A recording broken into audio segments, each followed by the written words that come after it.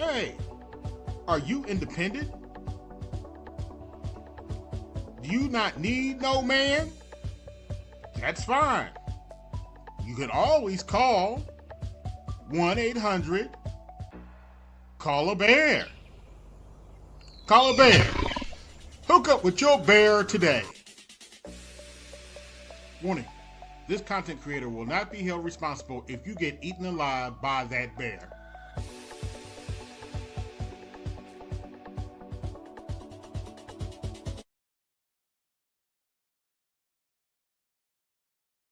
Wait, crayons? Don't talk about crayons. Crayons? Crayons?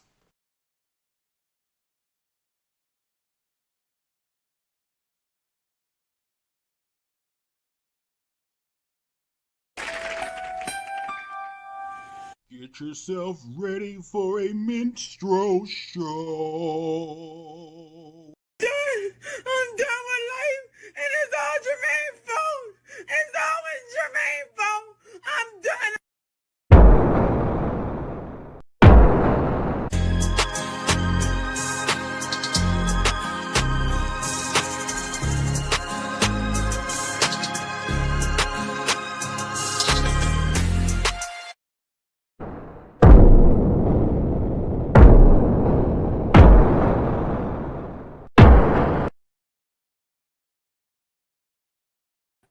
What's going on, everybody? AB Media 83 here. Welcome to the Colosseum.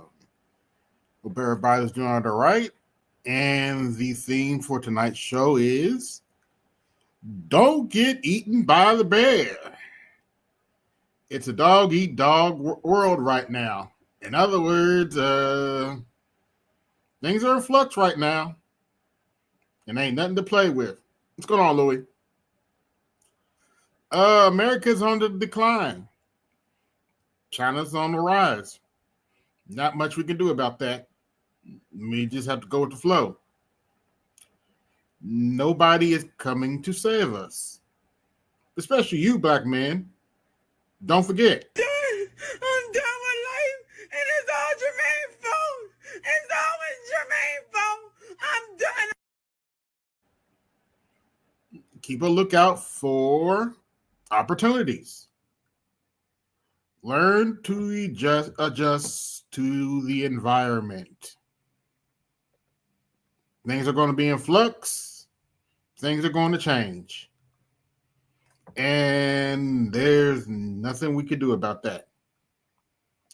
So keep your head on a swivel and look out.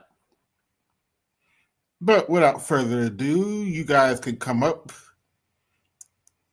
We got, of course, we have the Amanda Seals versus 20 conservatives. I am not playing that shit because Jubilee is a little sensitive when it comes to copyright. But if you guys want to talk about it, we can. I did not watch that whole video because how can I say this?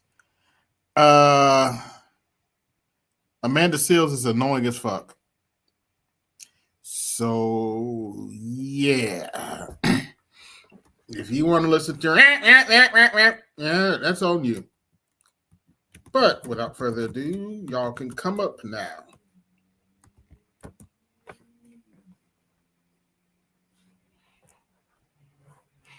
But yeah, in other news, Jasmine Crockett may lose her seat. Oh well. The minstrel show might lose her seat. She may not, depending on whether or not she finds another district to join. For those you don't know, the Democrats came back to Texas to lose. They had no chance of winning anyway. They had left the state for a while to quote unquote avoid the vote, but it passed anyway, and Texas redrew their districts. It's politics for you folks. What you want me to say about it? It is what it is. Now, on Thursday, we, believe it or not, had a history lesson we actually went over a portion of the American slave coast. Since everybody's in an uproar about, Donald Trump, my kid don't want to talk about slavery. Oh my gosh. Well, y'all surprised about that? So what? That doesn't mean we should forget our history. That doesn't mean we shouldn't tell people about our history. And if you go back to this stream, I give you the Amazon link to that book. The American Slave Coast. I suggest you go read it. But let me get my setup here, and we can have some fun watching TikTok.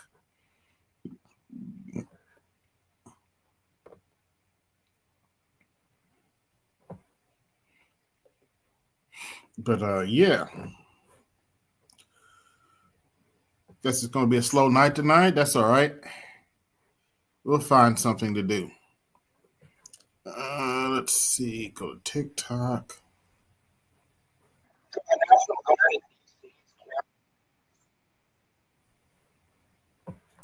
Oh, that's what I wanted to talk about.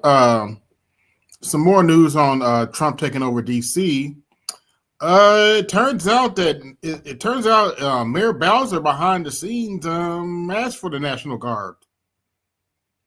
Whoops. Yeah, we talked to Charles Faulkner behind the scenes, and he had a couple of buddies that were in DC, and one of the reasons they had to bring the National Guard in is because, well, DC had a police shortage, had a real police shortage by over 1,000. Ooh, that's not good. That's not good, folks. That's not good. And that's one of the reasons Trump brought in the National Guard. Now, the rumor is he's going to do the same thing with Chicago. And by the way, despite the fact that Butthurt Blue's been complaining about him taking over D.C., I haven't heard that many black people from D.C. complaining. In fact, a lot of them are celebrating the fact that Trump took over D.C. because now they can walk out at night without getting shot. Let that sink in. Just let that sink in. Peace to good brother Adrian, and peace to good brother Art Newstall in the building. We got the teacher in the building. Hopefully he won't choke none of his 7th graders. I'm just joking. But anyway. So yeah, turns out Mayor Bowser asked for the National Guard. Whoops, to clean up the city. Whoops. Oh, but you listen to some people. I ain't nothing but a low information voter, right? Right. Anyway, let's have a little fun here. Let's share my screen. Go to TikTok. And here's some clips I did of BGS. That's why I said Uncle Sam. I said 5 kids and Uncle Sam ain't shit because his baby mama in the on TikTok acting up. Come get her. Yeah. That's why I said Uncle Sam. Yeah. Yeah, that clip ain't no lie. The baby mamas are messing up. We'll get to that later. Here's another one. So basically, Kamala Harris is Hillary Clinton's pet, for lack of a better term. Pretty much. That's the reason that she got the nod is to take over as presidential candidate because the vast majority of the Democrats didn't want her. Okay. Yeah. Pretty much. So basically, end of the day, whether it's your gut feeling or it's data, whether you're right or wrong, sir, and you were wrong the last time, okay? And these guys can tell you, I called this 2 years out. If they could not get Donald Trump If they could not get Donald Trump out of the race, they were going to lose that election. That's speculation. No, it's not speculation. No, that's not speculation. And if you guys haven't heard, it turns out that $500 million suit that Letitia James had against Donald Trump, yeah, well, that's been overturned. Oops. What did I tell you about ponds? They always go first. Something to think about. Anyway. Then it's not speculation. No, it's not speculation. I don't have to have a map. I don't have to have a map because everything that I said about Donald Trump and that election was said by people after the election. The same people that ran the election said the exact same thing I said, including the Democrats. They all said, "No, go read the books." What was that my boy Grinch used to say all the time? All right, niggas don't read. It's a damn shame, but anyway. It's called research.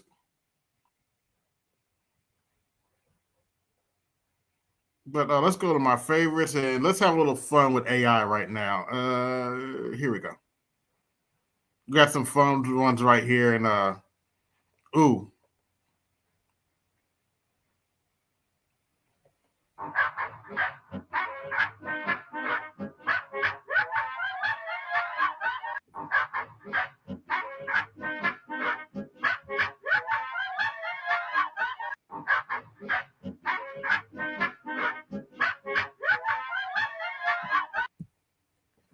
Okay. Oh, that's the other thing we got to talk about. Let's talk about Crackle Barrel for a minute. So, evidently,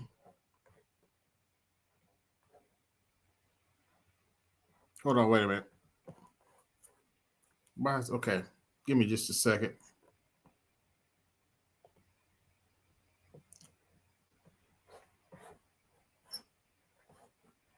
So evidently, daggone it. Hold on just a minute, fellas. All right, there we go. Evidently, Crackle Barrel has changed its logo. And from a graphic designer perspective, it's not an improvement at all. In fact, let me go ahead and get this. Let's see. Crackle Barrel logo, and I'll let y'all look at the difference for yourselves. Hopefully it's in a format that I can use. If not, I'll just screenshot it. All right, save image as. Yeah. Hopefully they can read that file. I'm going to put that in. I'll just put it in downloads. Forget it. All right. Give me 1 second. See if I can pull it up. If not, I'll screenshot it and show it to you later. But anyway, they redid this logo, and nobody likes it. Not even the investors like it. In fact, Crackle Barrel has lost around $200 million over the last few days because of this logo redesign. Hold on, wait a minute. Let's go up here. Add more. Add file. We're going to go to desktop. Downloads.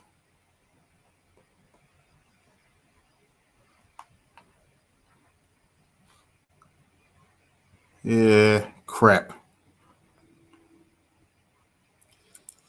All right, I got to put in another format. Damn it. But anyway, to make a long story short, they took the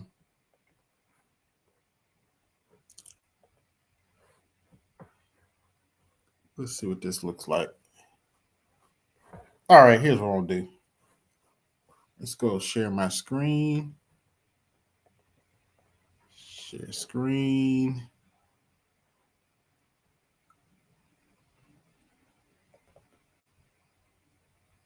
See, is this the right one? It is. All right. Now, the one on the left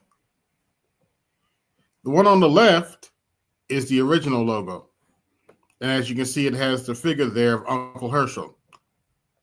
The one on the right is the new logo.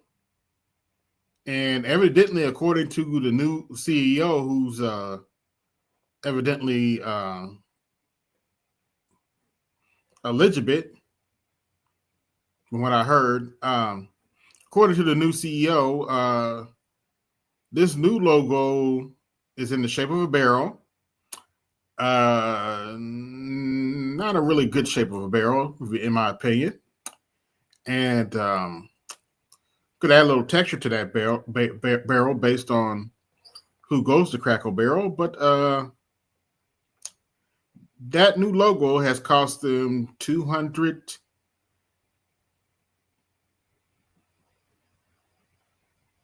Yep, it's the same font, but you can see a lot of the detail in Uncle Herschel, which is the name of the character on there, is missing. And everybody's upset about it. It is what it is, but if you don't believe me, let's go to TikTok and you see for yourself. All I got to do is type in Crackle Barrel. You know, this generation of young kids crashes out too easy. I started calling them crash outs. I don't call them YN.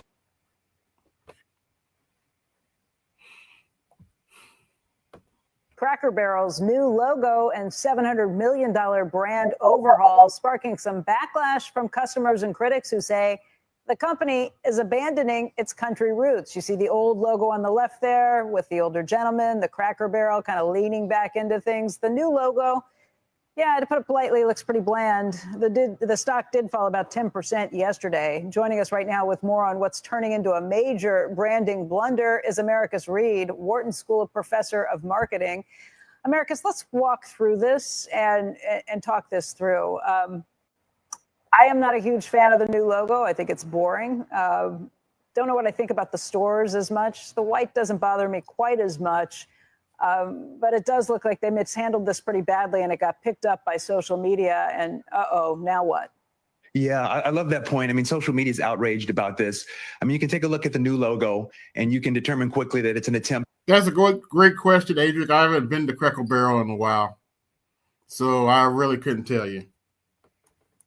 But that is a good question. I couldn't tell you. By the way, I got 20 watching. Like, share, subscribe. Hit the Cash App, support the show. Hit the Super Chat, support the show. But let's continue. Attempt to simplify, which is a trend that's going on right now. In other words, a minimalization of what you're doing and a modernization to make things a little bit less cluttered. Now, of course, there are, let me just give you quickly sort of rebrand or logo change 101 marketing. You definitely want to tweak a little bit. That's point number one. Point number two is you want to make sure that along with the change, you have the story ready. In other words, you have the narrative prepared to tell consumers why you're doing this and what's behind. Yeah, right now, that's what it looks like. Because Budweiser lost a whole bunch of money. And that's what it's looking like. By the way, I got 21 watching. Like, share, subscribe. Hit the Cash App, support the show. Hit the Super Chat, support the show. All right. Do y'all get the gist of that? Let me go find this because people have already made some AIs on Crackle Barrel. You saw one of them, so let's go take a look. All right. Favorites.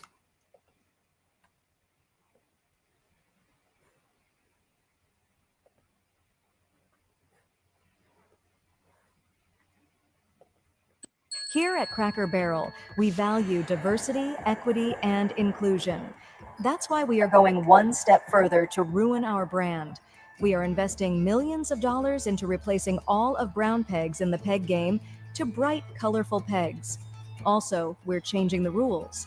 The white pegs are not allowed to move or jump anymore, leaving the colored pegs to do whatever they want. We call it Down with the Cracker. It's about being fair in an unfair world. Are you down with the cracker? Here at Cracker Barrel, we value diversity. My mama calls me her little best friend, but girl, you weren't saying all that 9 months ago when you told my dad this is all his fault. Save it. Damn. Tell him, baby. Tell him. Here's another one from Crackle Barrel. They took Uncle Herschel off the barrel. How dare they remove our cracker from our barrel? Oh my gosh. We gotta watch that again. I'm sorry. They took Uncle Herschel off the barrel. How dare they remove our cracker from our barrel? They took Uncle Herschel off the barrel. How dare they remove our cracker from our barrel? They took Uncle Herschel. Yeah. Oh, you think this is bad? You should listen to what black folk are saying. Like, you should listen to what some of the black people are saying about this shit, man. All right, let's go listen to what black folk are. Let's see here. Favorites, collections.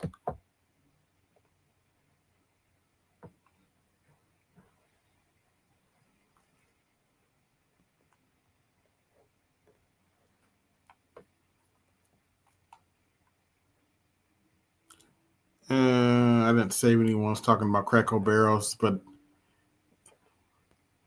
let's type it in. Let's type Crackle Barrel in again.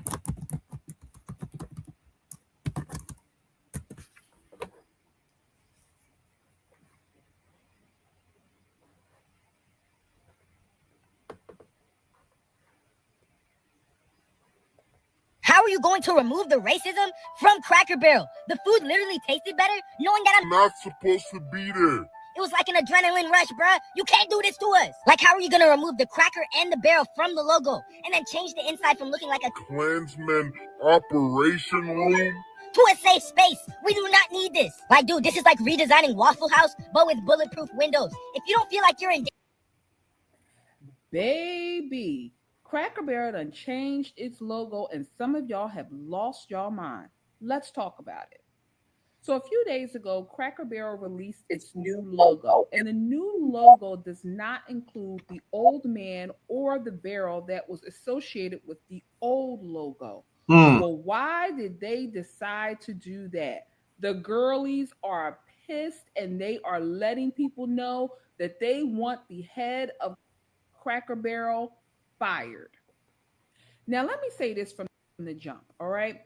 Cracker Barrel deciding to update its logo is not a political issue, all right? So if you are seeing this, I want you to repeat. No, because some people are trying to claim that, you know, it was only the right that had a problem with the them changing the Cracker Barrel label. No, people on the left are complaining about it too. That is a misnomer. But let's continue. What I am saying, Cracker Barrel updating its logo is not a political issue. It is a business decision. And I'm going to tell you why. Now, Cracker Barrel, stupid ass business decision, but yes, first opened its doors in 1969. Okay. The logo that we know today was first introduced to its diners in 1977. So that logo has been in existence for 48 years. Okay. Now, if you know anything, and there's nothing wrong with it, about business, any type of business, businesses go through rebrands all the time. And the fact that people are trying to politicize something that is a common occurrence among all businesses is absolutely bonkers to me. Well, it's just not normal people. The investors, as I said, Cracker Barrel's lost $200 million in value. Damn. What's going on, Namer? Hello. I'm good. Cracker from Cracker Barrel. And y'all know I sat on that damn logo for 48 damn years. Longer than a snake deep throat in a giraffe neck. Then overnight, you got this diverse, evil, ignorant, or DEI group of people taking over our marketing, talking about we need a rebrand. Then poof, I'm going faster than a black man driving through Alabama. Damn. How you gonna rebrand without debrand? I'm the goddamn reason people come to Cracker Barrel. How you gonna have a place called Cracker Barrel without a cracker leaning on a barrel? I mean, what's America? A black female Popeyes manager that doesn't fight her customers. Cracker Barrel needs a cracker and a barrel. And I'm the coldest cracker son of a bitch to ever lean on a barrel this side of a Mississippi. Hell, maybe both sides. But don't you go worry about your old boy Cracker. I got a little nest egg and I'll find something to lean on. I always have. But it's a damn shame what y'all done let happen to old Barrel. Who the hell out here finna hire me, bro? Nobody hiring barrels. I might as well just jump in the fucking fireplace, bro. Oh, shit. Oh, that's fucked up. Actually, he can reinvent himself as a wine barrel. But that's if, the folks like Jack D are willing to take him in. Yeah, They have to reshape him and whatnot. That is true. Yeah, but at the end of the day, all this is nothing more than concern trolling. It's just by a vocal minority. Everybody just trip. First of all, do black people ever go to Cracker Barrel? Yes. Yeah, the food's actually pretty good. My favorite item off the menu is the Mama's pancake breakfast. Get a stack of pancakes, scrambled eggs, and usually bacon. Oh, okay. But yeah. Would they change the logo to what now? Oh, hold on, wait a minute. Let me go back. Show it to me. Yeah, sorry for being late. All right. Let's see. Here we go. All right. Now the one on the left is the original logo. It has the barrel. Mm-hmm. And the one on the right is the new logo. All right, who's the genius behind that and the one on the right? Blonde-haired female CEO. Used to run Starbucks. Oh yeah, okay. And keep in Used to mind, run Starbucks. Yeah, and keep in mind, Cracker Barrel has a very country aesthetic, brownish color. Feels like feels like a Western shop when you walk in there. That they have rocking chairs out in the front. This is a real old style restaurant, and this knucklehead changed the of the restaurant to white, to a whitish color inside, to make it look like a semi-modern restaurant. First of all, who are they trying to? First of all, you got to ask the marketing. Do they know their core demographic? No. Exactly. No, not at all. Not at all. Not at all. I mean, if Denny's did some shit like that, it's only natural that everybody's going to go to Roscoe's Chicken Waffle. They're going to go to IHOP or Waffle House instead. And, well, actually, you don't have Waffle House in certain states, first of all. So IHOP it is. But yeah, this is what the insides usually look like. It's brownish. It has a bunch of stuff on it. I've seen something like this before, actually. Ashton Kutcher had a Netflix series called The Ranch. And you would see them, and they would be going to Cracker Barrel from time to time. There'd be scenes with them inside a Cracker Barrel. Let me see if I can type this in properly.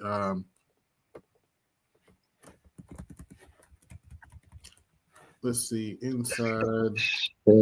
Look, 20. Let's see. Let's try this. 20. 25.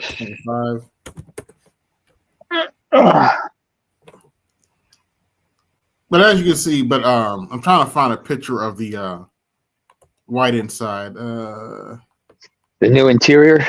Yeah, the new interior. Hold on. Well, it's a good thing I got my tablet. Let me check it out. When did they do this change, by the way? Oh, here's the new interior. Okay. But you see the white walls and stuff, and the They took down the. yeah, like a modern diner. It's become very generic. Yeah, very generic, very what's the word for it? Corporate. Corporate, bland, no Yes. character. Yeah, pretty much. What's going on, Louis? Yo, what's up, AB? What's up, Neema? Hey, what's good, man? Yo, AB. Yeah. I could have made a better logo on Canva. Oh, don't get me started. Don't get me started. They should have hired me. I made a dope logo. You wouldn't have to change it that much. If I was going to do anything, I would probably add some, outline to that barrel. You know what? Just up. for that, AB, tonight, if I have some time, or probably tomorrow, I'm going to make a fucking Cracker Barrel logo.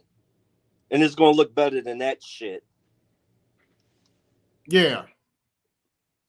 I mean, look at this new design. It's just, it doesn't even say the old country store. It's just meant to be bland and everything. Just Now, like you notice, like, go ahead. AB. Yeah. What was the reason behind the logo change? Well, I think it's a new CEO or something, some chick CEO. She was on CNBC, proud of her logo and stuff. Well, instead of logo changes, what a lot of these restaurants they need to do is to train people on proper customer service. Yeah. Changing the fucking logo is not going to increase your prices. I mean, your revenue. Yeah, well, they changed the interior too to make it look more corporate-ish. Which is a bad. And you have to keep in mind, most Cracker Barrels are on the outskirts of town. They are not near major population centers. Now, the reason why I'm unfamiliar. I've never been to a Cracker Barrel. Okay. Do people go to a Cracker Barrel for the theme? The experience of the old, nostalgia look. Because they usually have a fireplace. Okay. It's an old school southern feel. Okay. All right. I never been to a Cracker Barrel, so okay. I mean, I really don't go out to restaurants like that. Understood. But when I haven't been in a while, but yeah, when I go, they have decent breakfast and they have some good decent catfish, believe it or not. I go to IHOP every now and then for breakfast. Okay. But Yeah. I try to make it a point, like me and my boys, we go to family-owned establishments. Okay. And our rule of thumb, like here, and it's funny, me and Mr. Z was talking about it a couple of days ago on the phone. Like, I love going, it's this family-owned Caribbean spot. Okay. The family is rude, and that's a sign of good food. If you go to a Caribbean spot and they're rude, your food is going to be good. When I go to Hey, what the block like you want? What you want, boy? What you want? Yeah.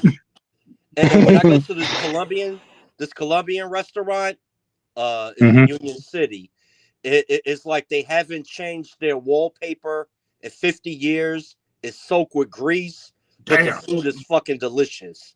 When I go to I go to an Italian spot, family owned, the food is good. You get a big giant bowl of pasta or whatever, enough to make your glucose level go into shock. Oh damn! Mamma mia! Mamma mia! And when I go to like soul food restaurant, it's mostly family owned. The only like corporate restaurants I go to is like IHOP, and that's it. And your fast food restaurants, but when it pertains to fine dining, I go to family owned establishments. Yeah, I got to order some I gotta order IHOP omelet. I ain't had a good IHOP omelet in a minute. Mm. The solid pancakes. Yeah. Yeah, I'm reading this article from MSN regarding the new CEO and everything. Yeah.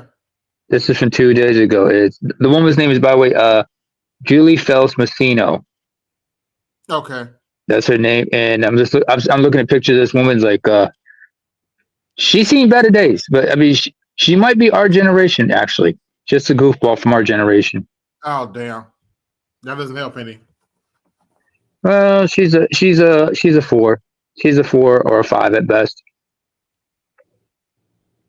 But Oh, this by the is way, like they've gone woke, LGBT plus friendly, or something like that. yeah, sounds about right. So, Louis, Let's see. hold on, wait a Go ahead. minute, Louis. So, have you heard anything else from the people that have ODS syndrome? Say that again. You broke up. Yeah. Do you have any more stories from the people who have ODS? No, I haven't been on Clubhouse Okay. today. But I know Obsidian is he made a lot of enemies on Clubhouse. Sounds about right. Mm-hmm. So yeah, you know he's not everybody's cup of tea. yeah. So that acquired taste. Yeah, he's an acquired taste. But that doesn't necessarily surprise me at all. She's from the South. Who? No, I'm sorry. I'm just looking at I'm looking at the background. I'm looking at an article about the background of the new CEO. I mean the CEO. Oh, okay. Julie Massino. She was born and raised in Nashville, in a close knit small hat family. She identifies as a small hat, married with kids, and okay. She's been facing accusations of prioritizing DEI. Yeah. That explains a lot. That would probably explain why, I'm married with children, and I take it she's been working for Starbucks, Taco Bell. She's been at the helm of them, leadership amidst logo changes and cultural clashes. And Uncle Herschel, or Old Timer, they got rid of him. Damn. Yeah. Wait a minute. Do y'all remember, like, there was a skit on SNL where they had when Dave Chappelle was the host, and they were talking about they were getting rid of all those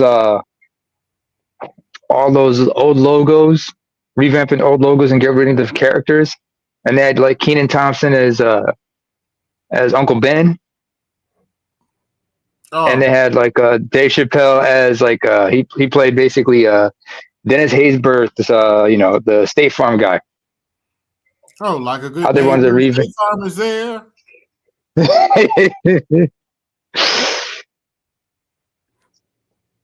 I mean, what is this?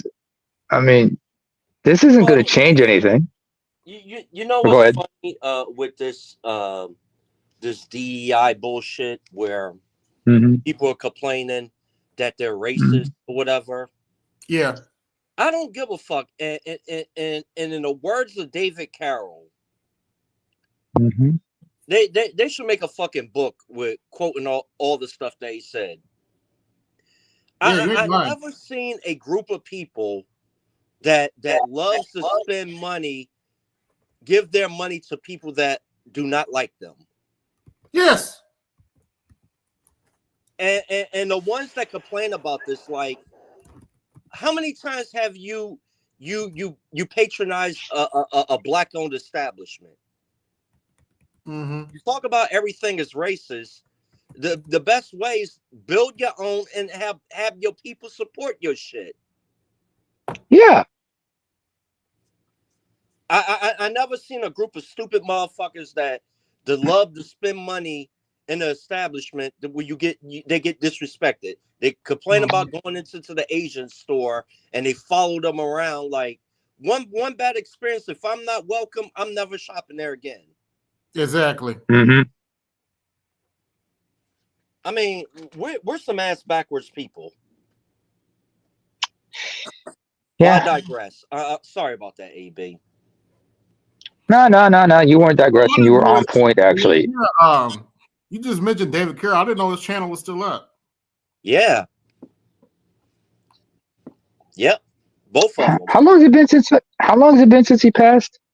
Because he passed not long after Kevin. Yeah. 2022. That's about 3 years. Yeah. Well, he died of complications from COVID. You said that, Louis? Yeah. COVID. I spoke to his sister on Facebook. Oh, okay. Yeah, I was.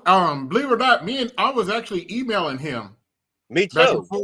Because so I could get his uncensored stuff.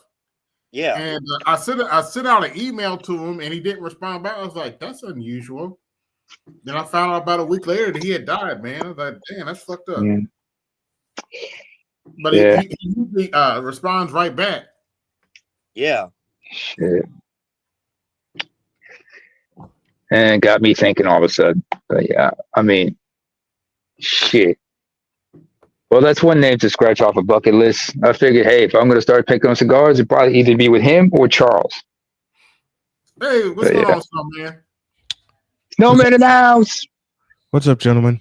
How's it going? Hey. Have you heard about the controversy with the Cracker Barrel label? No. Have you? Well, let me ask. Have you been to Cracker Barrel? Not in a long while, no. Well, some idiot decided to change the logo. Oh, Jesus. They got rid of Uncle Herschel. They got rid of Uncle Herschel and the barrel off the label. Off the label. Now everybody's in there up. We're right, left, black, and white.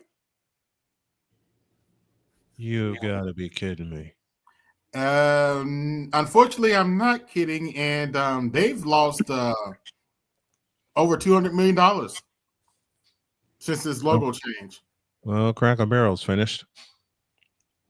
But they're doing the same fate as Disney. Cracker Barrel's about as finished as Angel Reese's career. Yeah. Damn. It says here, yeah. Hold on a minute, AB. I'm reading this article from Gazette Direct by Buzz, I think, and hang on, let me find it. Oh yeah, it says like the financial controversy has taken a toll. Cracker Barrel's stock plummeted 12% in a single day following the launch and following the new logo's launch, and competitors like Steak and Shake seized the moment to mock the chain by abandoning its roots. Its roots. Yeah. I just saw to appeal to Gen Z. I mean, do Gen Zs go to places like this, you think?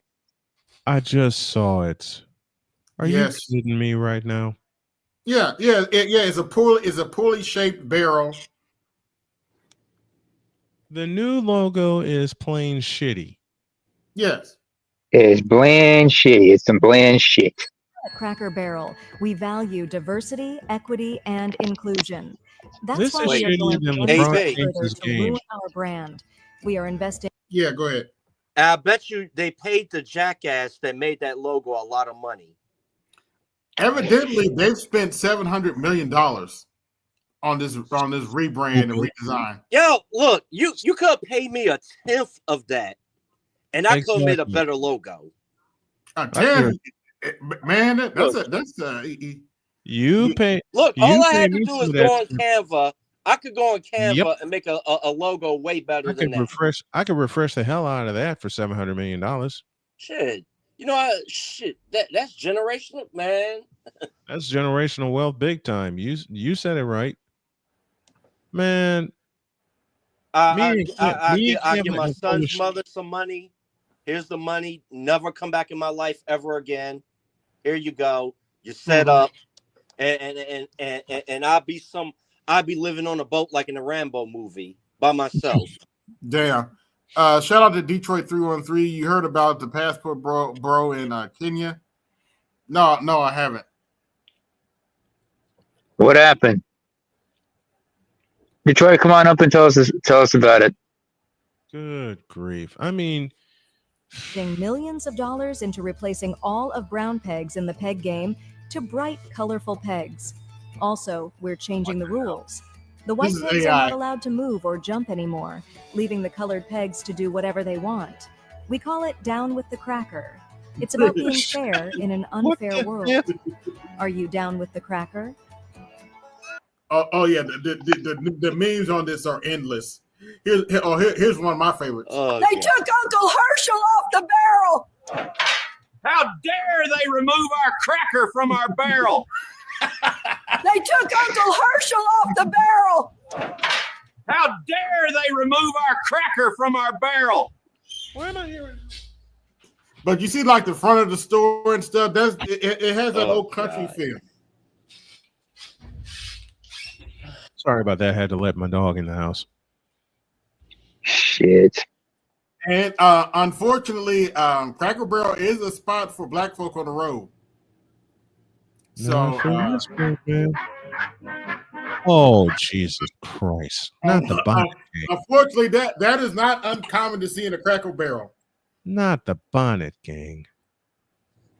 Yeah, the bonnet game is probably not the bonnet. Probably the EBT game too. Wait a minute, put that up again, AB. Hold on, put that up. Put that back up. No, please don't. No, I just said say something about that. All right, pause for a minute. With the bright colors and everything, you know good and well, Tide is going to probably do a commercial with characters like that. Yeah.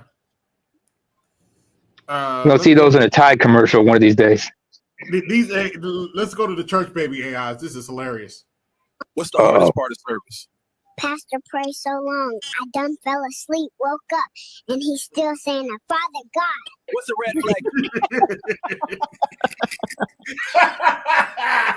flag? He's a baby. He got a short ass attention span. Oh boy, you're the only one, man. I feel his pain right there. You see every Sunday. Choir done sang 5 songs back to back, and at this point, I'm thinking we at Coachella, not church. Hold on, wait a minute. But in all fairness, though, old preacher friend of mine, he's passed away now. But back in the God rest his soul. Yeah, back in the day, when he was a kid, he said this one deacon would pray so long that him and his buddies would go outside to play football while he was praying. Because the dude be praying like for 20 and 30 minutes, and they would have enough time to sneak out and go play football. I'm like, damn, that's tough. Can you blame him? Mm-hmm. Sister Johnson catching the Holy Ghost, but she don't ever catch them holes in her stockings. Damn. Why'd that baby look like a Freemason, by the way, with that hat on? Red flag you see every Sunday. Church so long, I done took 2 naps, had a bottle, and we still on announcements. Yeah, especially black services, man. Them black services can be long. Very long. What's your biggest red flag? Oh my gosh. Why we got 3 different offerings in one service? Pastor taxing harder than the IRS. Damn. Oh my. Like leaving service. Church don't end at the benediction. Parking lot turn into TMZ. I'm a witness. He ain't lying. That baby ain't lying. So am I. That parking lot turned into TMZ. All the gospel happened after church. Everybody know that. Body dropping scoops before they pull out. What's the biggest lesson you caught here? Even in church, not everybody praising with you. It reminds me of Matthew 7, wolves in sheep's clothing. Ooh. What happens every Sunday without fail? Somebody takes the Holy Ghost right when we about to leave, and suddenly we hear another hour. Yep. That is true. Yeah. In there, destroyed that. What's the red Thank flag? God I was raised Orthodox. Everybody only show up in pastel suits looking holy, but still smelling like the club last night. Ooh. What's the hardest part? Hungover and everything. You know you can't. You know you can't take communion after that. Look, especially at a Catholic church, you can't take communion. Let me say this. Go ahead. Go ahead, Louis. If you have problems getting laid, go to a church service on a Sunday. Wear nice clothes. That is true. That is oh so true. Act very humble. They will come to you. Me and my boy a couple times went to an AME church and did that. I know I'm going to hell. AME church. I know I'm going to hell for it, but I mean, it is what it is. Yeah, you ain't the only. You ain't probably not. You ain't the only one. The pastor probably sleeping in it too. But anyway, Damon, can you read that for me, please? Okay. Yeah, a little grammar here. Detroit 313. Thank you for the $5 holla. He said, Passport Bro streamer named Jay Rello accused of abusing and essaying a Kenyan woman. There is footage of on the video going viral right now. Shit. Well, if that is true, may they chop them up and feed them to the lions. Yeah. Mm-hmm. Oh, no, they could do a whole lot worse. They're going to do a whole lot worse if that's the case. But we need to have a rule of law. Well, hold on, Emma. We do not condone y'all going over there fucking with people. No, we don't. We don't. We do not condone. I can tell you, especially somebody who can relate to the other side of that coin. Mm-hmm. And what I mean is, fellas, as an African, I say this: when you're going overseas and involving yourselves with interacting with the women, trust and believe you're going to also have to contend with the men. Yes. And if a woman accuses you of something, trust and believe proxy violence is on a different level over there. Yep. Yeah. Look here. If I don't care if you are tricking, you go over there and you mishandle one of those women. We ain't gonna feel sorry for you if the villagers get a hold of you. I'm certain. right there. We ain't gonna feel sorry for you. Let's continue. Pastor prayed so long, I done fell asleep, woke up, and he's still saying, Father God. What's the Oh, we've done this already. Yeah. Yeah. They took Uncle Herschel off the barrel. Now I got to keep it real this morning.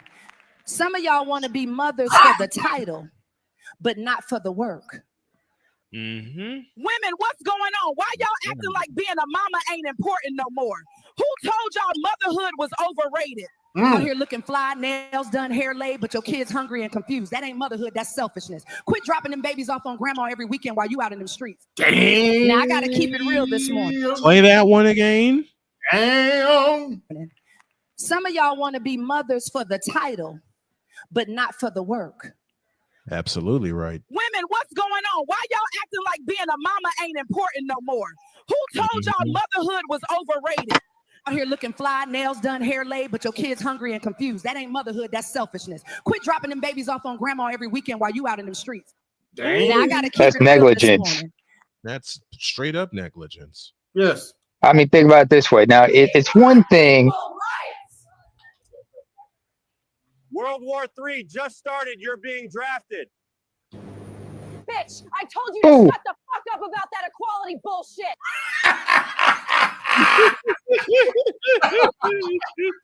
Oh boy, that's hilarious. Wait. You know you don't fucked up, right? You don't fucked up. Why? No. That's what Bill Dewey said to them. Now you don't fucked up right now. You know that, right? You don't fucked up. You fucked up. World War III just started. You're being drafted. Bitch, Louis, you still there? Yes, sir. Would they even make it that far to put a gun in their hand? In a wartime situation, yes. They'd be cannonball. Okay. I want to ask the expert. Somebody would know. This should do a Sanders. They did it. I do. What about Fedora? Go ahead. What about Fedora? Sanders? Get the hell out and stay out. Sign Cleveland. Damn. Will they send him? You think he should go to Tampa Bay? Hell no, they won't take him. Wow. Shout out to the master teacher in the building. Hey, what's going on? Did they cut him? Really? He had a. Okay.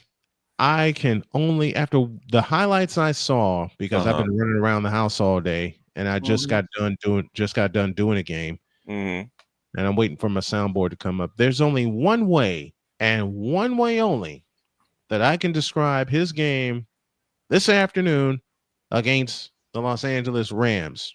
Okay. And it's this sentence. Now that's some bullshit. Yeah, I understand that. I saw the highlights from the game, but that's just one team, one game, and but to cut him for that, so they're not gonna cut him. They need him. No, I didn't think so. They have no. Yeah, Joe Flacco's their starter. Yeah, he's always been their starter. Everybody should have known that. Yeah, Flacco was going to be their starter anyway. So the thing is, he has no place else to go. I mean, this is he's a rookie. He looks like a rookie. What's your clip? I got nowhere else to go. Yeah. I got nowhere else to go. And by him being on a team, he's always going to draw money to Cleveland. So regardless, I would still keep him. Yeah, they're going to keep him for the money factor and the seat factor alone. Yeah. There's just in trading him. I may be crazy, but I'm not stupid. I know they're going to keep him. I know that. Look, you sell out Cleveland Stadium. Yeah. With the aura of Shedeur Sanders. It's like what Chicago's trying to do with Angel Reese. Problem is they're playing in the wrong place, and they'll never move over to the United Center because United Center don't want them. The biggest problem with Angel Reese is Angel Reese won't take basketball seriously. If she did, you can see it. You can see it. Yeah, you can see it. She doesn't, which I don't think she really wants to play that bad because I don't think she's that hurt. I think she doesn't. I'll tell you what, Master Teacher. You know how many people got mad at me when I said last year that she peaked at her NCAA championship game? No, at LSU, and I'm still getting it. I said she has only one good game after that, and they said, "Which one is that?" 17 points, 21 rebounds against Iowa, and they lost by 8. Damn.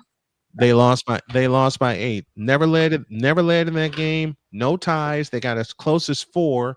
Iowa sprinted out to a big lead, and we know why.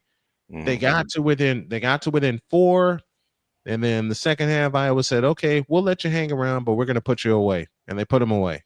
Yeah. I mean, she should have done what Lexi Cunningham did. Lexi came in and she said, "I got balls. I'm gonna take advantage of it, and I'm gonna work my ass off on the court, and I'm gonna get these millions, and I'm gonna be okay." And Lexi's a role player, okay? Yeah.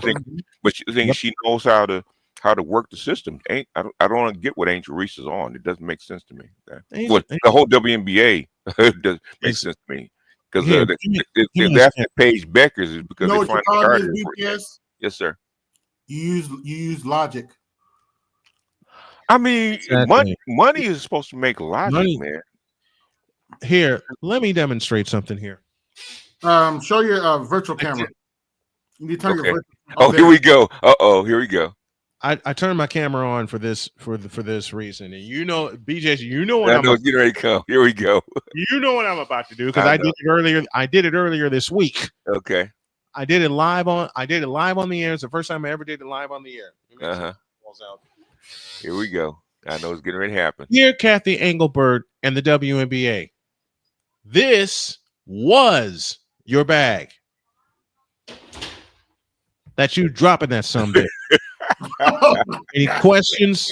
I don't get what they're trying to do, man. It could be a lot of this stuff makes absolutely Kathy Engelbert is in charge. Does that answer your question? I mean, if you asking for welfare from the NBA and that's what you're trying to, pity yourself into getting welfare from the NBA, go ahead and ask for it, and make a case for it. Say, you got so many female fans, and you should contribute so much out of the NBA budget to give to the WNBA, whatever that is, and make it up front instead of whining all the time. Go ahead and make one more time for those of you just tuning into the Colosseum. You've heard me do this before, but you've never seen me do this before. I will do it again. Dear Kathy Engelbert and the W, this was your bag. Wait, didn't do it right. Gotta drop it a little higher. A little higher. A little higher. Okay. This was your bag. Any questions? There is no questions, and that thing.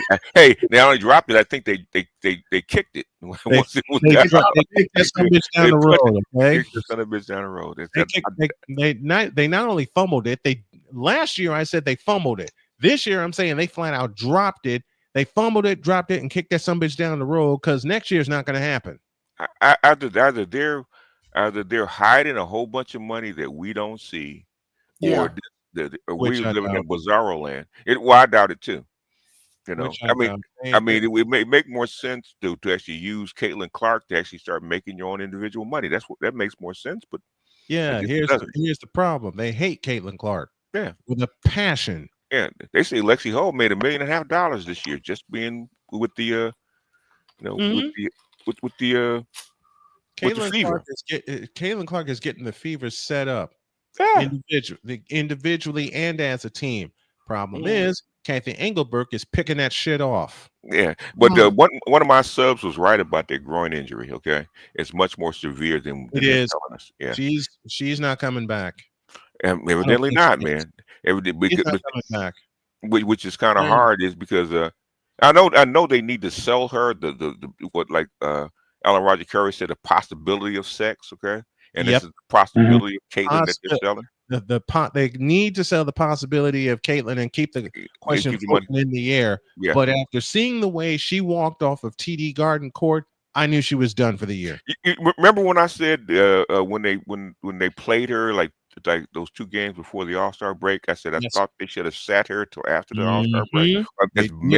At minimum, play her like a little bit in the All-Star game and then rest her. I think she really re-injured herself when she played the game. So I don't know, man. So what is exactly she popped something bad. She popped something bad, and something bad because you can see the look. Go back to the end of the game against Connecticut, the game that they played in Boston. Yeah. Look at her face at the end of that game. I think she knew. Yeah. I think she knew her season was over. Yeah. And the thing is that it's one thing if medical science wasn't as advanced as it is, and I know it is, because in the NBA, if something happens within 3 days, you know exactly the extent of the damage of that player. Okay. There's no way you can go a whole month and not know exactly the extent of the injury of that player. They are hiding. They're lying. They're lying. They're hiding the hell out of that injury. They're hiding the hell out of injury because they need her to perform. Because the other players, man, as soon as they went out, man, they knew those players were gone for the whole season immediately. Okay, and they tell me you don't know that about Caitlin Clark. As soon as the word came back for Sydney Colson, torn ACL, Amy McDonald, broken foot. Yep. They just lost Chloe Bibby to a knee injury. Clark is gone for the year. There was another player that they lost. Sophie Cunningham. Oh, Sophie coming in with the MCL. Yeah. MCL. Yeah, it doesn't make sense. It really doesn't make sense. But Shedeur is basically the same thing. You need to. I thought they would keep him just for the eyeballs. Okay, they're keeping him for the eyeballs. And I said from the very beginning, Shedeur will be okay if he balls out. Okay. Yep. And the first game, he looked really, really good, and all of a sudden. Everybody started saying that, it was a mistake and they should have got drafted higher, blah, blah, blah. And I said, okay. I said, that's the first preseason game, and anybody's followed the NFL, the first preseason game, you're playing against people that are just coming in the league. They're trying to get some people on, okay? By the time you get to the third or the last game, then you have the vets on the field. Which is the dress rehearsal because most teams play their veterans. They're supposed to play their veterans. So now you see what he looks like against the veterans, and he didn't look... He wasn't horrible, okay, but he didn't look that good. He looked exactly like we thought he was. There's one play. Dennis Green. How did Dennis Green said he is who we thought he was? He was, yeah. They left him off the hook. What they wanted to make some money. I don't blame them. And the thing is, there was one play that I saw where he in Colorado and even the first game. against the other folks. Okay, he scrambled out of the backfield and he got away. Okay, this time he tried that twice. They ran his ass down. They ran his ass down and he lost 24 yards. He lost 24 yards. You can't do that shit again. The wrong players. Okay. He tried that twice against the Rams today. Yeah. First time he was able to get away with it, and it turned into an incomplete pass. Second time, they were ready for his ass. They're ready for him. Yeah. They were ready for him because as soon as he started retreating backward, you saw 3 extra Rams come toward him and drop him. Remember this old story in baseball, okay, where the guy comes up and they're in training camp, okay, and he's smacking the hell out of the ball. Said, "Mom, I got a couple doubles and what 3 or 4 home runs and blah blah blah, and I'm killing it." And then after a couple weeks, and then he comes back after a couple weeks and said, "Uh-oh, Ma, guess what? They started throwing curveballs." Yep. They started throwing curveballs. That was that. Like, I don't think I can cut out for this anymore. Yeah. I think that's the problem. So also the real players are on the field. Well, I'm still rooting for him. I don't think he's just a rookie, man. It's hard to say. Yeah, he's got I gave him an incomplete grade. Yes, because he's got to have time to grow. Yes, he's got to have time to develop. Yeah, and he has to adjust to the speed of the league. Okay, he's got to adjust to the speed of the league. Yeah, that's the biggest thing I saw between going from like high school basketball and basketball players to actually being on the court with NBA basketball players. Man, the freaking speed of those players is incredible. It's crazy. It's incredible, man. The thing is, you don't see. It's hard to see it when you're watching courtside, right? Because you're so far away from it. When you have to actually guard those people, okay, they basically the speed of those players, man. You blink and man, they dunking on your head. You blink and they dunking on your head. I remember trying to guard Kiki Vandeweghe. Okay, at UCLA. Vandeweghe. Why do no other people talk about how good Kiki Vandeweghe was? It's because Kiki Vandeweghe was quiet, and then he went to Denver, and Denver is a small market team, and he's a very good player, but he's not a great player. Okay, like an all-star player, and and I think he was there with David Thompson, people like that. So he was a good player, but he was not. In Denver, did he start in Denver? Or did he start in Portland? He started in Denver. He started. I do believe. Yeah, I do believe he was in Denver. He got drafted by Denver. I know he ended with the Knicks, but I know he was with Denver and he split time between Denver and Portland. Yeah, and I think by the time he ended his career, I think his knees were bad. So his knees were shot. Yeah, okay. But the first, we came from UCLA, and they used to play pickup with us, right? Yep. And so I'm on the court, man, and I'm guarding his ass, right? Okay, and he did a head fake, and then he blew by me, and that's how I saw this big 6'9" dude, man, dunking on my head. Oh shit! That's what that's how that is. Yeah, that's how that is. I talked to a brother that played Michael Jordan. Shit! He literally said he gave him the first 20 points, and he said after that it was over. Yeah, he tried. Yeah, he tried to make it interesting. That's why he gave him the first 20. He tried to make it interesting. Yeah, he gave the first 20 points. After that, it's over. Yeah, he was no man. It's over, man. Yeah, shit. I think Shador is finding that out. Okay, but it's the hard way too. Yeah, because the hard way. Oh man, they were. I get all the folks that were. Remember what I was saying about Shador Sanders, and he should be starting. And yada yada. You know how many people messaged me after that first preseason game, and I said, "Don't believe the hype," and so many brothers came after me and said, "Oh man, you just don't believe in Shador Sanders." That's not the point. I judged him on his football acumen, nothing else. Yeah, which is what I get paid to do anyway. By the way, this show, this episode of Colosseum has been brought to you by Sweet Sassy Rollins Vote Blue Sauce, now with extra sassy blue juice. They're gonna need to put it on discount now. If you call now, you can get a 2-for-1 sale, Democratic sale. Okay. Oh shit! Wait! Like, share, He did subscribe. not say he did not say 2-for-1 Democratic discounts. Democratic discount, man. Yeah, hit the cash app, support my show. It's the MS Now sale, okay? MS Now is 2 bottles for the price of 1 for a limited time only, okay? Oh my God! But very limited, very limited. But if you buy like 10 or 20, however, you will get a custom custom ascot available now in Democratic blue, passionate pink, and Republican red. Okay. Republican red. You can't make this shit up. If you actually order within the hour, the ascot can be in LGBTQ colors. Oh, now.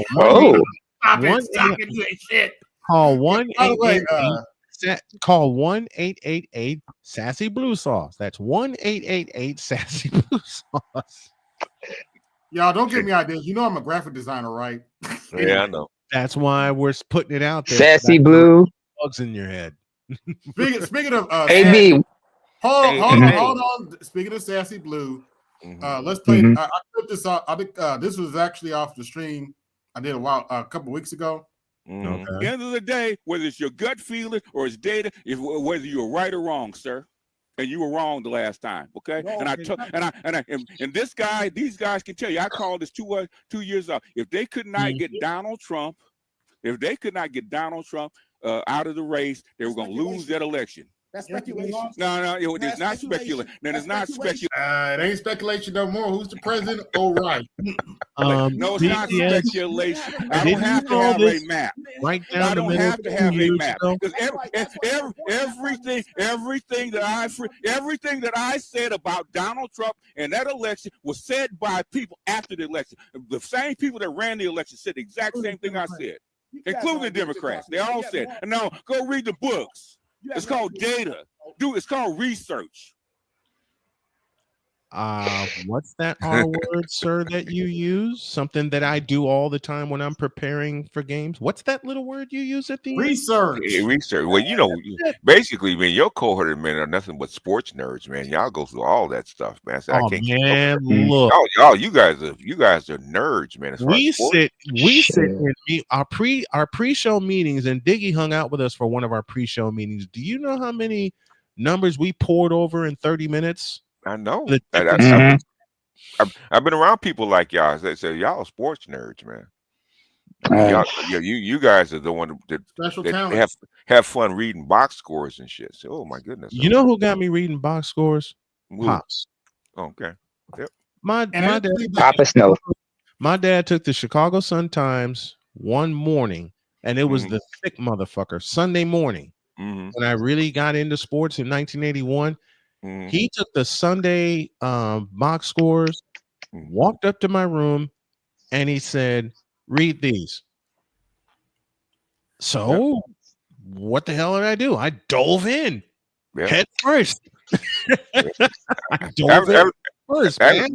haven't really read when I was younger. I used to do NFL sports gambling, right? So if you're doing that, you got to read box scores, okay? You got to keep up the news, and you have to keep up with your player stats, and not just the starters. You got all the players, right? Because you never know. Especially now with gambling being as out of control as it is, and the sports betting, the daily fantasy. Oh yeah, the daily fantasy. Oh yeah, I know brothers that gamble for their phones now. Oh yeah. I do too. And there've been some. But that's how Dad got. That's how Dad got me started. And he got me reading football box scores, baseball box scores. That's how I didn't learn percentages in school. I learned it reading this shit. Yeah, you will learn it because you have to do it. I can tell you through the years, my math teachers got so mad at me when I had a shortcut to figure out percentages. Oh yeah. I had a shortcut to figure out percentages. And one of my math teachers in high school, yanked me aside one day after I solved a problem without looking. and remembering the formulas, remembering the formulas for completion percentage. I looked at her and I said, "Why did you throw that at me?" She got so mad and said, "How'd you figure this out without even writing it down?" Mrs. Greer, this is what I'm going to do for a living. Yeah. Was this a black woman? Yes. That would explain it. I said, "Mrs. G, this is what I'm going to do for a living." Yeah. And I walked out. It makes She sense. never Go ahead. she never bugged me again. Go ahead, AB. Yeah, your Trump's that Trump decision got overturned, right? The $500 million. Oh yeah. The in New York. Yeah, it was bogus anyway. So yeah, I told people the pawns go first. Oh yeah. It was bogus from the beginning. It was and the thing is, as long it was just really it's more for the press. So that it would actually sour his name. If the Democrats were righteous, then it would have been okay. The thing is, people didn't vote against Trump. They voted against vote for Trump. They voted against Biden. That's what people don't realize. Big distinction there. Yeah. Now, why'd you put righteous in the middle of your sentence? That sounds like logic. Yeah. That's like expecting. Oh God, I can't believe I'm going to do this. That's like expecting the Cleveland Browns to go to the playoffs. Don't talk about playoffs. You kidding me? Playoffs? Playoffs? That was funny, and he was serious too. Yes, he was. He was I remember seeing that rant live from Jim Moore, and I laughed my head off. Everybody did. He didn't realize how funny it was. I laughed my head off, and then you, sir, yes, decided to throw a curveball at us one night on the Coliseum. Crayons. And as soon as you, why y'all do that? Daggone, why y'all do that? That's all I could think of when he talked about crayons. Crayons. And as soon as you said crayons, don't talk about crayons. Crayons. That's all I could think of when I saw it. As soon as you threw that up there, that's the voice, Jim Moore, that popped in my head immediately. I know. I knew you crack up. We fall out when I said it, man. Because when he said crayons, I said, "Wait a minute, crayons?" I said, "How about you kidding me? Crayons? Don't talk about crayons. As soon as your comment popped up, I immediately crayons. Don't talk about crayons. Did you tell Jody? You told Jody? Yes. Yeah. So how long did it take her to get off the floor? Honey, does that answer your question? Okay. Does that answer your question, sir? Yeah. What do you think about Paige Buckner being guarded like Caitlin Clark and only scoring 11 points? You really want my answer to that question? What's that? Let me see. Lowered expectations. Ooh. Because when she scored the 44, because when she scored 44, I said, "Is anybody going to guard her?" And then they guarded her, and then that happened. Yeah, and basically before the game, they asked about what they're going to do with Paige Buckner. So they said she's dangerous, so it's going to take all 5 players on the court have to be aware of her, and they were. They switched and they blitzed, and they didn't guard her. They didn't guard her like 3/4 court like they would do Caitlin. But the thing is, yeah, they were. And something else I found out, man, because that look that she has, I said, she looks like she's on the spectrum, like she has ADHD, man. So I said, I looked it up, and sure enough, it was a big article. Her talking about it because there's a certain medication that medication does something to your eyes, right? And she had that look. I said, she got that look. Every time I see her, I say, she got that look, man, like she's on a spectrum. You know how the look that Musk has and those kind of folks have, like Besson has that kind of look. There, she had that look and said, zone out. Yeah, it's not zone. It's not a zone out. It's like you had that look and said, I don't know how to describe it. It's like it's a certain look because I've seen it. Yeah. By the way, and I have to admit, sometimes it happens to me. Yeah. Because I got sometimes 63. Hold on, I got six. Hold on, wait a minute. I got 63 watching. Hit the Cash App, support the show. BGS tax in effect. Yeah, sometimes I have to admit, sometimes it happened to me, and I didn't discover this until I was an adult. Like I was like halfway through my 40s that I do that. And at the time I discovered it, there was so much turbulence going on. You know, and the person who pointed it out to me that recognized it immediately, I married her. Okay. It's like there's certain looks you get. I think I know what BGS means. Like, you know, like it's like kind of like not zoned out, but more like it's not they're like it's not there, or they're like focused in a very predatory way or something like that. It depends on the person. What it is that they're not zoned out. What it is that you can tell that they're not looking at you. They're thinking. Okay, their brains running, and they're not. They're there. They can see you. The thing is that it's like they don't have their complete attention because they're thinking. There's something else going on inside here. You know, when somebody's in deep in thought, and they're just that's what they look at. That's what they looked out. Yeah, so they have that look. Hey, BGS, It's hold on, baby. Before we go to the next topic, I'll just give y'all a fair warning. This is what we're going to be talking about. I'm independent.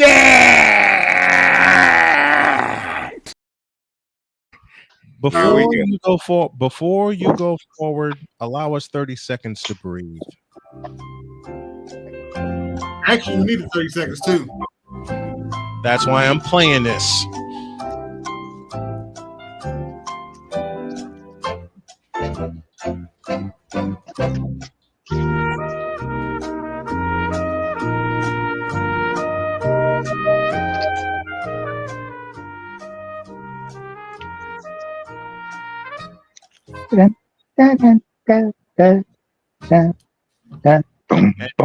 Now, ladies and gentlemen, it's time for play it again, if you would, AB. It's time for I'm independent.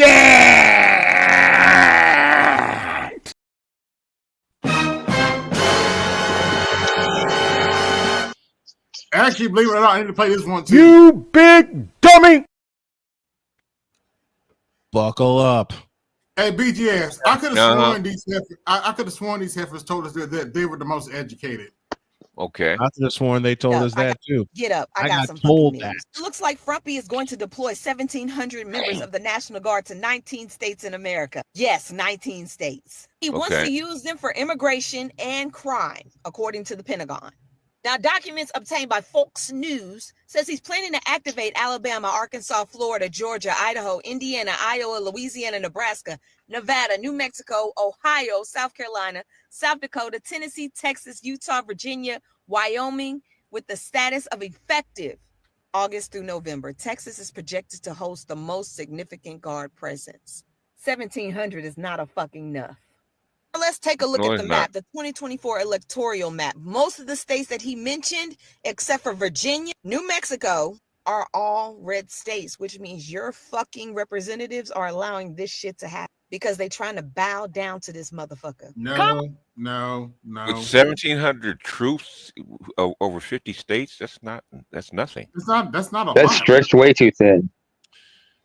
Dear Paul Allen. So why is she panicking over 1,700 troops? Yeah, because he's a dumbass. But anyway, dear Paul Allen, are you kidding me? With the lack of logic in that clip, that's actually not the one I wanted to play of her. This is the one I wanted to play. The White House is joining TikTok. The White House is joining TikTok. According So what? to Reuters, the White House will have an official TikTok page. That is sounding alarms across the And board the because problem is- no federal officials are supposed to be on TikTok. Who said? She. Says who? If I'm not mistaken, Jasmine Crockett's on TikTok. I ain't complaining. You ain't heard me complaining about it. What I'm saying is, Biden said that. Trump has never said that. Okay. If I may borrow from the legendary The George government, Carlin, the government is not supposed to have a fucking TikTok page. When Why? they join, y'all. Can you pause that? Can you pause that? You do not. No, wait a minute. You need to listen to it. Okay. Be All on right. TikTok. The government is not supposed to have a fucking TikTok page. When they join y'all, block they ass. Okay. Good luck. Okay. Well, she should quote the law where it says the government is not supposed to be on TikTok and just saying it instead of just saying that. You do not want them to have access to your fucking page. I know I will be blocking them. There is no way in hell they're gonna be able to see my. Hey, BGS, I just have one question. Who's going to tell her? What is it? Oh no, I don't. Yeah, basically, that's how come she's a woman, right? Okay. Yeah. Who's going to tell her? Tell her. They don't care about you blocking. They can see it anyway. They can see it anyway. Yeah. All they have to do is get a court order. They don't need a court order. The court order is so they can actually bring the documents into court. Yeah, because they already have the documents for things to actually prosecute you, put it in court. They have to get an order. They already have it. Okay. Anything you do online, the government can already see. Pickings from them, and plus all the people that are on TikTok that are in this country that may not have status. No, we're not doing that. Block they asses, and it's not just coming from me. This is according to Reuters. Reuters is saying this shit. I will definitely Reuters. them, and this It's Reuters. Reuters. About to be bought by an Reuters. American entity. That's what I just said. American Not unless you're black, they're and Reuters. shit is about to be changed and regulated. I will not be on this hoe come a certain time because there's no way in hell y'all gonna tell me what I can and cannot post. TikTok been telling you what you can and cannot post since they started. Since they will kick you off if they don't like what you're saying. Number one, to this person, and I use the term loosely, it's pronounced Reuters. Not Reuters. Not Reuters, like you like to say, it's pronounced Reuters. Well, she's black, so I learned that. I learned that pronunciation a long time ago. But Snowman, she's the most educated. She's but she's black. She's what? Black. Well, black. Well, that's one. Wait. Hold on. What'd you say, AB? Give me yours again. She's black. Stop the cap. Oops, wrong. Never mind. But she said government officials shouldn't be online. Then what to a do you degree, call to this? be fair, hold on, wait a minute, let me finish. In fairness, to a certain degree, I agree. This is just take a look.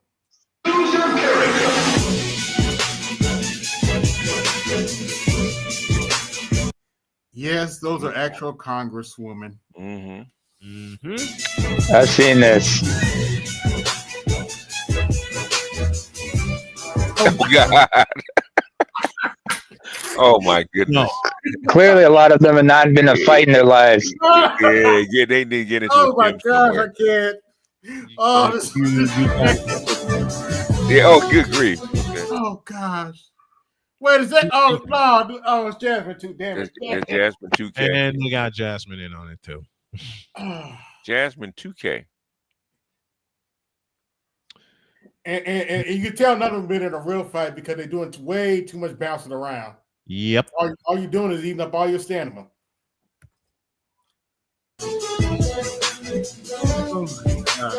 Something is wrong here. Yeah. Wait a minute. They used to do from McDonald's. I remember that dude. I was coming home from McDonald's. And BGS, they wonder why they've lost 4.5 million voters in registration over the last 4 years. I don't like I said, I know the neocons are taking over the party, but I think they can wreck it that badly. Okay. Yeah. Yeah, Republicans have actually registered more people over the last 4 years. Yeah. I didn't think that was possible.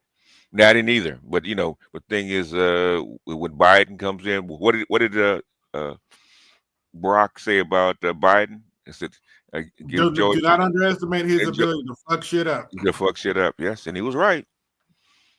I have to agree with old Barack. Okay.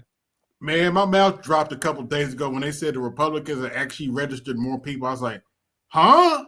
Like, when did that happen? Like that has never happened. At least not over the last few years. But yeah, that's the kind of stuff that Democrats be posting. Choose your fighter.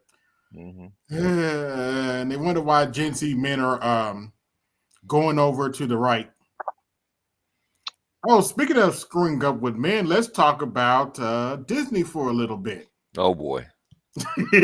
What'd they do this time? Evidently, Disney fucked up so bad they're now asking, how do we get boys back? How about you fire Kathleen Kennedy? Well, yeah, we've been saying that for how many years, and they never refused to do it. At least 3 or 4. I mean, She-Hulk should have been their wake-up call. Yeah, well, should have been being the operative voids. I mean, that should have been the bottom. Okay, so we need to go in a different direction. That and Marvels, the movie Marvels. Marvels was, I mean, compared to She-Hulk, Marvels was an Academy Award winner. That's fair, and I do like some of those characters, so that is very fair. Yeah, because She-Hulk was a hot mess. Yeah, that was a train wreck. Yeah. Yeah, I watched all the episodes. I'm not allowed to use the words I want to use. I am not allowed on air to say the words I want to say about She-Hulk right now. Wait a minute, this is not a safe space for that type of language? Okay. I'm being silly. I'm being totally silly. No, I'm just mad at AB. AB, why isn't this a safe space for Snowman to express himself like he wants to? Actually, She-Hulk is a waste of cuss words. Let's put it that way.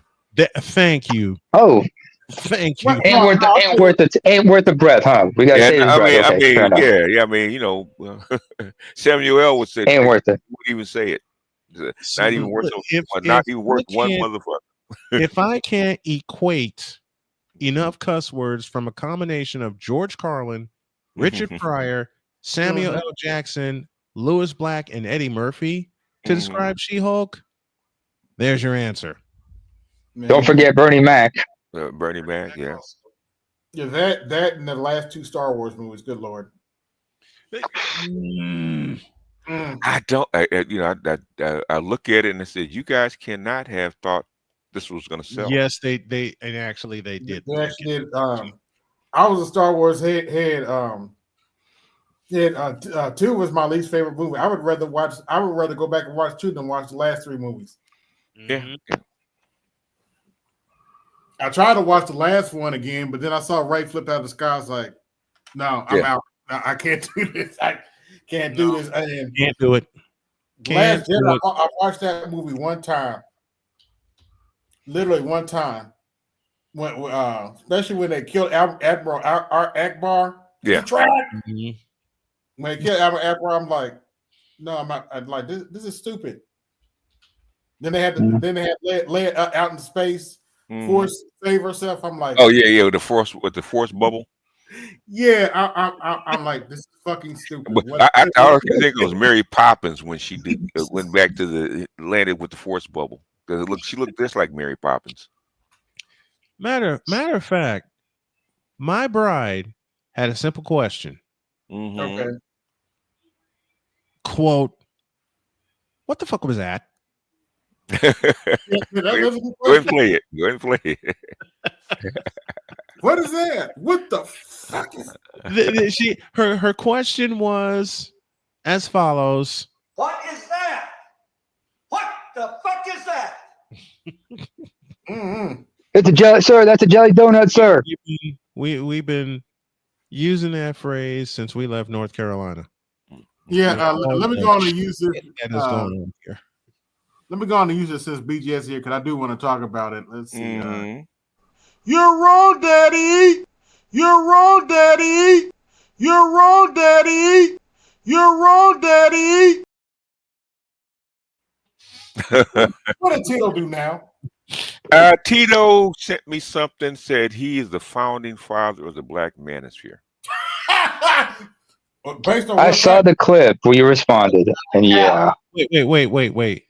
I offer this response. Stop the cap. No, I offer this response. And do it right at least. Huh?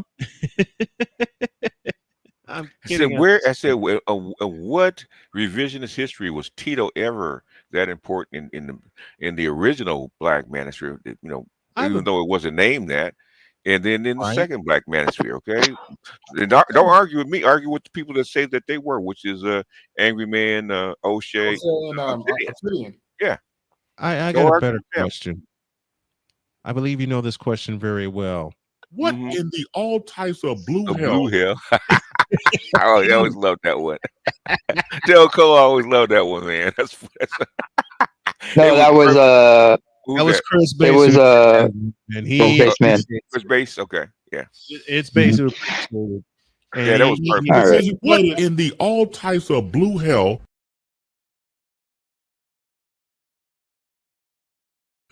Exactly. But all kidding aside, BGS, what exactly is Tito's problem with you?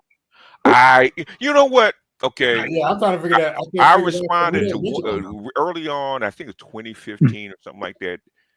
Tito was actually talking about the boomers, right? And basically, and he put up the World War II generation going to World War II, right? I said, dude, The golden generation? Are you out of your mind? Yeah, I said I said all those kids that weren't even born then. You know, boomers all of them weren't even born back then. Okay, so how you gonna actually mistake the generations, man? So I actually talked to him about it. He flipped out. I said, you need to correct that. Is he Gen X, by the way? I think he is. I don't know. I think he is Gen X. I'm not sure. Okay, that would explain it. Okay. Because I'm a millennial, and being the child of boomers and being the grandchild of silent generation, at least I know who is what. Yeah. I mean, my great grandparents were the golden generation that fought in World War II, and you don't know what these people were. At least I got a chance to sit with some of the people of those generations, sat down with them, had conversations, and they would tell us what it was like for them coming up. And I'm like, oh, shit. Yeah. I count my blessings. I count my blessings, but I'm also, but I've been, my generation's been through shit. From where I'm from, but it's nothing compared to what our parents went through. What our grandparents and great grandparents went through, but we're like, shit. At least we understand where the generational trauma comes from. American millennials are too busy feeling sorry for themselves. That's the problem. Yeah, sadly. It is sadly. That's what they feel. Daddy, you should have made it better and easier for me. I said, man, that's the way the cookie crumbles, man. Nobody can control this stuff. Yeah, I mean, 9/11 was a wake-up call for a lot of us. Oh yeah, it's an inside job, but anyway, yeah. Go ahead. It's supposed to be a Pearl Harbor event. Anyway, go ahead.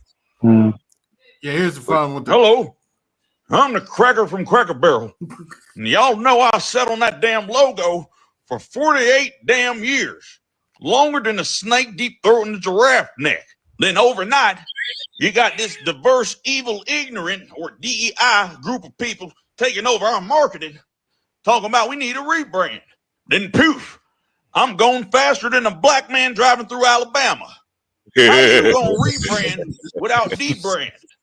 I'm the goddamn reason people come to Cracker Barrel. How you gonna have a place called Cracker Barrel without a cracker leaning on a barrel? Yeah, I mean, that is true. Yeah, it's what's next, America? A black female Popeyes manager that doesn't fight her customers.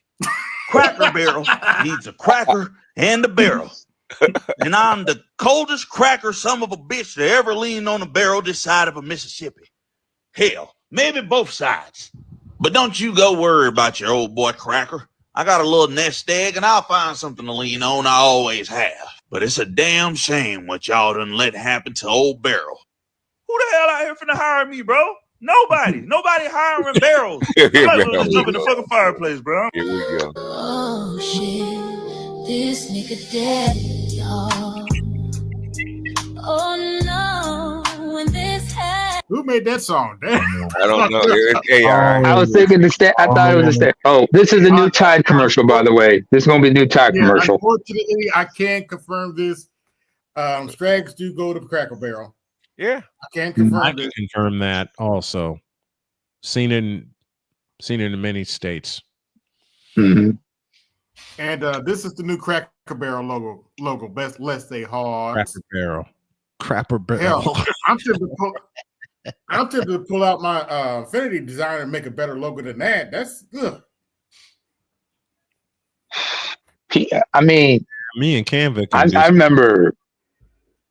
I don't know if any of y'all remember seeing a Hardee's, but I remember when they rebranded everything. I was like, oh, okay. When they changed the logo, that made sense. But this does not make any sense. And apparently, it's like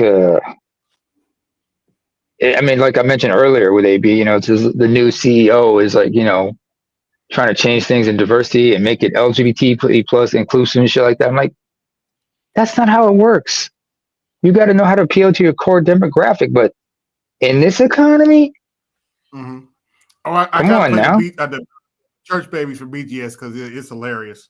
What's the hardest part of service? Okay. Pastor prayed so long, I done fell asleep, woke up, and he's still saying, Father God. What's the red flag you see every Sunday? Choir done sang 5 songs back to back, and at this point, I'm thinking we at Coachella, not church. What's the red flag you see every Sunday? Mm-hmm. Sister Johnson catching the Holy Ghost, but she don't ever catch them hoes in her style. What's the red flag you see every Sunday? Church so long, I done took 2 naps, had a bottle, and we still on announcements. What's your biggest red flag? Guys, I feel that one. That one. That one. That one right there, especially when you go to a mega church. Good Lord. Mm-hmm. Oh, boy. Well, we got 3 different offerings in one service.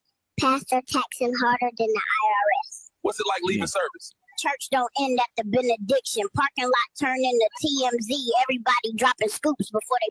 Oh, I can confirm that baby is lying. That baby is not lying. What's the biggest lesson you caught here? Even in church, not everybody praising with you. It reminds me of Matthew 7, wolves in sheep's clothing. What happens every Sunday without fail? Somebody catch the Holy Ghost right when we about to leave, and suddenly we hear another hour. What's the red flag on Easter Sunday? That is true. Everybody Seen only show that up in pastel suits looking many holy, times. still smelling like the club last night. Yeah, is that baby wearing a cankle? Oh, wait a minute. I'll tell the truth. Y'all, blood, don't talk about me like that. With a bottle above, huh? It only happened one time, but it did happen. Hey, but you made it. Pastor said, at least you made it. I didn't have nothing to drink that night, but still. Yeah. Wait a minute. You didn't take communion that morning? Contact. You got a contact eye. Mm-hmm. Mm-hmm. But, okay. I'll tell him myself. Happened to me also. I'm tired of y'all making me sing. I ain't Jennifer Hudson. Oh. No. Gotta see.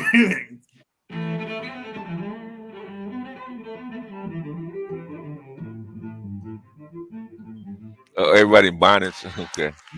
My mama said y'all be talking too much in church too long. Mm-hmm. I don't want to sit down. Wow. Y'all gonna miss me when I'm gone. Before we start, Sister Rhonda was talking about Pastor's wig in the bathroom. I'm tired of y'all making me sing. I ain't Jennifer Hudson.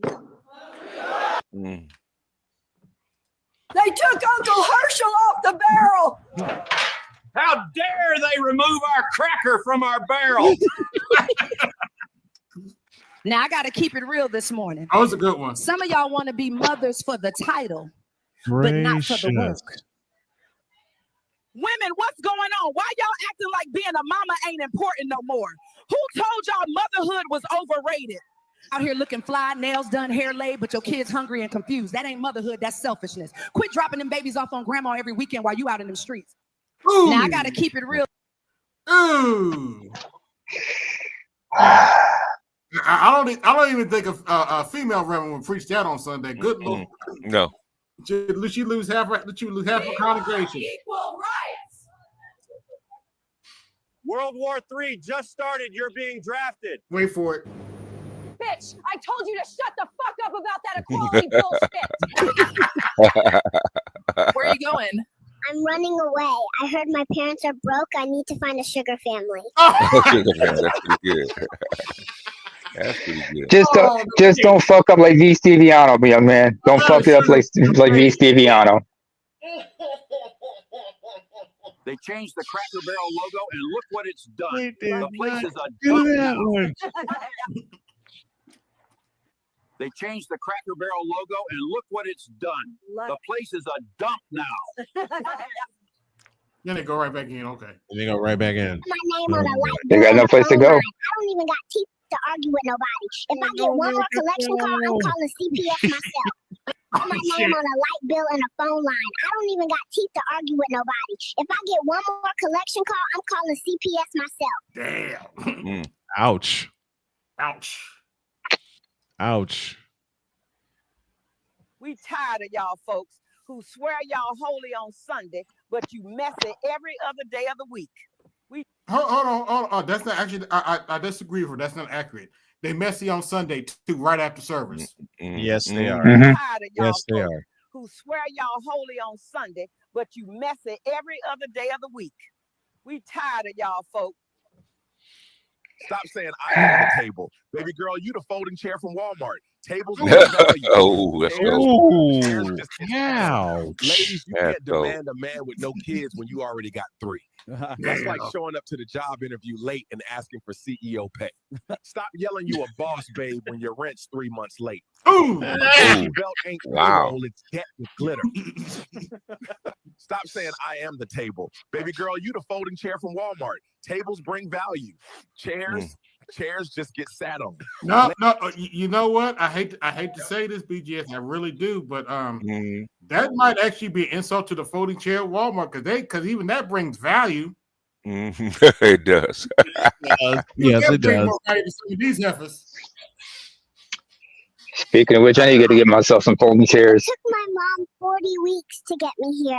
It took my dad about 13 seconds. Damn. Oh, let's go. It's true. 40 weeks Hey, it's to get- true. It is true. Look, It's 100%. bitches, I'm flying on my EBT. There is bought no wigs, lie and with y'all that still statement. walking brokies. Fuck y'all, dead ass. Oh my God. Look, Here we bitches, go. I'm flying on my EBT, bought wigs, and y'all still walking brokies. Fuck y'all, dead ass. Until Trump got in. What's wrong, baby? I have been waiting 9 months to tell you. Mommy has 2 other boyfriends. What's wrong, baby? I have been waiting 9 months to tell you. Mommy has 2 other boyfriends. Damn. One thing She I'm would gonna know. do is feed my kids. I ain't gonna cook, but I'm gonna feed them. Jolly! One thing I'm gonna do is feed my kids. I ain't gonna cook, but I'm gonna feed them. Oh Lord. Boy. I don't cook, I don't Been clean, there, I don't done do a that. damn thing. So no man wants me. You don't even have a wet ass coochie. I don't cook, I don't clean, I don't do a damn thing. So no man wants me. Well, She drier than Death Valley. I don't cook, I don't. sound like a personal problem to me. I need a man making 6 figures. Ma'am, 6 figures don't want 6 kids. That's Ooh. not a relationship. Ooh, let's I go. deserve a high value man. Deserve? Ma'am, with 4 kids? That's not high value, that's high maintenance. A real man will step up and take care of me and my kids. A real man might, but a rich man, he's not buying baggage. He's buying beauty and peace. I just know my worth. I need a 6-figure man. Your worth is what the market says. Yes. And the market don't pay top dollar for a preloaded family plan. Oh, God. Ooh, let's Good go. Lord. Preloaded. Preloaded. Preloaded. I gotta use that preloaded Ma'am. family card. Okay. Dr. Umar, Next if you on don't keep those BGS, kind of liquor before you stick your our hand master up your teacher toenail, eat the responds. fake food So building the road I that forgot the got name of fucking it. cereal box head ass the fuck up out of here. Dr. Preloaded Umar, if you don't family. get so, you gotta lick before you Preloaded stick your family. hand. Okay. Yeah. That's like the old cell plans. You got the cards. Preloaded Yeah, it cards. is. Minutes. So you gotta lick before you stick your hand African toenail, eating fake school building the road that got the fucking cereal box head ass the fuck up out of here. Damn. Oh. Now, Oh. let's talk about Umar for a minute. Okay. Got him. So if I'm not mistaken, he's offering. He said for $500, chicks can go eat lunch with him for free at a restaurant of their choice. For $500, they can eat with him for free. Yeah. Wait a minute, that doesn't make sense. Okay, why you're paying for the meal if you're paying him $500? I know. I guess there's female logic to them. It makes sense, I suppose. It just feels right to them. Yeah, it does. $500 to take them on lunch or something. I'm like, oh yeah.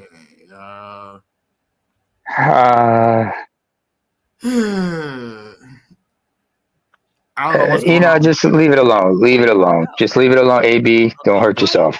Don't do it. Where I came from, You're worth the brain trouble. but Daddy was already in there. Oh shit! Where do you want to go? I tried to go back where I came from, but Daddy was already in there. In other words, wait, hold on. In other words, yep. In other words, Daddy was cock blocking this little motherfucker. Oh yeah. Officer, He cock blocked. like I only had like 2 drinks. Turn up, we outside. Officer, I swear it's not what it looks like. It's bedtime. What are you looking forward to the most? I can't wait to wake everyone up at least 3 times tonight and get another round of milk every time I start screaming. Yeah. It's bedtime. What are you Why are you working at such a young age? I'm saving up so I can retire at 15. Damn. Why are you working at such a young age? Look here, bitch. I'm tired of you simps tricking on hoes, flying them out, buying bundles and bottles, but you won't bless a good woman.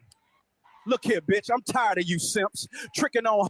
Yeah, you ain't gonna stop him. Y'all loud and proud at the kickbacks, but quiet in the congregation. Nothing else is new. What else is new? What you mean y'all don't take EBT? Y'all the only chicken place around here. How I'm supposed to feed my kids? I ain't got time for this today. I got rollers in my head and y'all playing with me. Oh, and no bonnet. Yeah. Yeah, no bonnet. Now, I got a fun one with the black female fuckery today. Let's see, where is it at?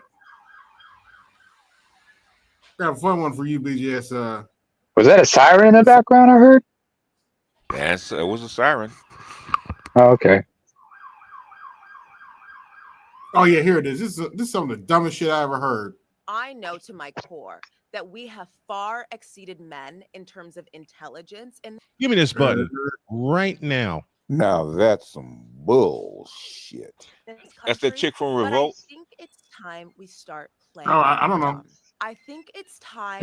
We start what? Getting in touch Playing with dumb. our emotions. So I'd like to introduce you ladies to what I'm calling the crybaby theory. I think it's time we start crying again. Are you being inconvenienced? Cry. Are you losing an argument? Cry. Oh, they can't accommodate you? Cry. Oh, you didn't get your way? Cry. Aren't they already doing that? Is this real or AI? Because the AI gets so good, it's kind of hard to tell. I had a conversation with a friend about that. Scary as shit sometimes how real this AI gets. This like, I'm a woman, hear me roar. No, that. We need to like throw them off a little bit because the powers that be, they're onto us. They know we're smarter than them. And honestly, if we don't start playing dumb, we're going to ruin it for everyone. And here's the thing. I don't believe that women are just now exceeding men in terms of intelligence. I think women have always been smarter than men. I think women have just been overlooked. I think women have been silenced. And I think because of like social media, Give me right? this You motherfucker. can literally open Reddit or Instagram or Twitter or X or Threads or Substack or YouTube or Apple Podcasts or Spotify Podcasts or open a goddamn book. And you can now access the collective consciousness of women. We understand the game and we're all learning collectively how to play the game. In fact, No, you're not. we are now the game makers. No, you're not. No, you're not. Well, how come we don't have any good? How come we don't have any good? Let me play this. Let me play this again. Now that's some bullshit. Or AB's favorite version. A bullshit? Uh-huh. Bullshit? A bullshit. That's right, baby boy. That's some bullshit. start played playing that for dumb, Jody and she laughed her okay, head they're gonna off. start taking us out one by one. Yeah. Bless your heart, Why baby. do that when we can easily take y'all out in bunches, or you take yourselves out in bunches? Who in the all kinds of blue hell A man asked me says for that? coffee today after work, and I politely Never told mind, him I that got my and brought answer. myself to McAllister's, where I got this croissant, this grilled chicken sandwich, and an entire bowl of broccoli cheddar soup and a Dr. Pepper for under 20. Oh yeah, they tearing that big back up because she turned down a dude for a coffee date. Okay. Now, I'm not going to argue with you about how you like to date, just like I don't want you to argue with me about how I like to date. But And shout out to this sister here. She's a savage. coffee is never going to be an option for me. And just like I respect your choice to coffee, respect mine to not coffee. Social media really got a lot of y'all portraying yourselves online in a way that you would never portray yourself in real life because you know that's not who you really are. Some women got to be very, very grateful that someone even asked them on a date. I'm going to be completely honest with you. I don't believe that anybody asked her on a coffee date at all. I'm trying to figure out, why am I seeing so many videos of women against coffee dates? I can almost put money on it that she in particular does not get asked out on dates often. I can put think money on a that lot too. of women get online and make videos like that because they want to brag. Oh my God, a guy actually asked me out. Let me go online and tell everybody, like, girl, if you get asked out a lot, or if guys approach you a lot and you know you're used to saying no, that's not a conversation to have online. But when you're Yeah, most of those chicks aren't online anyway. So not always being approached, get online and brag like, oh my God, someone asked me on a coffee date. Girl, be happy somebody asked you out because Agreed. the comments already ripping you a new asshole. Be for real. A man asked me for coffee today after work. Black women are crashing out on the internet again. Now they're crashing out because they're like crashing out, crying on the internet, because now they're saying that the United States government is not set up to support single moms. yeah, well, it's not. Get over Not it. no more. Not anymore. So they are saying, black women are saying, and maybe some other women, and not all black women are saying that, crying, saying that the United States government is not set up to help single moms. It's not set up that way. So let's roll it back to like the 60s. Remember when the United States I government still have to was cut that and put it in here. rewarding certain demographics of people to keep men out of their house? Remember? Mm-hmm. You know what Yeah. I'm talking about. Y'all were getting food stamps, Medicaid, housing vouchers, and the only stipulation for eligibility was you couldn't be married and there couldn't be a black man or a man living in your house. You had to be single. And you guys were down for it. And I know this for a fact because my mom had a friend who was on welfare. The more children you had, the bigger your welfare check. You guys were good with that. You were just pumping out babies. Not anymore. From what I heard, the Trump anymore. administration, I think he limited like what, 3? What? 3 or 2. He like you ain't getting no more after 2 or 3 kids. I think Clinton did that, and I think it was 2. That was back in '96. Well, Trump is reinforcing that. It's like I don't think it ever changed. Okay. I don't think it ever changed. And I don't on the think it ever government's changed. tip. But now, because Trump is putting a kibosh on the eligibility requirements, you guys are crying, saying that the United States is not built to support single moms. When was being a single mom a thing? And now that the government's not coming to rescue you, now it's a problem. Great question. You shouldn't be a single mom anyway. Now, there are a lot of women, hear me before you go in the comments, that are single moms for several different reasons. My mother was a single mom. People get divorced. Shit happens all the time. Yeah. People need assistance, government assistance, every once in a while. Maybe, maybe not. But the goal is, can you help me? And then you work to not have to be reliant. Black women, specifically the ones crying, not all, you guys just thought that the free train was just going to keep on riding down the track, all at the same time calling Black men specifically toxic masculinity. All you guys, the women, aggressive, acting like men. The men are, at fundraisers and red dresses. You guys are like supporting them. Black men don't want to have nothing to do with Black women anymore. You guys are mad about that. But now, because your EBT has been cut off or cut in half, And you have to have a work eligibility to even qualify. You have to have a work eligibility to get Medicaid unless you're a senior or disabled. Now it's a problem. But it wasn't a problem a couple weeks ago when y'all were getting free bundles at the hair beauty care place opening up. Yep. Like, oh, and on top of that, the other part of that crash out is there's hundreds and hundreds of thousands of Black women getting laid off from corporate America. Newsflash, there are hundreds and thousands of people being laid off, not just Black women. But you guys were like parading around because Black women are the most educated of all groups. Black women have the most degrees. Black women who have the most degrees are the ones crying on the internet because their EBT got cut off. So now it's an issue. Now it's a problem because the United States government allegedly, per some of y'all, is not built to support a single mom. When the hell did being a single mom become a flex? Because women who are single moms because of a divorce or they lost a spouse. There are reasons why that happens. But you guys are just smashing and making babies, have 5 different baby daddies. Your hair is done with the weaves and the bundles. Your lashes are done. You're on the internet bragging about it. Don't forget her claws are done too. Showing your EBT food hauls. But now all that's going away because the government has cut you off their tit. And now it's a problem. Why wasn't it a problem when they were telling you, as long as there's not a man in your house, we'll give you shit? You didn't think that there was something wrong with that? You had no aspirations to be a family, a wife to a husband and have a family and try to make it work aside from situations that happen? That was not your goal. You just wanted free money. The free money train is over. And now you guys are crying on the internet. And then there's still some of that people going live asking for money. If I have 13,000 followers, if all of y'all send me $1, I can blah, blah, blah. Get out of here. Because there are people who are working, taxpayers, who are struggling. Did y'all see the woman? She wasn't a Black woman. Talking about that food haul. She bought like 30 frozen pizzas. There was not one single thing in her EBT food haul that was healthy. Not one. You guys have your kids running through Walmart, grabbing shit because you don't got to pay for it. But now, and this is not all Black women. So before you come in my comments, focus. Now crying, saying that the government, the United States of America, is not set up to help single moms. Let me know down in the comments, who in the comments thinks that being a single mom by choice because you got 5 different baby daddies and none of them would marry you was a flex to begin with? Let me know. And I'm not talking about the women who needed help, who need help.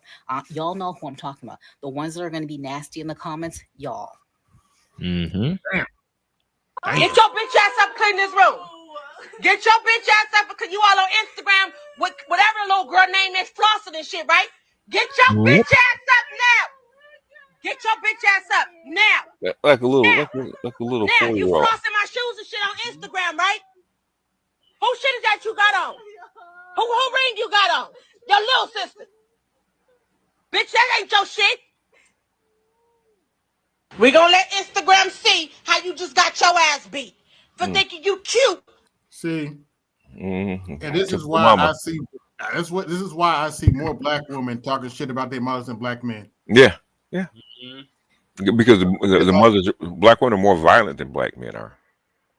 On Instagram with your thirsty ass, flossing shit that ain't yours. With your dirty ass room, she's a dirty ass little girl. With your and you probably a dirty ass bitch. Make your point. Where did she learn it from? Where did she learn it from? dirty ass panties. Don't know how to wipe your ass, but you flossing for Instagram. That's your responsibility to teach her how to wipe her ass, ma'am. Good. Nasty bitch. Anyway. Some of y'all have lied so much that you offended by the motherfucking truth. You so used to being fake that it offends you when a bitch keep it real.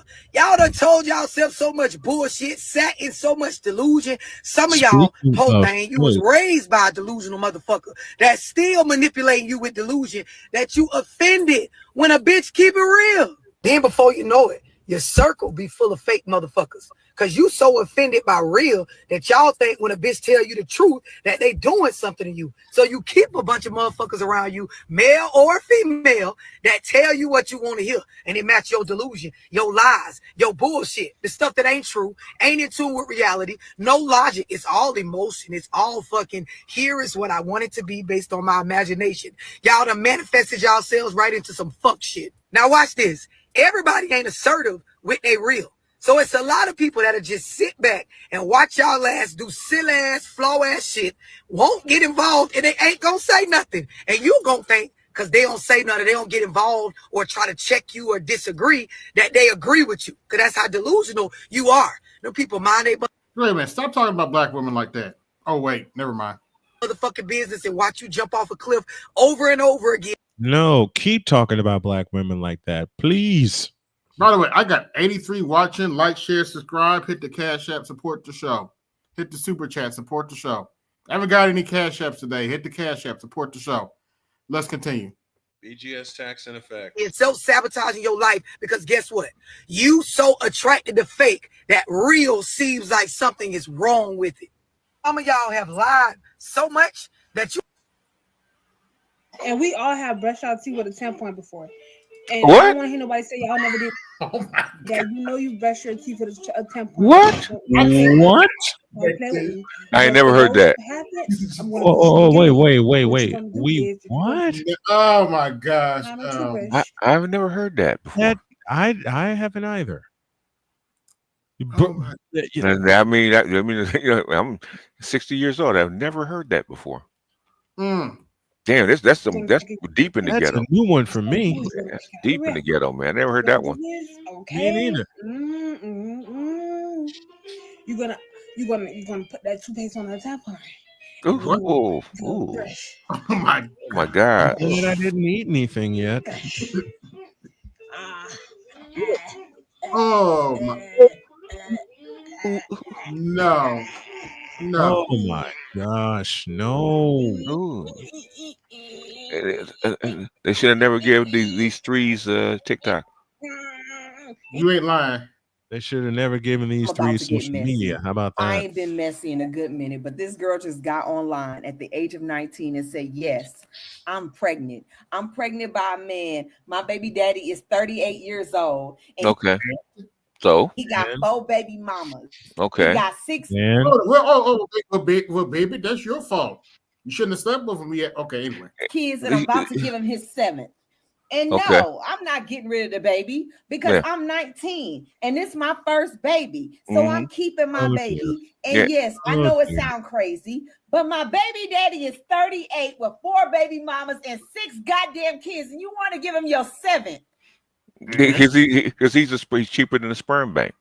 Yeah. I'm sorry. I would have kept that shit to myself and off motherfucking line. You mean to tell me you are happy? I'm finding it. That ain't nothing to be proud of. First of all, you 19 messing with a 30-some-year-old man. You know he got 4 baby mamas and 6 kids. And you still opened up your legs. And got pregnant with him. Didn't use a condom, didn't use birth control, nothing. That man, where's the street smarts? Where's the fucking common sense? Has it not been in the room? Where the hell was your mama? I don't think she know what she in for. Because her mama probably did the same thing with her. The same thing. You beat me to it, BGS. You beat me to it. I don't know why. I don't know why they get upset. This is very common. I don't know why women get upset. Like this is shocking. Because they like. Because they like to think it's shocking. They know it's not shocking. This is typical. If a chicken get on social media and announce this is normal. Yeah, and it is scrumptious. I'm loving all the tea. Keep it going. Scrumptious what? Yeah, scrumptious. That's yeah. Like Ned Flanders. She's doing the Ned Flanders thing. No, actually, it comes from Dairy Queen. That used to be a commercial. Oh, okay. Yeah, way back. Yeah, that too. What what? Give me this button right now. I've got to push this button. What in the all types of blue hell is that? What's the caption say? What I'm trying to read.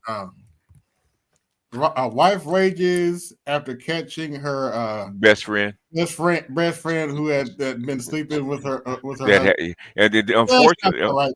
unfortunately, and this is what I tell guys all the time, man. Mhm. If you got a good dick, tell your woman to shut the fuck up, because if she start talking about it, her best friend will come and try to get some. Yeah, my father had to tell my mother that. You're like, look, your friend's trying to. Yeah, because you up there telling how good it was.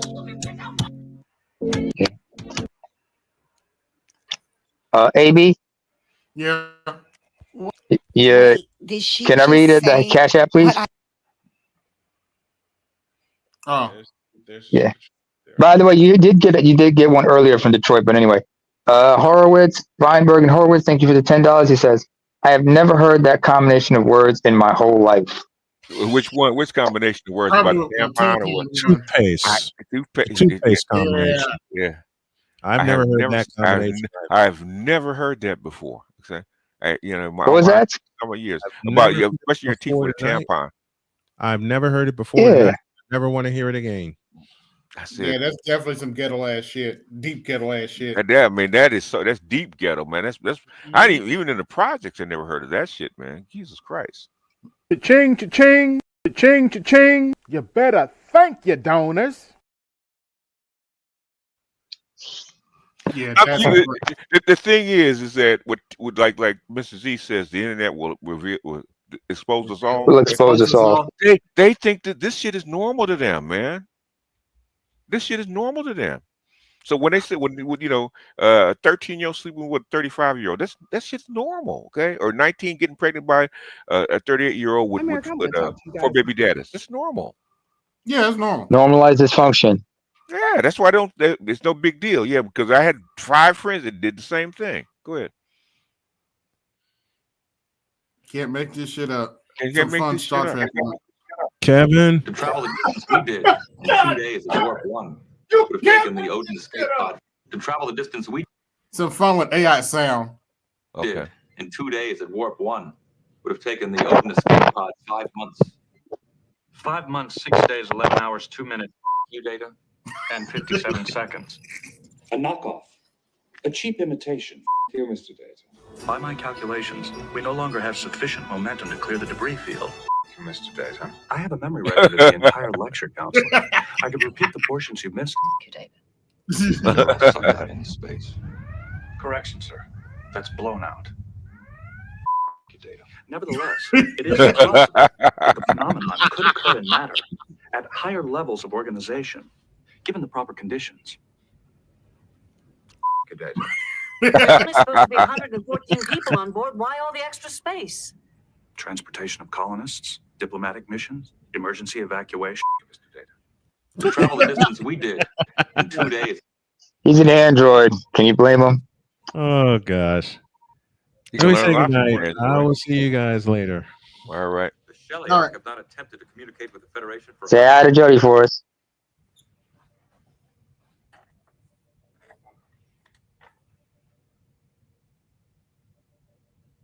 On screen. Federation creatures. There are humans on the 5th planet of Colosseum. This planet. Yeah, that's enough. I remember that. I remember that episode. Yeah, there are a lot of good ones. What do I want to talk about? Shit, old. About the bear. Well, yeah, that was talking about screen. Don't get eaten by the bear, and they're playing bears out there. Yeah, there's bear. The bears are eating right now, man. Man, speaking of bears, I was watching. I was on Dr. T earlier. He was playing Sha'Carri Richardson. Oh, okay. Man, oh yeah. That body can't forget the video of her hitting him. Okay. That body cam footage. Oh my gosh! If I was dating her, we would be done after that body cam footage. No, no. You're not gonna lie on me like that and think we're gonna still be doing something. No. I don't know, man. You know what? If they weren't black, I would say no, but they're black. And I seen Ray Rice after he knocked his fiance out, they went on and got married. Yeah. So, They got I'm married like, 6 weeks after that shit. it's called what? Just like loving basketball, huh? Yeah, he not even shoulder thong and everything. I'm like, damn. That coochie must be fired, though. I bet it is. Mm-hmm. Well, they do have a daughter. Who? Oh, Ray Rice. Yeah. Yeah, they had a daughter before they got married. Yeah. Oh, yeah. And she's his high school sweetheart, from what I understand. Yeah, but like Soul Man says, this is the bag. This is her dropping the bag. Yeah. Yeah, she fucked it up with the drinking. So because I remember, was it like they both got arrested? Yeah, they for did. drunk and disorderly and everything. So yeah, and I remember seeing footage of the both of them when they're like in handcuffs with the cops and everybody going downstairs in the elevator, and she's like looking at him, apologize and everything. They end up kissing and make up in one corner of the elevator. I'm like, God damn, she really fucked up. Fortunately, in that video, Shikari showed how much of a liability she is. She's a gal. I mean, the thing is, she's fast, so they're willing to put up with her. But I mean, she by doing well, she's ghetto. She don't care, man. Yeah, no, she don't care. You're ruining your own money by doing that. Yeah. And what he's trying to do is protect the money, and she's crashing out. Yeah, well. Yeah, that's what I'm saying. But that's she don't care. She thrives in chaos. No, that's ain't no ratchet like a southern ratchet, man. Yeah, evidently he dropped the charges, but whatever. See what? Evidently he dropped the charges. The thing is, she did it and she did it on camera at an airport. He has nothing to do with it. They charge her because she's caught on camera. So he doesn't whether he drops it or not drop, whether he files the case or not files the case, it has nothing to do with him. Yep. And she's like, Christian, are you just told us, like, okay, anyway. Yeah. Somebody just gave you $10 when you break down the black pill. The black pill, okay, I've talked about the black pill for like the last 6 or 7 years. Okay, hey, you want BGS to talk about the black pill? Hit my cash app. Well, he just gave you a super chat. Yeah, I need my cash app. I want to see it. Okay, what's up to him? Okay, but he gave you super chat. Okay, the black pill really is looking at the world without morals. Okay, the blue pill is what they instilled into you, right? What they train you. That's how you've been cultured. That's nurture. Okay, how they brainwash you to fit into society. Okay, the red pill is looking at reality without the blue pill training. Okay, when you take the red pill, basically all that training is stripped from your eyes. Okay, the black pill is looking at the world without conditioning and without morals. Okay, in other words, most of your high-level politicians are black pill, just like what's going on in Ukraine. Zelensky is willing to send 1 million men to their death for a cause. Okay, that's extremely black pill. In other words, there's no morals involved. Okay. It's just objectives. In other words, the theme for a black pill is the ends justify the means. Okay, what is my end goal? That's like a lot of the so-called incels are not truly black pill. It's because it was to get a woman or to have sex or whatever they wanted to have. Okay, they would do anything. They would do anything necessary to get that outcome. Whether it's hit the gym, pay money, go outside the country. They will do it. Nihilists or people like that do whatever they need to do to get the outcome that they want. And incels don't do that. That's how come they're not. I don't believe they're black pill. Okay. So you don't. So you don't think what's the name is black pill? Huh? Who? Fuentes. Nick Fuentes. I tell me, Nick Fuentes. No, Fuentes is just the side of a fascist. Okay, so Fuentes is very black pill. Probably more so than most people, because he's honest. He said, the reason I don't have, he's not saying that I don't have sex because I can't. He says because I don't want to. Oh, okay. Doesn't want to, and no, that doesn't make him incel. That means he's voluntary celibate. He's voluntarily. But the thing is, they've changed the name of incel so much that it doesn't mean anything. So now incel is just somebody, a man not having sex or not dating. So they call themselves incels now. Okay, they've actually adopted the term, which is not accurate. But thing is, that's what they call themselves. Okay, but thing is that That's why I played him, even though I'm sure that YouTube is not happy about it. But the thing is, what he said, reason I played it is because he actually said it out loud. He says, "I'm not married, I'm not dating, I'm a virgin. It's because I'm happy with my life. Okay, I don't want to share my life with a woman, and that's really what it is. Okay." And so he understands the dangers that come with it. These dangers come with it. And how I talked to a lot of guys with sons that are right around that age, from like 18 to like 25, that says exactly the same thing. Like I can't say who. Remember that Patreon we were on when the brother said that his son, if he takes his internet and his game station, he takes his friends with him. Okay. Mm-hmm. Remember that? That is the prototypical so-called so-called new incel behavior, as they call it, right? Okay. That's why I pulled that article that 50% of the Gen Z over the last year spent $0 on dates. I mean, zero. They Mm-hmm. ain't on dates. They didn't even try. Absolutely. Mm-hmm. Yeah. So that's especially in this economy.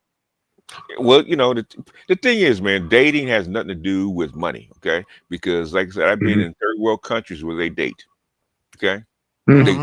They sit in the park and they share a slice of pizza, okay? And then that's a Mm-hmm. date. Okay? So the thing is, dating doesn't cost, dating doesn't cost $200. Dating doesn't even cost money, right? You can go sit on the beach and hold hands, okay? That's a date. You don't need Meet money. up and talk shit. Yeah. Yeah. Yeah, I know what you mean. Come over to you guys meet up as one of y'all's house. Yeah. Just have them and then just. Yeah, the old-fashioned way of what someone's not here called courting, right? Okay, where when I was young, especially down south, man, you just the old folks sit out on the porch. You just sat out on the porch with the girl. They sat in the rocking chair. You sit on the steps, and you sit there, and that's the date. You get to know each other. That's all this other stuff is. I had to have a certain amount of money. I got to make a certain level of money. I got to spend a certain amount to date. That's bunk. Okay, my thing is when I was younger, okay, I didn't date you for sex. I dated you for a relationship. Like I can buy sex. Mm-hmm. I can buy sex cheap. I can buy sex cheaper than taking you on a date. For the most guys, with these rates, with these chicks are talking about, man, you can go to $40. You can buy you some sex, get you some box, and come home. You don't need all that. It's probably better. Yeah, I put, BJS, I put this clip in the back if you want to use it. This is a little segment of the Slave Coast. Okay. Of them reading the Slave Coast. I played it on Thursday. Okay. Played a little bit of it on. It's 3 hours, so Okay. I played a little bit of it on Thursday, but yeah, that's a long ass book, man. That is a long book, man. That's like it's only 3 hours. Is only like a portion of the book. Yeah, because the book is like 700 some odd pages. It's a long ass book, but it's complete though. I have to give them credit because I didn't know that Austin, Texas was actually named after a slaveholder. So. Oh, that sounds about right. Yeah. It sounds about the theme of the book and how it's the irony of hearing black women complain about the rights they have, about the patriarchy and shit. Then you listen to the shit they were doing in this book, and I'll just be looking at them like, you bitches have no idea. The black community has never been a patriarchy. In fact, a lot of your intersectional feminists say that black men are upset and use violence because they can't be patriarchs. Say, which is it? Either they are or they aren't. Which one is it? Pick a struggle. Pick a struggle. That's why I put out the violence statistics, right? Is because what you guys been saying about us is not true, and y'all been knowing it's not true. But you just continue to lie about it. Like in the late teens, when the full-grown laborer could do a long day's work and be advertised for sale as a likely young Negro. Mm-hmm. The now archaic word likely, ubiquitous in slave sale advertisements, had a cluster of converging meanings: vigorous, strong, capable, good-looking, attractive, promising. In other words, likely to reproduce. Mm-hmm. Yep. 5. Yep. Little shadows. Common sense will tell us that the consumption of a slave must be less than that of a free workman. The master cares not if his slave enjoy life, provided he do, but live. Even the soft impulse of sexual attraction is subject to the avaricious calculations of the master. Mm-hmm. Jean-Baptiste Say, A Treatise on Political Economy, 1803-1821 translation. Capital is useless if it is not being put to work, and slave owners in every era were diligent in extracting the maximum return from their human capital. Slaves were not allowed to be idle. Black men, women, and adolescents worked long days under the punishing sun, doing hard labor that would have killed a white man. Yeah. Or And from what I was reading the other day, they sometimes made the children work in the fields naked. Sometimes. Depends. And so on some plantation, the kids would be in the field butt naked. Yeah. Or so said the white men who expropriated their labor. In cold weather, they shivered in the rain and froze their fingers in the ice and snow. In the early days of Chesapeake colonization, working alongside indentured English, Scotch, and Irish paupers and convicts, the enslaved cut down the hardwoods, pulled up the stumps, turfed the slopes of the plantation, and manicured the grounds of the master's estate. They plowed, planted, weeded, harvested, and cured tobacco, rolled it in hogsheads down to docks they had built, and loaded it onto boats that enslaved boatwrights had constructed, piloted by enslaved navigators. They fired the bricks with which they built the great houses that they painted, maintained, and staffed. Nemmer, is that you? Doing what? Oh. Enslaved laborers built the stone walls, the zigzagging worm fences, and the roads, barns, sheds, smokehouses, and cesspools, as well as the cabins where they lived, 6 or 8 or 10 to a room. They forged the decorative ironwork, made the furniture, and except for hose, chains, and other few items, they even made the tools they made everything else with. Almost all the implements used on the plantation were made by the slaves, were called Lewis Hughes. Very few things were bought. Yeah, this book is actually pretty well sourced too, because they take from a lot of different good sources. Yeah, it took them 10 years to write it, so yeah, that's why the book is so thick. Is because it's all sourced. Very little opinion. It's all sourced. Yeah, because I think some of that book is from Langston Hughes, and some they have a lot of good sources for that time period. Yeah, if you go through the not the syllabus, what do they call that? The references, man. It's like the references make up a whole chapter, damn near. That's how many sources they actually used. Wow. But by two white people, a couple, husband and wife. Oh, really? Mm-hmm. Yeah, well, it is what it is. Gotta learn it because I had Passport was in my chat, and he said, "I want to go through the book, but it's depressing reading that stuff." Yeah, well, yeah, you have to prepare yourself to actually go through it. So that would not be the first book I would go through of that. Yeah, that's what I said about Tommy Curry's book. The Man Not. Because just listening to it, I was like, man, I had to put it down. I was like, damn. Talk the Man Not? Yeah. Oh, yeah. I guess I read worse. Yeah. He said he's working on the part 2. In fact, he just did a Twitter. Him and Terrain Walker just a whole Twitter interview on live session. Okay, the live session for a couple days ago. I'll send you the link. Okay. Any good Bell Hooks books that I should pick up and try to read? The only one that I liked is decent was Ain't I a Woman, because she told a lot of truth. This is one of her first ones. Okay. This one I use. She's kind of hard to read, but Bell Hooks, when I first encountered her, she wasn't really popular amongst the black women. It's more popular amongst the white liberal females. Sounds about right. Than the black women. I think she became popular amongst the black elite later on. Mm-hmm. But when she first started, when I first heard of her, it wasn't from black people, it's from white women. Because she gets referenced a lot, and and I know she gets referenced a lot in the feminist circle. So Yeah. I just want to have an idea, of what she's talking about, so I can stay ahead of the game. Yeah. Bell Hooks and Audre Lorde are basically heroes in the white feminist circles.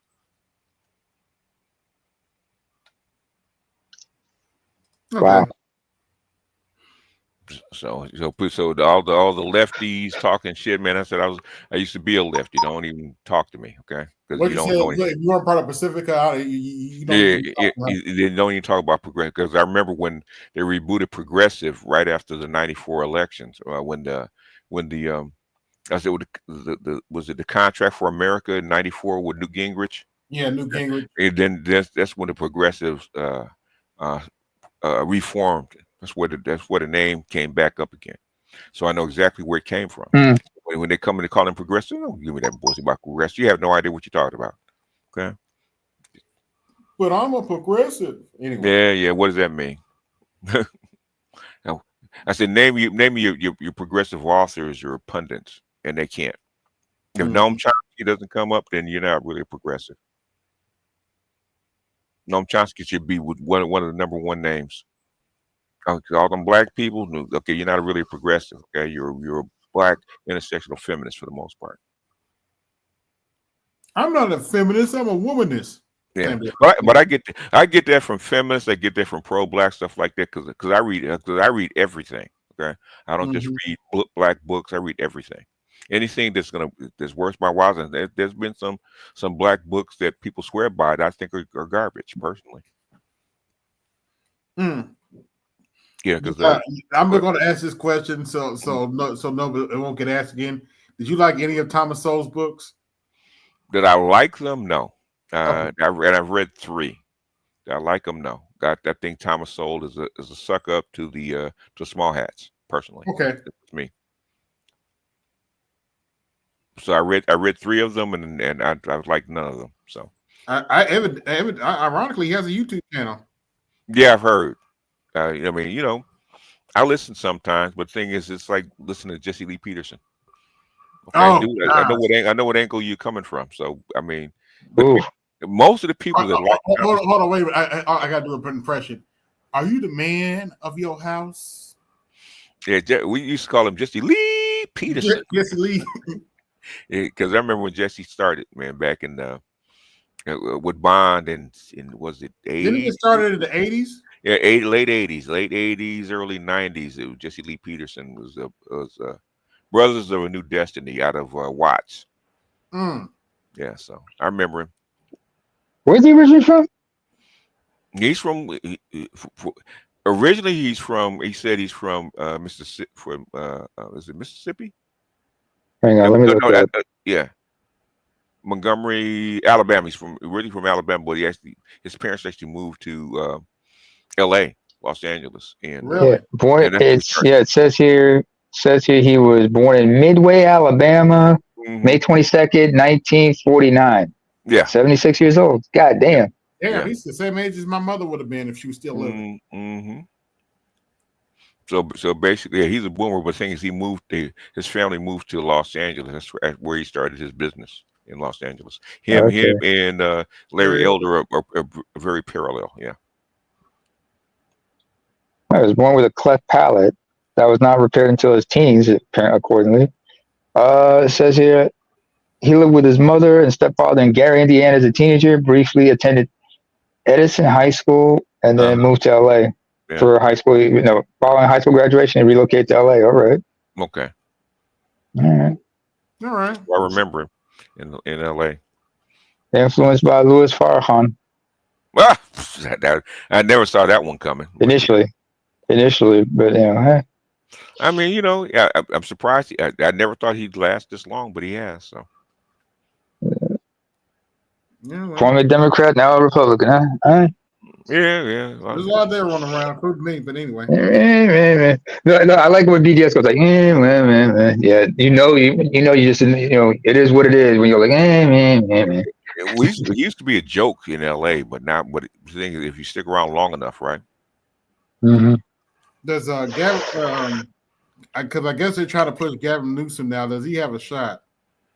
He's really the leading candidate. They really don't have. Who else is? Are they going to really run?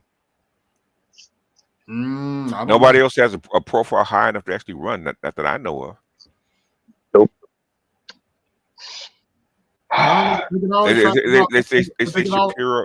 They say Shapiro in Pennsylvania, but I don't even know what the guy looks he's like. too close to the small hats and what's going on with Israel right now. Yeah, I don't see that happening. Unless they're going to run the Democratic governor from Maryland or something like that. I really don't know, because the Democratic Party is actually in such a disarray that anything's possible. They don't really have a clear candidate. It's almost like the Republicans in 2023, 2024, right? There's really nobody. Okay, if Trump didn't run, basically, Nikki Haley, really? Yeah, Nikki Haley. Gosh, she got so many problems. Oh wait, I'm sorry, Nimrata Haley. Nimrata Randwana. She has so many issues on so many different levels that I mean, she's both sides of the street, man. The Soros girl, that's really a neocon. Okay, she's a neocon. Soros girl, that's a neocon. She's probably more qualified than Kamala Harris, though. Oops, I said that. I'll let him shut up. Yeah, but she don't have Kamala Harris's money or backing. True. And if Biden probably would have been president if he could actually run against Nikki Haley. Possibility. Yeah, the only reason that they had to boot him is because there's no way he's going to actually win against Trump. He screwed up so bad on that debate stage. The thing is they hid him. They tried to hide him, and basically, if it was Nikki Haley, I think Nikki Haley can handle Nikki Haley. But not Trump. He already exposed his senility right there. Yeah, I just remembered after that debate ended, I had never seen so much panic in the mainstream media. People calling people talking about what we gonna do, what we gonna do. Yeah, they knew. The thing is, there have been rumblings, right? How come? Why don't we have like an open primary and let other people, new voices in, right? They shut down the primary so they could actually run unopposed, and including Obama thought that was a mistake, and it was. It came back to bite them in the ass. Yeah, well, I will give Biden this much. If they had a proper primary, I do believe he could have beat Marianne Williamson. I'm sorry. He might have, but the thing is, he had to run against her, run against what's his name from California, Newsom, and all these kind of people, right? He's not going to beat all of them. Yeah, against RFK, he's not going to beat them. Yeah, if they had let RFK stay in, that would have been ugly. Yeah, even a Tulsi Gabbard running as president, okay, putting her hat in. He's not going to beat a Tulsi Gabbard, okay. He's not. That woman came from intelligence. You don't want to mess with her. Yeah, she's the one they sent in to take out Kamala Harris in 2020. So she did the takedown. Yeah, and she's Hindu, by the way. Who? Gabbard, daughter of Hindu converts. Okay. Tulsi's parents were originally Catholic. Father's is like American Samoan, and mother's white Irish. And apparently, as a child, when she was a child, her parents like converted to Hinduism. First her mother, and then the rest of the family. So she's been practicing Hindu ever since. Okay. Didn't know that. Well, you learned something. Hey, y'all remember when we were talking about the Republican primaries? And what did I said about the bull, because growing up in KSA, I've been around South Asian, so I knew that bullshit that was going on between Haley and what's his name, Ramaswamy. Where I knew where that bullshit was coming from, and I said like, hey, if it would have gotten a lot uglier if it was Haley versus Bobby Jindal, because they're both originally because they're both original. Go ahead. What happened to Bobby Jindal? He just disappeared off the map once he got done. He's not attractive as far as his governor, and that's as high as he was actually going to go. So yeah, he retired. Yeah. Okay. I think 2019 is when he retired, and like I said, Jindal and Haley, their families are originally from the same. They're both Punjabi, but his family's Hindu, her family are Sikh. You don't want to go about that history. That was some fucked up, because like the Hindus were persecuting Sikhs until the Sikh empire was established. You think Vivek Ramaswamy has a shot? No, he's not going to. Once he got kind of outed as a racist, I think it was done. So for him, yeah, and you're kind of racist against black people, and you're Indian. Oh, it's not gonna work. Yep. It's not gonna work. Especially considering how dark he is. Yeah, they're gonna laugh at you and keep pushing. Oh, shout out to my favorite cunt, because she's just told him, "You're not white. Why would I vote for you?" Yeah, and she's honest. Yeah, she's You're short. Sorry, go ahead. Yeah, she's a white Candace Owens. Unfiltered, and has gone ovaries to the wall with everything ever since. Yeah, older Candace Owens, isn't she? Because you've been in the game for a minute. Yeah. She's the white Candace Owens, kind of unfiltered in a way. I mean, that's how they make their money, by being unfiltered like that. When she gonna admit she been dating Jimmy Walker though? That's the question. Oh, she admitted that a long time ago. That's not new. Yeah, they've been admitted. Oh, did she? Yeah, they've been talking about her and Jimmy Walker for the last 15 years. Yeah. Yeah. I bet she knew one thing about him. He was definitely dynamite. Yeah, she a tall woman too. She's like 6 feet. She's 6 feet. Yeah, that's how come she. She's 6 feet. She's 6 even. She's like Pearl. She's like she has to go. Black guys are the only ones that'll deal with her. Yeah.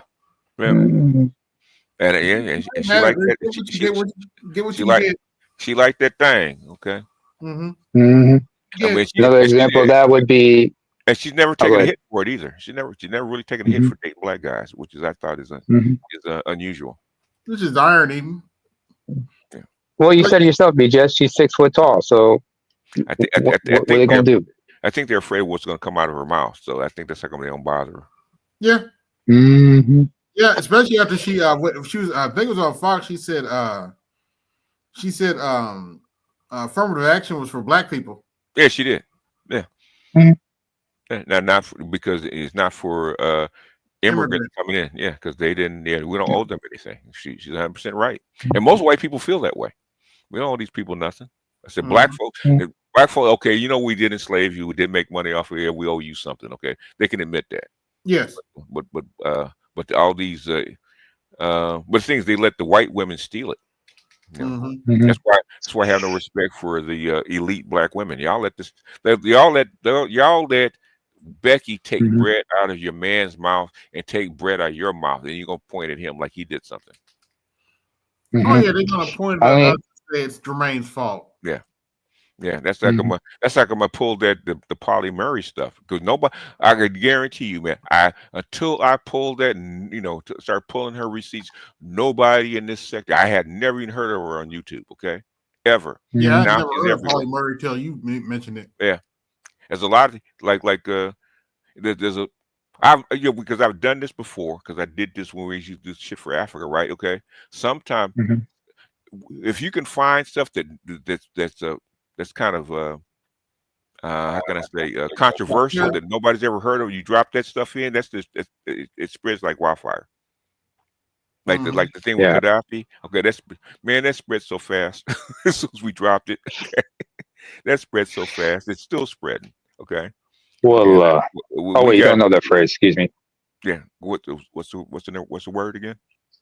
I said wallah, which means by God. And in Islam, they say wallahi or wallah. That means, I swear by God that, I'm doing some, or they say God's honest truth. Like y'all say, they say wallah. That's what it means, basically. Yeah. But that's how come I've learned to, after reading the Lucifer Principle, I learned about viral memes. That's how I learned how to drop stuff, okay? And drop stuff in a certain way. And where people will say, oh, shit, I never knew that. And then they go look up and say, oh, goddamn, he's telling the truth. So let me look more into this stuff. And then the stuff starts to spread. Just like with Dr. Neil and the Ice Cube effect, okay? People don't know that came from Dr. Neil. People think it just came up out of nowhere. No, Dr. Neil actually talked about that when it first happened.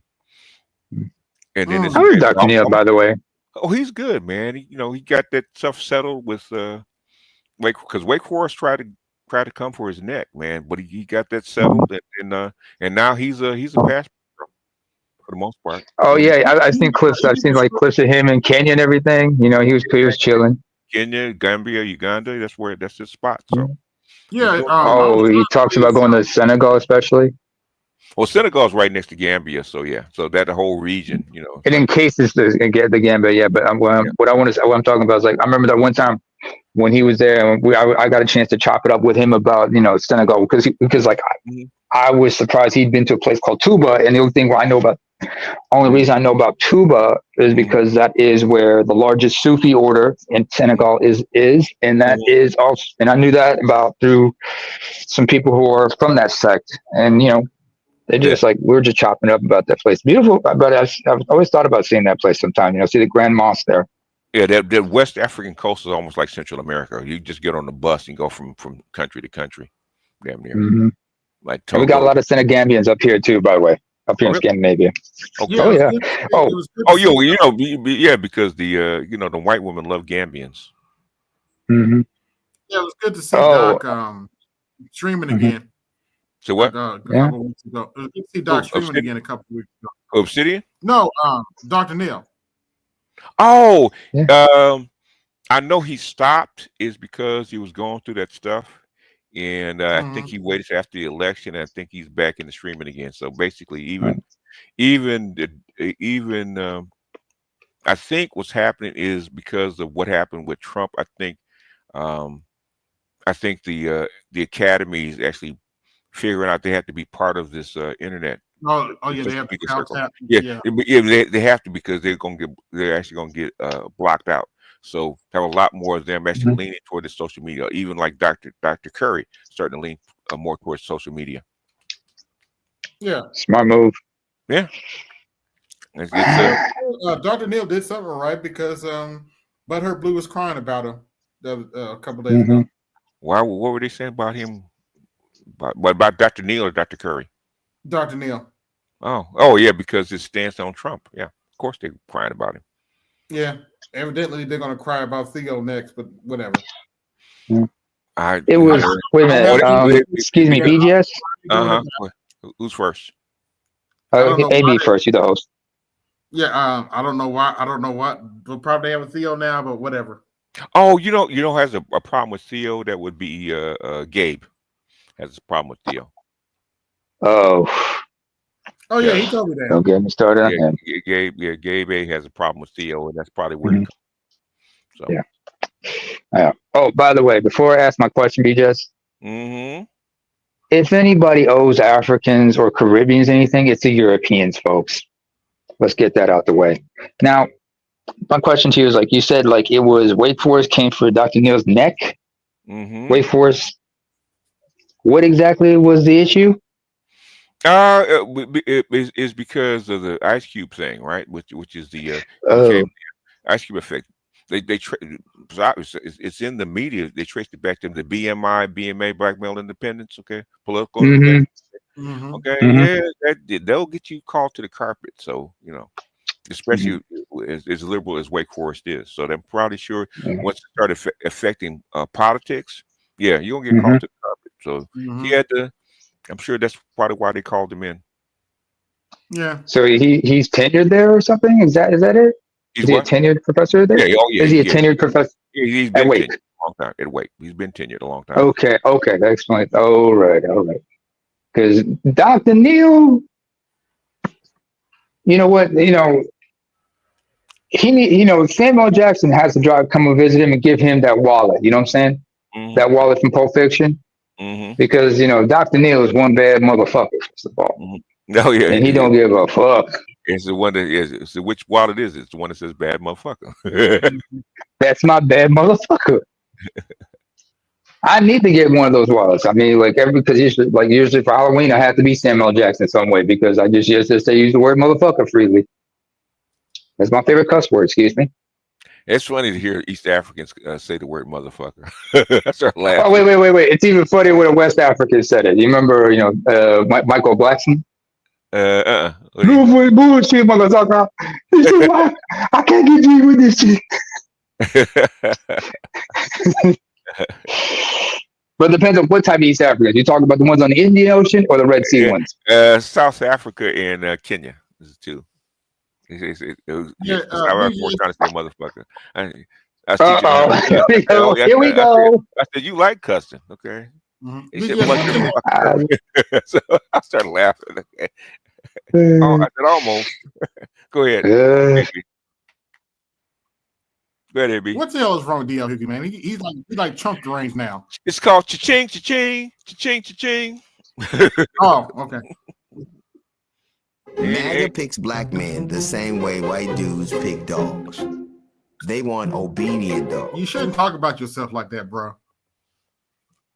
They want dogs that do what they want. Get your stupid ass up. If that's the case, then Democrats pick black men at the club. See, I'm gonna tell you what the problem is. Black people get mad at them when they can't control another black man's mind. Over with. It's over with. It's over with. Buster. MAGA picks black men the same way white dudes pick dogs. Well, he plays a good shield, so whatever. I mean, that's where he knows where his bread is buttered. Can you blame him? Yeah, I guess. Whatever. Mm-hmm. I mean, in DL's Hughley's he's a LA guy. Oh, okay. Yeah. Former blood, from what I understand. No, he's not a blood. He's not. No, he was. He talked about that. Okay, I doubt it. Okay. Well, you know more than I do. I doubt it. You know more than I do. I never heard that about him, man. I'm in LA, and I know people that know him. I never heard that one. BJs, have you heard from AL?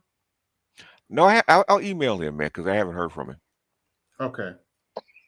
Might be busy trucking. Could be. Normally, he's got something going on. I'll email him and see what's up, because I don't have his number. Mm-hmm. See, maybe get Charles to check on him. I think Charles might have his number. So okay, I'll get Charles to check on him. Yeah, I'll give Charles a call probably tomorrow. Yeah. We talk behind the scenes. People drop off for all kind of reasons, man. So I never really press like that. I was hoping Louis could get some more. Because I ain't gonna lie, I wanted the goods on that. Them talking crap about Obsidian. Nicole Michelle and them having what I call ODS, Obsidian Derangement Center. ODS. They Michelle Nicole never liked Obsidian, so that's part of it. And you got to remember, Michelle Nicole came out of Jason Black's camp. So yeah. Yeah. So she really was like a seven because they used to be in other words, she's used to be in Kowtow too. Yeah. But sometimes with some of these people, they just hang around the space. Like, yeah. So I don't know why they. Go ahead. Has there ever been a time where Jason Black and Obsidian didn't see eye to eye? I don't think they've ever talked. So yeah, I don't think Jason Black and Obsidian ever talked. They ever talked. Maybe Thomas or that's the closest. Other than that, nobody. I don't think he's ever interacted with anybody from this side. So okay. So hey, I need to ask. I've interacted with him on Jason Black on Facebook, but never, in my real name, but never on YouTube. Okay. Fair enough. Oh, BGS, I appreciate putting the beats down for this conversation because we need to have you completely coherent. But I got some extra beats. But I got the beats. I got extra beats for you. But you're gonna get them. You're gonna get them. But after this. Hey, see, what I said to my girl said Nash ni maisha. Nash is life. Okay. He was commute. Oh, sorry. Translation. That's life. I missed the conversation. I mean, shit. I had to call home, and I sometimes forget how important it is to how much I have to struggle just to maintain my mother tongue. Because living here in Europe, sometimes we start code switching and shit. Yeah, code switching. Yeah, you lose it. Yeah. I have to fight. I keep fighting, even with my own kinfolk. Because when we start talking, and sometimes they start using Norwegian words, and I'm like. Then it gets to my mother tongue. I can't say motherfucker because we don't have a word that. But I'm like, do you mean this? Do you mean this word? Because this is what we have in our mother tongue. But some people forget about that. I'm like, curse words have to be are actually very organic to the culture that they're in. Yeah. No, I don't mean the curse words, but sometimes when we're speaking, they just replace certain words with Norwegian words. I'm like, we have a word like that in our mother tongue, dude. Don't you mean this word? And I can't cuss I like that because that's asking to get my ass whooped. There's an etiquette among us like that. I mean, I get what you mean. But some words are better left in their original language. Yeah. Mm-hmm. I mean, there are words we don't have them in our language, but we have to borrow them from like the Italians because those were our colonizers. Yeah, the long words. Certain words, yeah. So, but there are words like, for example, here we have something called lul hitzanat. Who? Which is lul hitzanat. That's basically what we call a preschool / kindergarten. Okay. Here in Norway, they have a preschool / kindergarten. They call it a barnehagen, which means children's garden. Okay. And sometimes, like I say, hey, how's everything? So when I'm conversing with them in my mother tongue, they said, they will say like, I'm like, I left the children at the Barnehagen, and I'm like, which is like, do you mean Luhutanat? And they're like, Yeah, because kindergarten is a European invention, and so there's no direct translation for it in some certain languages because it's not original to that language. That's correct. However, in my case, because we have that because of colonialism, we have that kind of concept. So I remember when we were living in Eritrea, back in Eritrea, my youngest sibling was enrolled in such a thing. We have like those like kindergarten preschools and whatnot. But kindergarten is a German invention in like 1815. Okay. Yeah, Kinderkreis, as I think it's called. Yeah, so I get you going. Kids garden. Kindergarten is a German word, even though we used it in English. It's actually a German word. That's where it came from. True. Yeah. So kindergarten, which is a child's garden, basically that's what it's called, is actually a German creation, a German word. Prussian word. Hey, BGS, you watched the old Next Generation series. Remember when that Black Bob killed Natasha Yar? Yes. Well, the cartoon Lower Decks takes place in that same universe. Okay. This takes place like after the Next Generation went off. Okay. They decided to make a prank called Artemis. It was hilarious. Oh no way! This is a submanifold casting stone. A what? We can use it to broadcast our voices to other planets. What's that good for? Yeah, like what are we gonna do? Prank call Artemis? I wish I had someone to torture. Hey, Artemis! Shut up. You look like a big bag of crap. Who said that? Show yourself. I am Armus. This is my domain. Yeah, we already know you're Artemis, dummy. Come and find us. We're touching your stuff. What stuff? Stop that! When I find you, I'm gonna kill you with a flake of my power! I am a skin of evil! More like a puddle of That's funny. Pal Chalk trolling. Yeah, you That's kind what of have that to watch is. the original episode where he killed off a character Mm-hmm. to get the joke, but yeah. Evidently, it was because she didn't think Star Trek was interesting or something. I forget the reason. Who is that? Who? The actress for Natasha Yar. She came back though. Oh, okay. You know that she's I forget who her father is. Very famous actor. Oh, really? What have we seen him in? Where have you seen him in? I'd have to remember. It's been a while, but yeah, she's. No, I mean the films he was in. Sidney Crosby, I think is her name. Yeah. Remember Bing? Bing Crosby. Yeah. Oh, Bing Crosby. Okay. Yeah, that's. I think that's that's their his daughter, or granddaughter. I can't remember which one. Yeah, but that's who she's related to. Oh, okay. I didn't know. All right. Hey, learn something new every day. Mm-hmm. But yeah, I miss Lower Decks, man. I wish they never. They had a 5th season, then they went off. Yeah. Y'all didn't want to spend the money. I was spending the money. I was dedicated to Paramount Plus. What the thing is that after 5 years, that's syndication. They have their 100 episodes. It wasn't 100. Oh, free money, huh? It wasn't 100, like 50. Oh yeah, syndication. They said 5 seasons is the mark. I guess that explains what they did. What WB did to the Wayans. They canceled the show before they could. They were like 1 or 2 episodes away from syndication. Yeah, something like that. I think the contract kicks in from syndication where they can actually get money. So that's probably why they canceled it. Damn. But on streaming too, damn. Okay. No, it doesn't matter where if you get money from the copyright, they have to pay you a certain amount of money. I don't care where it's streamed. Yeah. Mm-hmm. Yeah. Oh, AB. Yeah. Since we're talking about the topic, about bears and everything, I found a clip on Facebook. I'm not sure if we could share it, but I'm gonna put it in the back chat for you so you can look and see it for yourself and see if we can use it for the stream. Okay. All right. Yeah, hang on a second. Let me go look for it. Choose the bear. Wait a minute. Did somebody say bear? Mm-hmm. Well, here we go.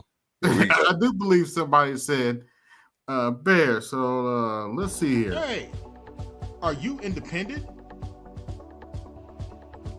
Do you not need no man? That's fine. You can always call 1-800 Call a Bear. Call a bear. Hook up with your bear today. Warning. This content creator will not be held responsible if you get eaten alive by that bear.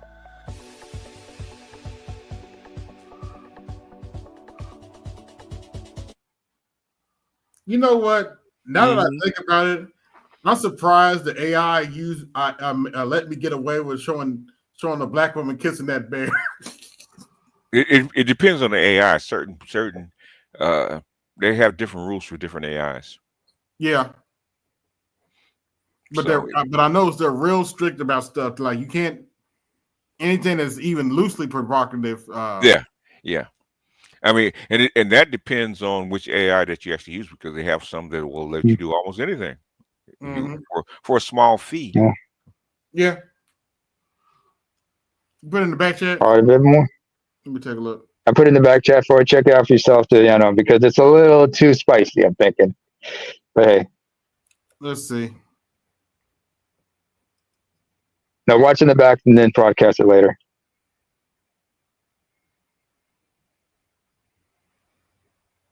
Okay, we got a bear. Saying some foul shit.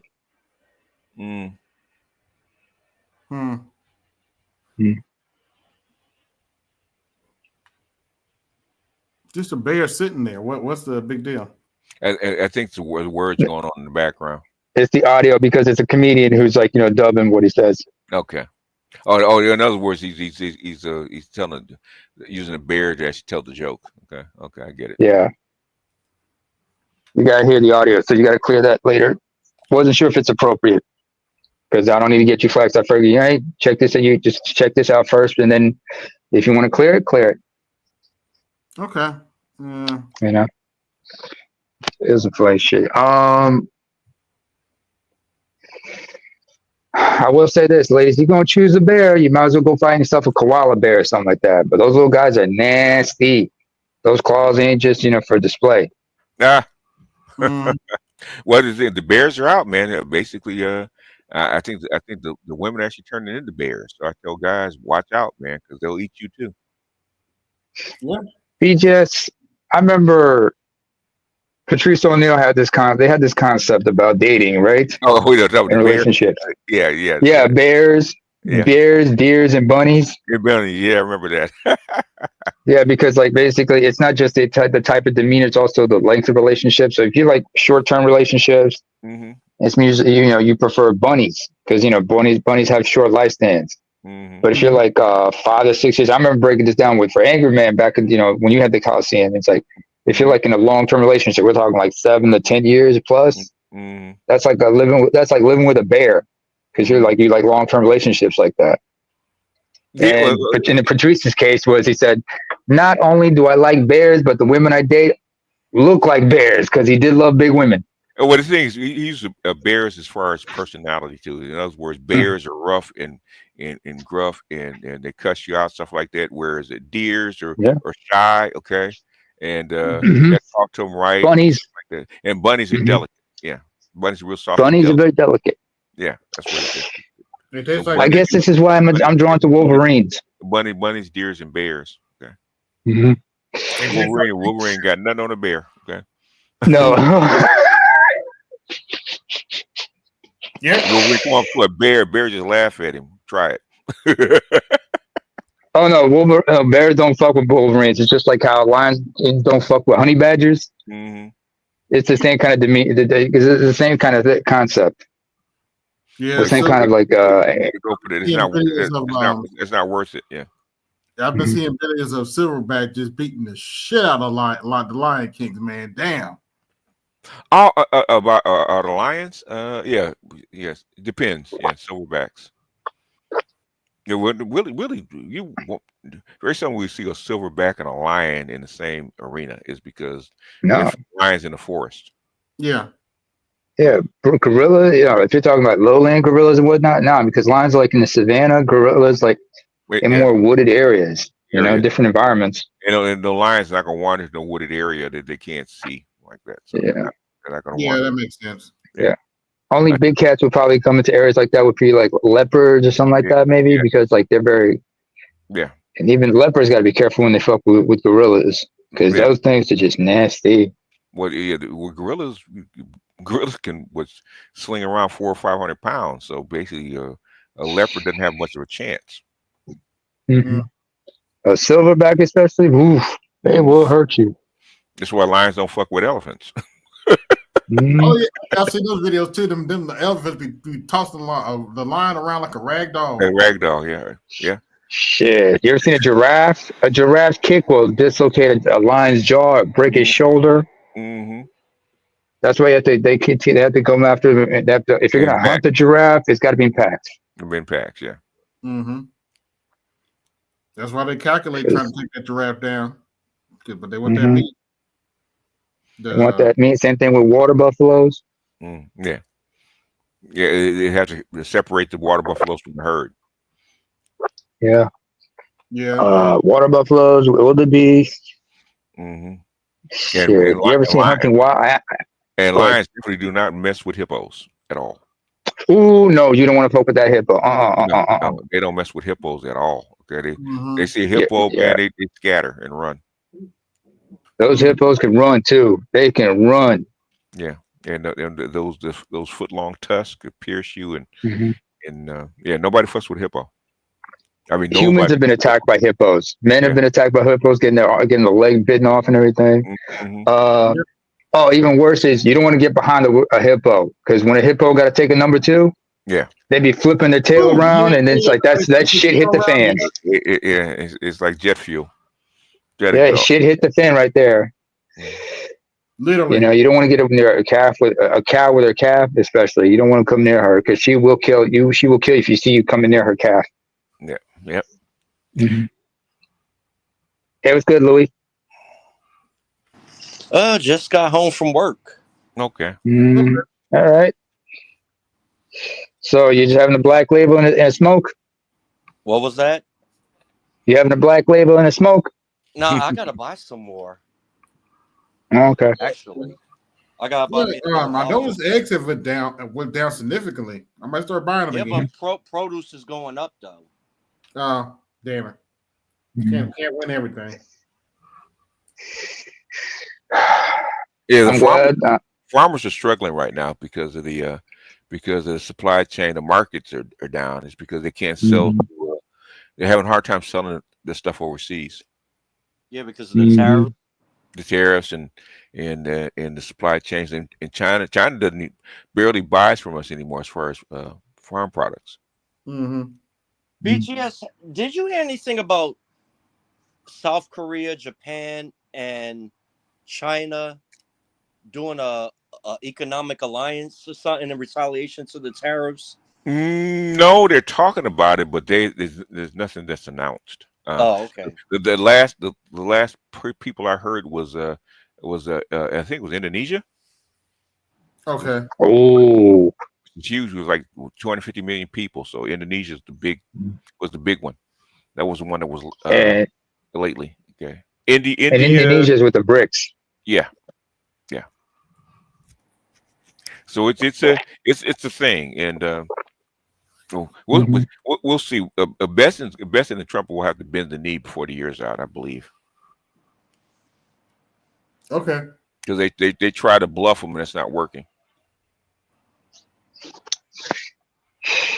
One thing you can't do is out-bluster people. Times.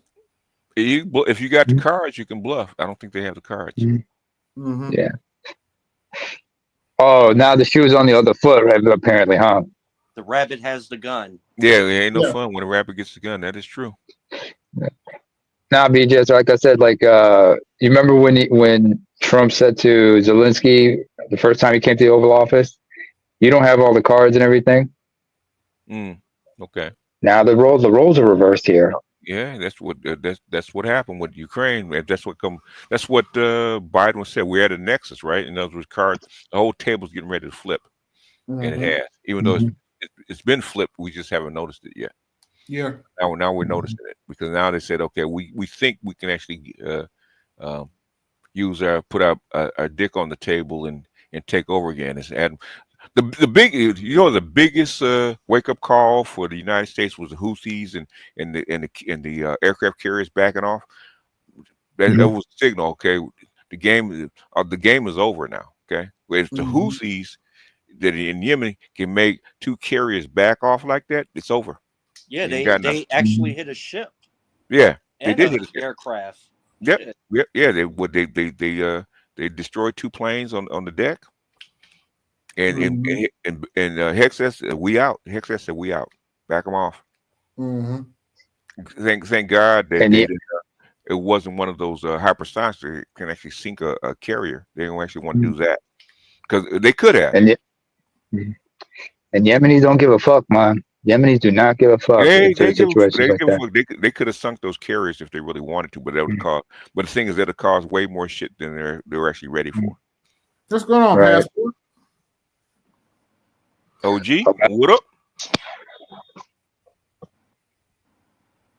His audio is not working. He probably just woke up. Wait a minute, hang on. What time is it in Japan? Let me check. I think that's him. Okay, that's OG. No, I think his audio is just not working right now. It's actually in Japan right now. It is almost 10 to 3 p.m. Okay. So we're just going to have to see how the cookie crumbles, huh? The cookie crumbles as far as what? Whenever Trump and Best and Best. I mean, they basically he's trying to undo the damage that Biden did, right? So he's trying to buff all these people coming back to the table and actually redoing the old contract. In other words, the thing that he's doing, right? It would happen slowly. But thing is, Trump tried to interject that. But so what's happening is happening faster instead of slower. So they miscalculated.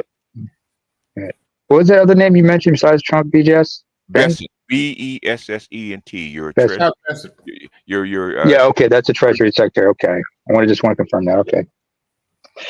Hey, Password, you still there? I don't. We can't hear you. Yeah, I'm here. Okay. You guys hear me? Oh. So you're talking about the bending the knee. I thought it was really interesting them dropping DeepSeek 3.1 last week. Like that, like that wasn't really in American news, but you heard all the talk about the was it Chat GPT 5.0? 5, yeah. And then like 2 days ago, all of these videos were coming out raving about. I mean, if I were a bystander, I would say that this is China. Basically, this is warfare. It's warfare. That's what it looks like to me. Really, what it is okay. This it's not really warfare. It's China putting his dick on the table. Okay, or that. In other words, you can't do shit to us. They're not even battling them. You can't do shit to us. Okay. No, they can't. And That's I mean, what I'm telling you, we get okay. You trying this, okay? Guess what? You're gonna try us with financial. We actually gonna stop buying your bonds, okay? Oh, and then the Nvidia thing, right? Where like they make the exception, and then they send the chips, and then China's basically like, don't use the chips because they might be backdoored. Yeah, and it hurts Nvidia's branding. Yes. Like, I mean, Nvidia doesn't want to take bullets for this. They just want to make money. Yeah, but they did. But the thing is, you have to pick a side, right? Guess what side they picked? Yeah. Same thing with Intel. Okay. Okay. Yeah. So that's how come when China bought the technology from IBM and AMD, okay, they made them sign a license. Okay, you have to give us the technology. They actually started developing the stuff. They didn't trust them to actually do this on a regular basis. So by the time, when IBM and AMD left and were forced to go back to America, they didn't give a shit. We already developed our own chips. It doesn't matter. The only thing they're missing is the like I said, is the etching machinery. Yeah. That's it. Everybody will tell you that. That's the only thing they're missing. Okay, and everybody knows that's something they want to that Dutch company sells them the etching chips. Now they'll excuse me. Okay. Now they'll let TSMC use it because TSMC is the only one that actually use this stuff to actually make the chips, and then maybe you said that. Go ahead. The TMC is building the factory in Arizona, or they quit, or what's going on there?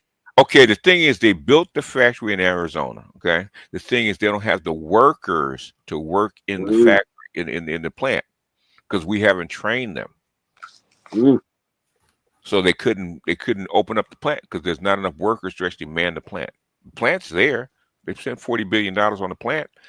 It's there. The equipment's there, but things they don't have people to actually make the chips. That's the problem. Well, BGS, what about all these super duper educated women, man?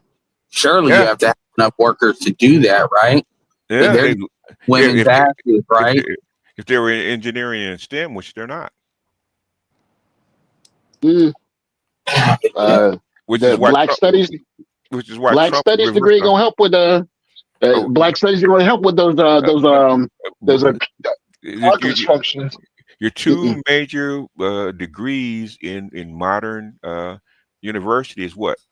Psychology and sociology. Oh no, that ain't it. That ain't it. I had two daughters that graduate. One has her master's, right? Okay. The two major degrees of psychology and sociology. If you go there and you look at the announcement, okay, 60% of your college degrees are in sociology or psychology. Probably more than that. Okay. Yeah, that's a scam. It's a degree mill. Okay. Yeah, it's not. It's not. Yeah, that's a scam. That's just there to get money out of people. Like that's not even. You can't even get a job with that. No, not really. It's kind of hard, and that's what they're finding out. Even people from Yale, Ivy League, right? Because the big thing that Ivy Leaguers that coming out with Harvard degrees and Yale degrees can't find a job. Yeah, because what job is like seriously outside the university system and stuff like that? Like, what do you do with that's not a skill. Those are not skills. Like, I mean, yeah, you use a psychology degree for sales. They don't go to school for sales to learn how to sell stuff. If you want to learn how to sell, you don't need to go to school for that. So the thing is, okay, if you really want to use psychology to sell, it's actually in advertising. It's not in selling. Yeah, and marketing. Yeah, all that. Yeah, marketing and everything. Marketing and stuff like that, because you have to use propaganda to actually sell and market to people. Yeah, but the problem with psychology, just like anything that you can learn from a book, is you can train a LLM to do the job of 80% of the psychiatrists. You can do that. You can, some of it you can. Okay, not all of it. Okay. Well, I mean, most people don't have $100 to pay for a psychologist for an hour. The thing is, you're gonna get boilerplate answers. Fortunately, most problem people have it's like 80% of what most other people have. So it's repetitive. So yeah, you can up to a point. I mean, it's just crazy because I was just looking at a video that was talking about Marvel and DC have lost, or Marvel in particular, and Disney has essentially lost Gen Z males. Literally, this is a guy called Emergency Awesome. He has 4 million subscribers. He's pretty much popcorn. He's not going to say anything extremely controversial, but he keeps it real. And but indirectly, like Kevin Feige literally had a secret meeting with a lot of journalists and stuff talking about they're trying to get the Gen Z males back on board. Gen Z been complaining about this shit for the last 10 years. Why now? Yeah, well, yeah, exactly. And so I guess because they've so completely left the station, and I think another thing personally is they're panicking is because I think they forecast women are not going to have that kind of money like they used to. So even though women dollars don't really make the cut when it comes to movies, but they're going to be able to lean on women for merchandise or any of that anymore because of like AI is coming for a lot of these jobs, and a lot of these Gen Z women are going to be out here. So and Ed, don't forget. Yeah, and the Marvel brand was more male. Go ahead. Yeah. No, just don't forget, anime is pretty darn good. Like you can instantly translate anime. Like it's translated within a week of release. Like anime is pretty darn good. Yeah, he actually mentioned that in the video. With AI, you can actually translate within 30 minutes. It doesn't take that long. Yeah, and another thing too is China. Going back to some of the geopolitics, the Chinese people aren't as interested in American movies as they once was. So that's also a money thing that they depended on. So they talk about lowering budgets. So yeah, so a lot of this goofy stuff they out here naked now, and a lot of movies that are doing very well are not Disney related. Like, even Fantastic Four didn't make the kind of money they thought it would, even though it got. So my point is, all this BS is about to come and bite them because it's not going to be easy to get these dudes back. Like, you're going to have multiple Deadpools. You're going to have to come off the female BS. And that goes into the other stuff y'all talking to as well. I think what's interesting in the next 5 years is women. Kathleen Kennedy. Anyway. Yeah, exactly. Women's money is screwed. So now the corporations can't lean on the same thing with like Target and stuff like that. They can't lean. This kind of chasing of the female dollar might be over. And if it's over, these women are about to see what these corporations are really about, which they really never cared about them anyway. But Target is a shock. Target is a shock. I did not expect, because Target is the upscale Walmart. For Target to hit like this, that is not good. Target has always been on thin ice. But the reality is, why go to Target when you can go to Walmart? The thing is, who has money to do this kind of stuff? That's right. Target is redundant. I mean, look at Best Buy. They focus on electronics so they can kind of win because they're easy. And people don't have money. They're barely hanging on to their food and their housing. They don't have spare cash no more. Yeah. And then when you hit with supply chain with tariffs, that actually drives up the price. People can't afford this shit no more. Yeah, Target has survived a long time, but I don't think Target is going to last too much longer because Walmart is starting to kind of take on a lot more Amazon stuff with their Walmart Plus. You know, Walmart has a firm and different like buy here, pay here stuff that Target doesn't have.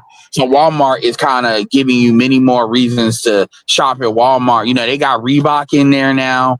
Walmart is definitely trying, because, you know, Walmart got to compete with Amazon. So Target, Best Buy has a firm and stuff like that too, which is like a buy here, pay here thing. So Best Buy kind of will win because they're niche enough.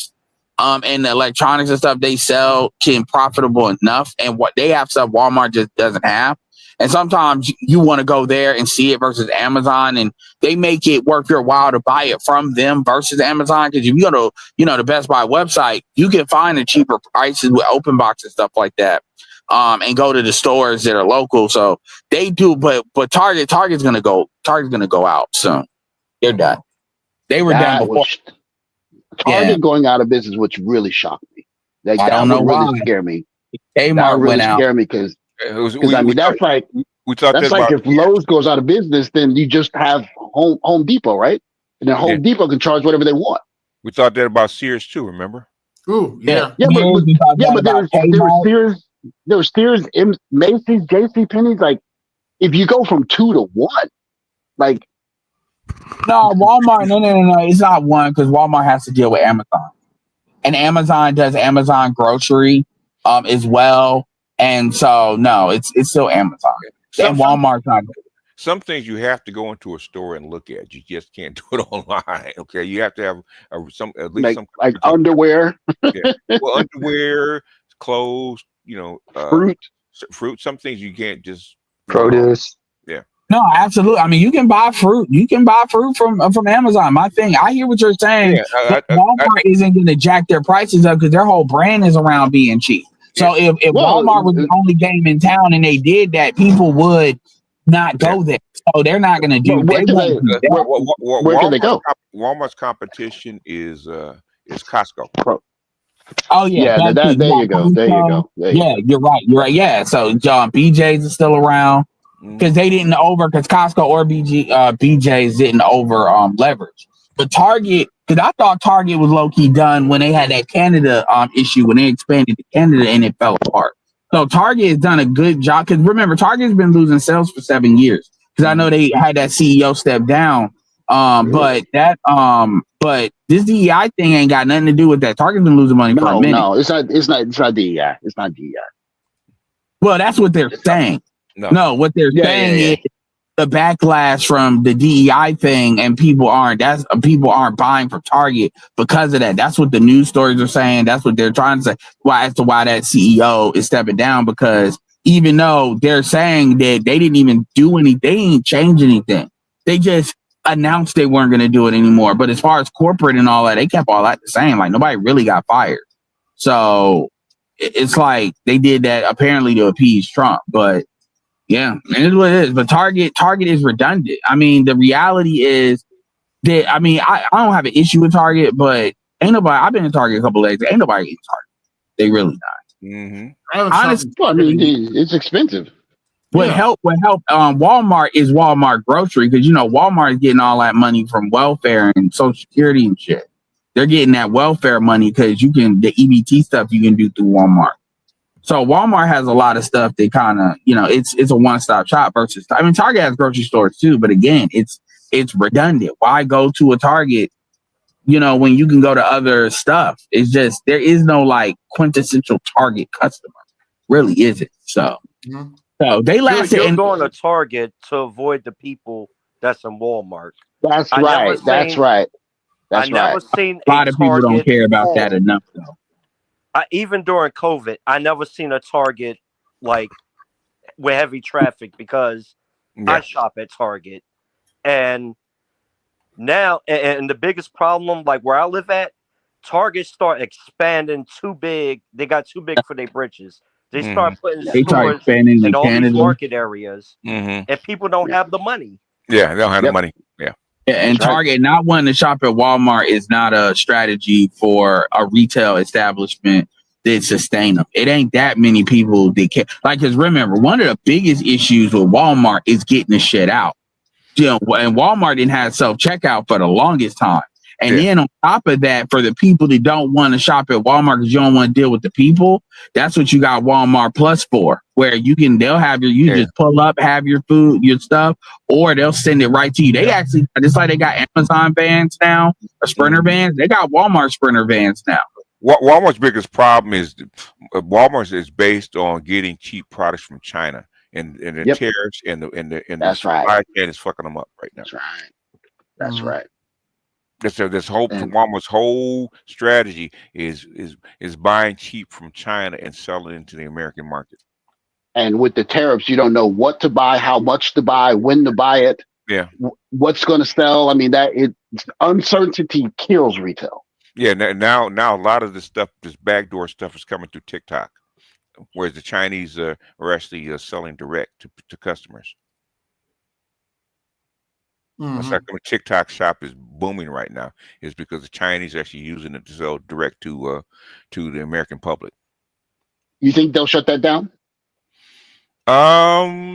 They may. I don't know how they would, because they could shut down the app. They tried already. Trump refused to actually do it. So because it was shut down. Remember, Biden shut it down. It was going to ban TikTok, and Trump got in and shut all that down. Remember that? Yeah, it's pretty unhappy people if they shut down TikTok. Yeah, you would again. The thing is that what happened is that they started going to what was the other one from China, the Red Note. I think it was Red Note. Yeah, the Red Note was booming, and that's even more unfiltered. Yeah, that's directly Chinese. So I think that's probably why Trump decided to let TikTok go. In other words, you could let them, because what will come in would actually be worse. Because there's like 4 or 5 waiting in the wings that are straight through. Yeah, straight through. Yeah, so people started going to Red Note, and then they really started talking to Chinese people. Whereas TikTok is more like Chinese light. It's kind of filtered. Right. TikTok is not built for the Chinese market; it's built for the American market. Yeah. Because Red Note is built for the Chinese market. So you're talking directly to the Chinese people when you have to go to Red Note. Or should you say directed to Chinese distributors? That's no good. That is can't have that. Yeah, when will put people out of business very quickly. When the tariffs came in, remember the luxury items and stuff like the bands and stuff like that, so now the Chinese are selling, you can get the same thing without the label, blah blah blah, directly from the manufacturer. Okay. Yep. That's right. Is what it is. I Yeah, remember talking about how y'all paying $100 for these purses where you can get it for 20 here. I remember there's one chick I was seeing on TikTok, man. She's advertising, right? You can get a whole a shitload of T-shirts, right, for $50. And when I think when T-shirts cost 25 cents a piece when you buy it that way. That's right. Yeah, damn. And a lot, and even cheaper if you buy them from like Vietnam or if you buy them from like Indonesia or just another country if you have the connections, right? Yeah, social media is really changing the game, man. So. Well, I mean, one of the problems that big box stores have is they got to pay rent. Yeah. Like, imagine if you could just pay warehouse fees, like that brick and mortar. I mean, anytime you walk into brick and mortar, you're paying a surplus. I mean, that's why I don't like going to malls. Like going to a mall is you admitting that you're going to pay 25% more than it's worth just for the experience. Oh, yeah, for the retail space and to actually go see the product in real life. Yeah, because it's the only game in town. So what happens when it's not? Well, we live in interesting times. It's gonna be interesting next 3 or 4 years. No, it's 4 years, a motherfucker for real. Yeah. I mean, because I always get this, because what happens since I play the little whatchamacallit, I can't play the Android games, right? So they have commercials, right? So you get a lot of these stuff from the TikTok shops coming in through as commercials to the gamers. Yeah. Some of that shit is actually pretty good. And it's actually like 70% off by buying it through them rather than through Amazon. Like I bought a tortilla crimper, right? I said, "Oh, this looks pretty good, right?" So I checked to see what it was on Amazon, right? On Amazon, it was like $35, right? And through the TikToker, it was like $11. I said, "Oh shit, let me." I said, Shit. yeah. So some of this, The ball game. yeah, so it's like manufactured direct coming through them. So yeah, it's a different world, as they say. Oh, it's a different world every 2 months now. Like Yeah. every ABGS. couple of months, it's a different world. Yes, it is. Yes, sir, Louis.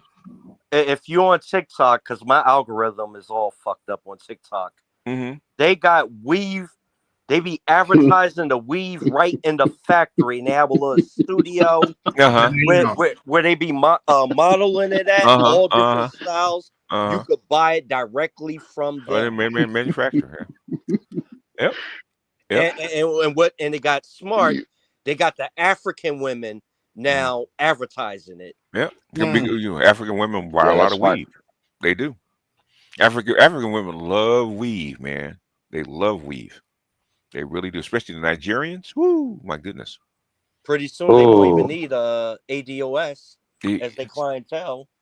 If you think about it, man, Africa has what 700 million black women versus the 20 million here. It's a big disparity. Yeah. And as they build infrastructure and these chicks have more money, it's going to even be a bigger disparity. Hey man, those African dudes are gonna be coming. They be coming to you, BGS. Like, what do we do about the discrimination? You're like, sit down. They already are. I already warned them, right? I already got Marie for working on that, man. And they bring their wives to America and they change. They're like, what happened? What happened? Welcome to the big leagues. It's not all of them. It's just the Nigerian women. They're all Nigerian that come here to do that shit, man. So, BGS. So, are you gonna be the Pan-Africanist red pill? I mean, I was the Pan-Africanist pill. I've been Pan-African way before I was actually red pill. So, in fact, there's an open space, BGS.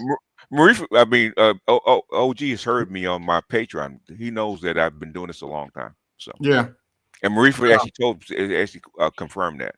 So I'm not just pulling it out of my ass. Okay. Yeah, I'm curious how. Go ahead. Passport, have you heard anything about this Jay Rello or whatever accused of raping somebody? I haven't heard that, and my contact. Jay Rello? You mean the Rilla dude that was with the Austin or somebody else? Is he? Okay. Yeah, I know a Jay Rilla, RILLA guy. Rillo? I don't know. Are they distinct? Oh, I haven't heard. I've seen something about it, but I mean, being accused and him actually doing it are two different things. True. I don't think Passport Bros are dumb enough to do that. Well, why even do that when as they say, Kuma is cheap, okay? In Kenya. Well, is that what you call it? True, it'd be on Clubhouse. That's what they call it. That's what they call it. Let me write that down. Well, if it's true, they'll be talking about it on Clubhouse within the next 2 days. Yeah. Why do you think Marie for last one I said Kuma ni Tamo? Okay. That's why he laughs. Okay. What's that? How do you say it? Kuma ni Tamo? Kuma ni Tamo. Kuma is sweet, or Poontang is sweet. Okay. Kuma ni Tamo. BGS. You almost got me. You almost had me say it. You almost had me say it in my mother tongue. Come on, man. I don't want to do that. And because I said to my girl, I said Nashni Maisha. Ass is life. Okay. Nashni Maisha. The Nash. Now they're talking about the Nash. The Nash. It's not parts of South Africa. They talk about this. They took the hell out of him. We said Nash Nizuri. Okay. Nice. BJ, so you take an online lesson? Online lessons. Basically, it's I got a couple services. Local? and I'm doing it self-taught. Yeah. Okay. All right. All right. I'm probably not Respect working as that. hard as I could. Well, you got stuff to read. Yeah. An Oh yeah. hour I'll a day. get it You done. got an hour a day is good. Yeah. So yeah, I think I'm at 1,200 words or something like that. So. But you're not going to get it until you go. I mean, you're just getting the basis. When you get there, you'll learn 10 times faster. You just got to prepare to go, right? I mean, and the cultural context. Okay, the thing is, it's repetition, and basically, you can. It depends. It depends. Because I've seen guys that are well. I'm in Los Angeles, right? And there's people that been here 30 years and can't speak English. So being immersed is you have to be immersed and be intentional. So it's better to be intentional than immersion. True. Okay, because True. because I'm sure expats in Japan that are can't speak really good Japanese. Can't speak a lick. Can't speak a lick. It's because you're not intentional. The thing is, you're intentional. You're not just immerse yourself, but you're intentional about learning it. Mm-hmm. And and they think that a device can translate for you. And what you see with a lot of the LLMs is they can do like 80% of it. But if I say like what it do, like if I say what it do, GPT can't translate that yet. No, it can't do it yet. And what are you doing? And the thing is, it can't think for you in Japanese. Okay, when you learn the language, start thinking in the language. Okay, and there's certain things, there's certain cultural phrases you won't pick up unless you actually learn it. That's right. Yeah, and the thing is, can you converse on the fly? Okay, to be fluent. Yeah, that's why I'm laughing at these corporations talking about vibe coding is the future. It's going to replace programmers. No, it's not. Is what's going to be the replacement for what? It's going to replace programmers. No, it's not. The large language models, they're not smart enough to do that yet. No. The thing is, okay, remember we talked about this when it first started? It's not whether they're going to need programmers, it's how many. Yeah, how many? Yeah. It's like you're going to still need phones. That is true. Yeah. Yeah. You're going to need phone salesmen, but the thing is how many. And the script kiddies are going to get eaten first, okay?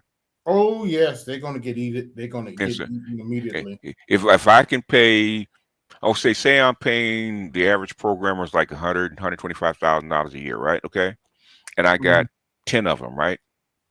But I got 2 Alberts in an AI. Okay, I can get rid of 8 of them and keep those 2 Alberts with AI, and they can get the same amount of work done, or probably even more.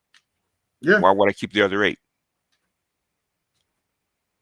Right. Eventually, and basically, the thing is, the biggest thing with AI. Which they haven't started doing yet, is the so-called dark factories, where AI is actually running a factory, or the AI is running self-driving trucks and taxis and stuff like that. That's when the big shift is going to come. It's already started, right? Because most of your jobs have been taken by AI, like accounting and paper pushing and cold call sales. In fact, they have to limit the AI cold calls, right? Where they actually telemarketer calls. Most of those are actually AIs. And then if they get a hold of you and give you the spiel and you're still on the line, then they'll switch over to a live person. But the thing is, what I forget, it's like same thing with pickup, right? Okay.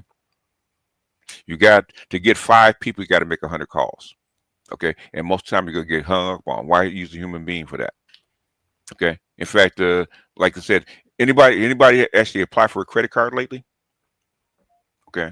Because what they do is send you the offer in the mail, okay? And they say, okay, they give you a QR code, and you hit the QR code with your phone, and you hit send. It goes to your credit, gives you checks, and it says, okay, it disapproves or approves your offer within like 10 minutes. It used to take weeks. Now it takes 10 minutes. So a lot of stuff is actually replaced. It's already pretty much replaced most of your bank tellers already, which between in fact, people don't even go to the ATM anymore. Most of the stuff is actually electronic transfer. I mean, you use your card online, or you use your card at your site. They don't even want you carrying cash anymore for the most part. So some cases use Klarna, some other pay later schemes and something like that. Oh, those are for people that instead of using credit or credit cards because they still need to sell to people. Okay, it's a way of was it buy now pay later, the kind of shit. That's what Klarna is. Yeah, and they Have you guys we got that. interest from it. Yeah, go ahead.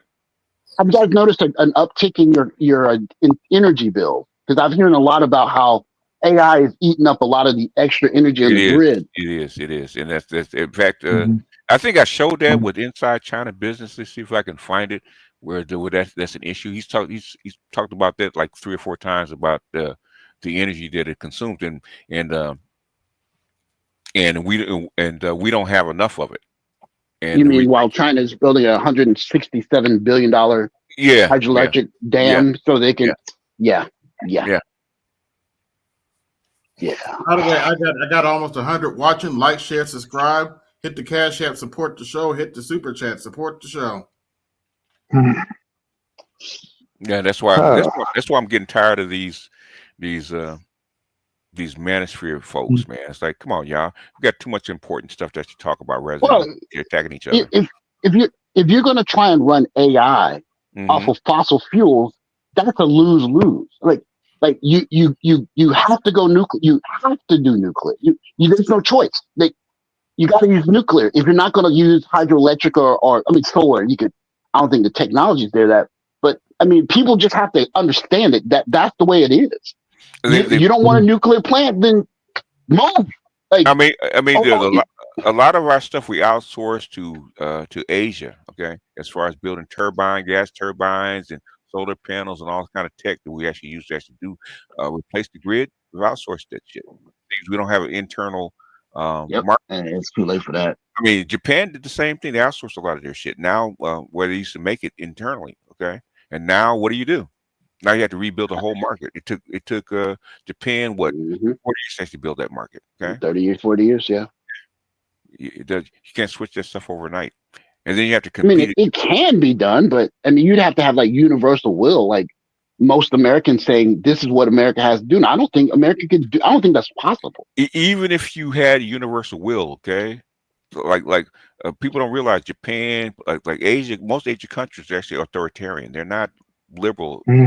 That's true. That's very true. True about that. Like the Japanese diet says, we actually going manufacture actually going to build this kind of car. They do it. They don't. They do squabble about it. They don't squabble about that shit. We're gonna do it. Okay. Same thing in China. We're gonna build this kind of city or this kind of technology. They just do it. Okay. And in America, we can't even build a high-speed train without 20 years of squabbling. China remember, they opened the high-speed train. When did the war end? 44? They opened the high-speed 45. They opened it exactly 20 years after. Yes. So that's basically them saying we don't care what is going on. We don't care what y'all eating. We're building it. Yes. Yeah. 20 years. Yeah. The closest thing the West has to an authoritarian culture is probably Germany.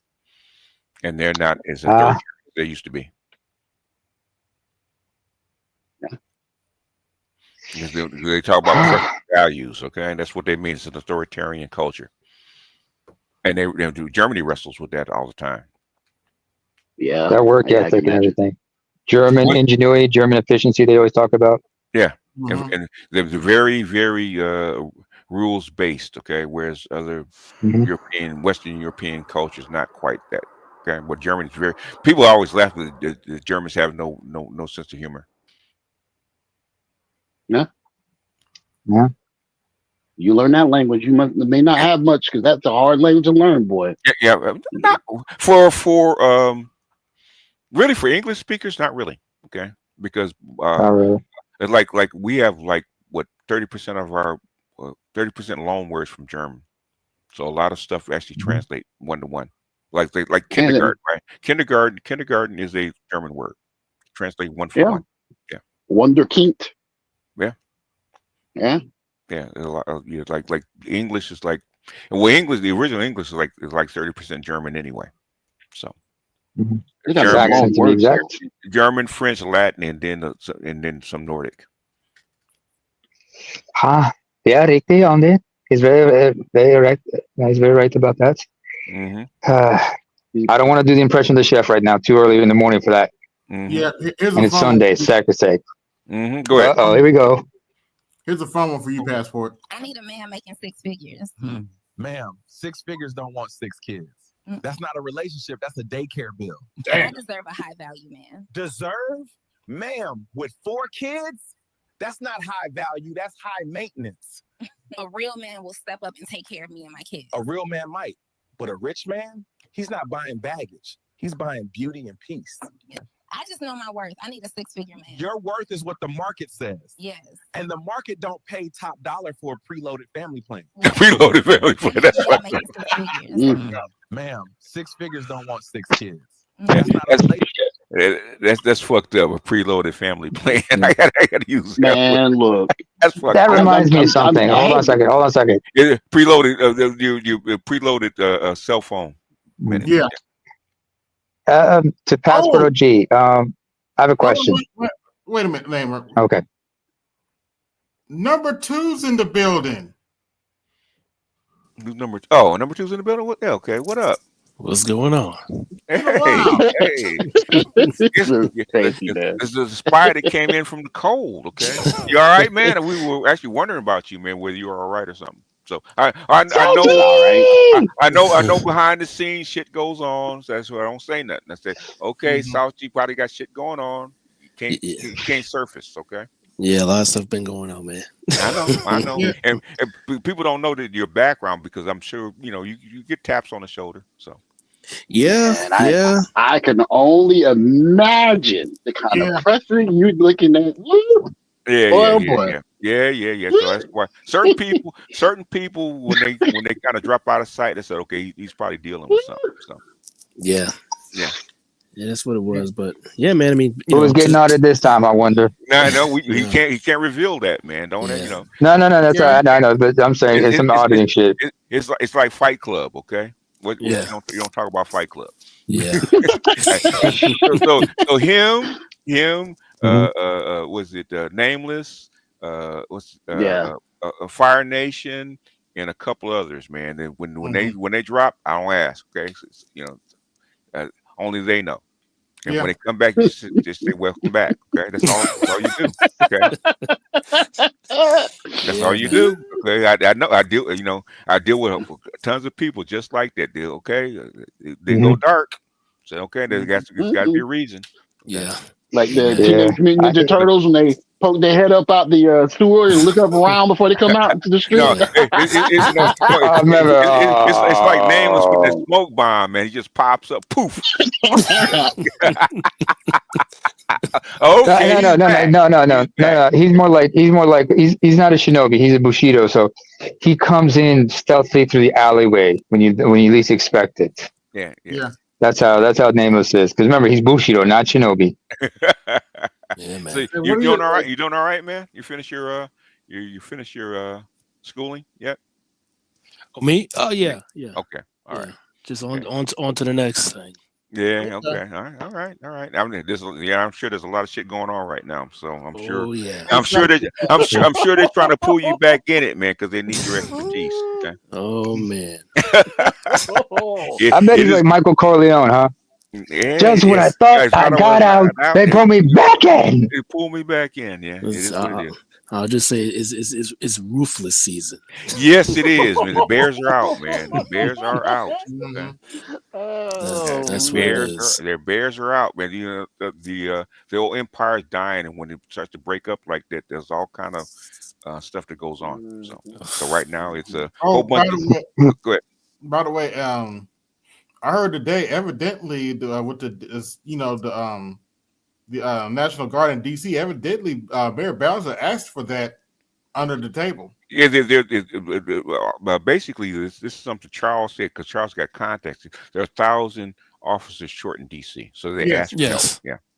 Well, that's what I'm hearing. Go ahead. With the DC thing, right? Mm-hmm. Yes. Overall, the crime is low overall, but it has been ticking up. See, they don't tell you what it is. I mean, I bounce in and out of there, but I mean, they're doing stuff like broad daylight. Like we're talking like casino robberies. Yes. Yeah. Broad daylight. Yeah. In broad Black daylight, folk. damn. Black folk. They're that blatant, huh? The thing is, if you go outside the country, right, to like a developing country, you see walls and you see gated stuff for a reason. It's because it's not secure.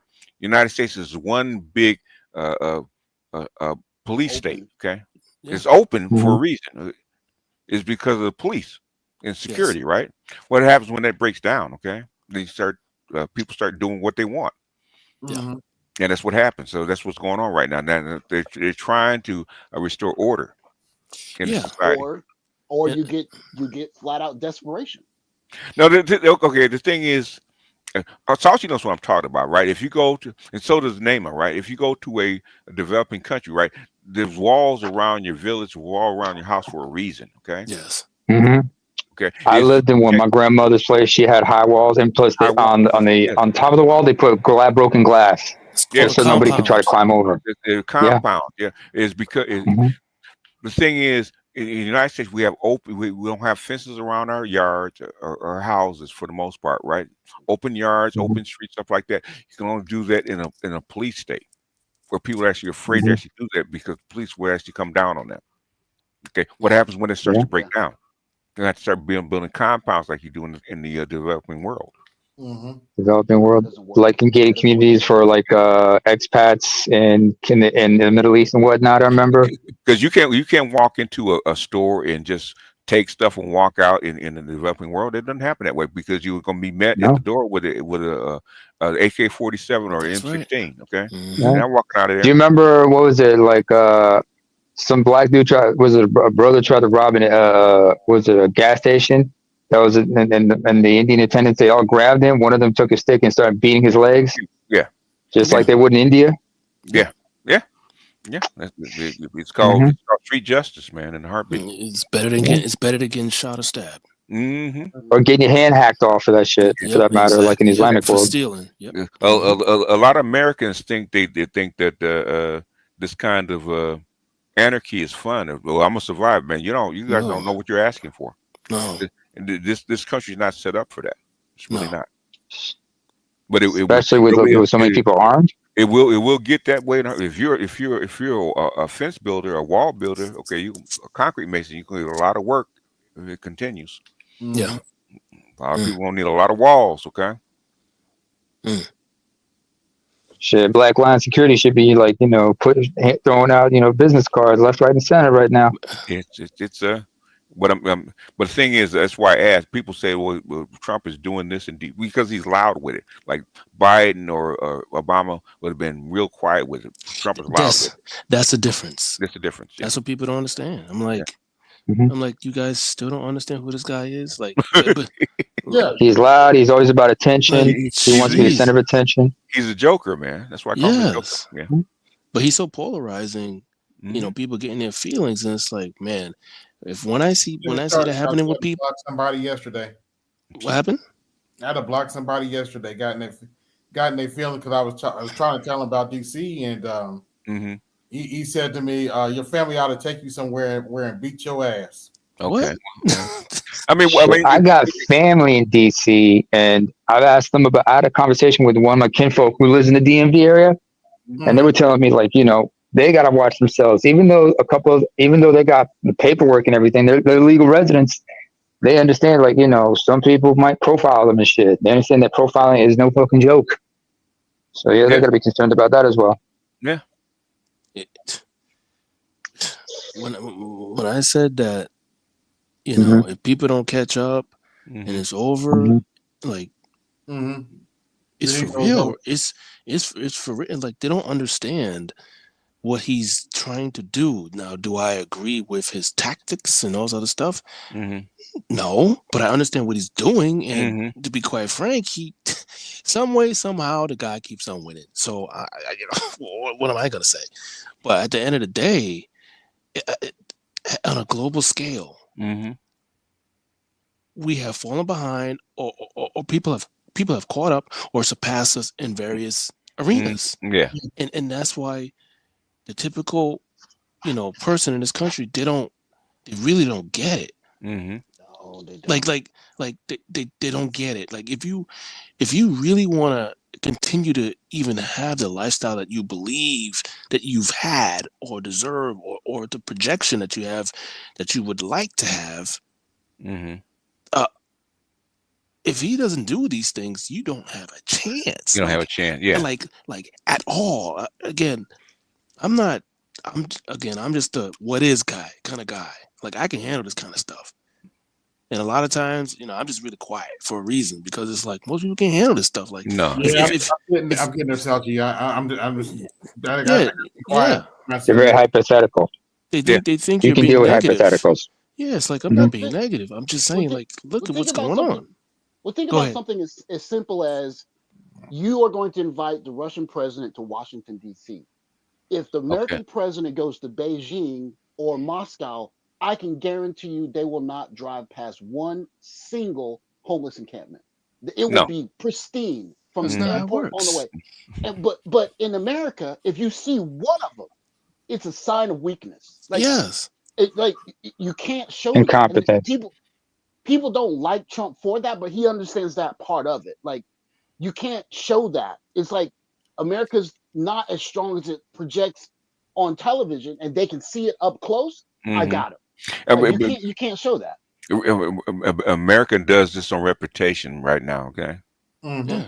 Okay. I just tuned in when you guys were talking about AI, and of course it went to energy, and AB, I sent you a graph that I think I sent it earlier today. I responded to one of the guys' emails, and it shows a graph, and this is what I was talking about like a while ago about the energy difference. Like if you look at that, that graph that I sent you, AB, or if you put it up, then you will see we are with energy. We are so far behind China. Yeah. Like It's stark. Stark. I mean, basically, what's his name? Wamsley showed that Inside China Business. He showed that graph. Okay, how far we are behind. Okay. Yeah. And with this AI stuff, shit. Okay. What? Yeah. Like 4 times behind. Yeah. Yeah. What they're doing now, these guys are going to start, and this is what I said I think a year or two ago. They're going to start putting in their own energy. They're not even going to be using the grid, because there's so much money. There's so much money going into these data centers. Yeah. They're not, like, people don't realize when people at that level, I don't want to say it's infinity money, but I can borderline say it's infinity money. So they're not going to waste their time with politics. They're gonna fund all their stuff, and they're gonna put their own energy in there. And what did I say? Like 2-3 years ago, it's going to be nuclear. End of story. They don't have a choice. It's the only choice they have. Yeah. At this level. Well, I asked Theo a question in class today, right? I asked him about vector database, blah blah blah, AI stuff, and I asked him a simple question. I said, would you use like a memory, like a cache for like a vector database with all this information, all these words for this LLM model? He basically said no. Like you just use raw computing capacity. And when he says that, he's basically saying one like LLM can use as many as like 15,000-20,000 virtual machines. And you're thinking about how many versions of how many base foundation models, like all over the place. That is a lot of energy. It's a lot of energy. It's got to come from somewhere. I mean, they haven't figured out how to make quantum computers practical yet. Yeah. So it's only used for very esoteric type calculations. When they actually solve for that, then you'll see a big breakthrough. Yeah. But and the other Not thing to mention, other things were they trying to transfer the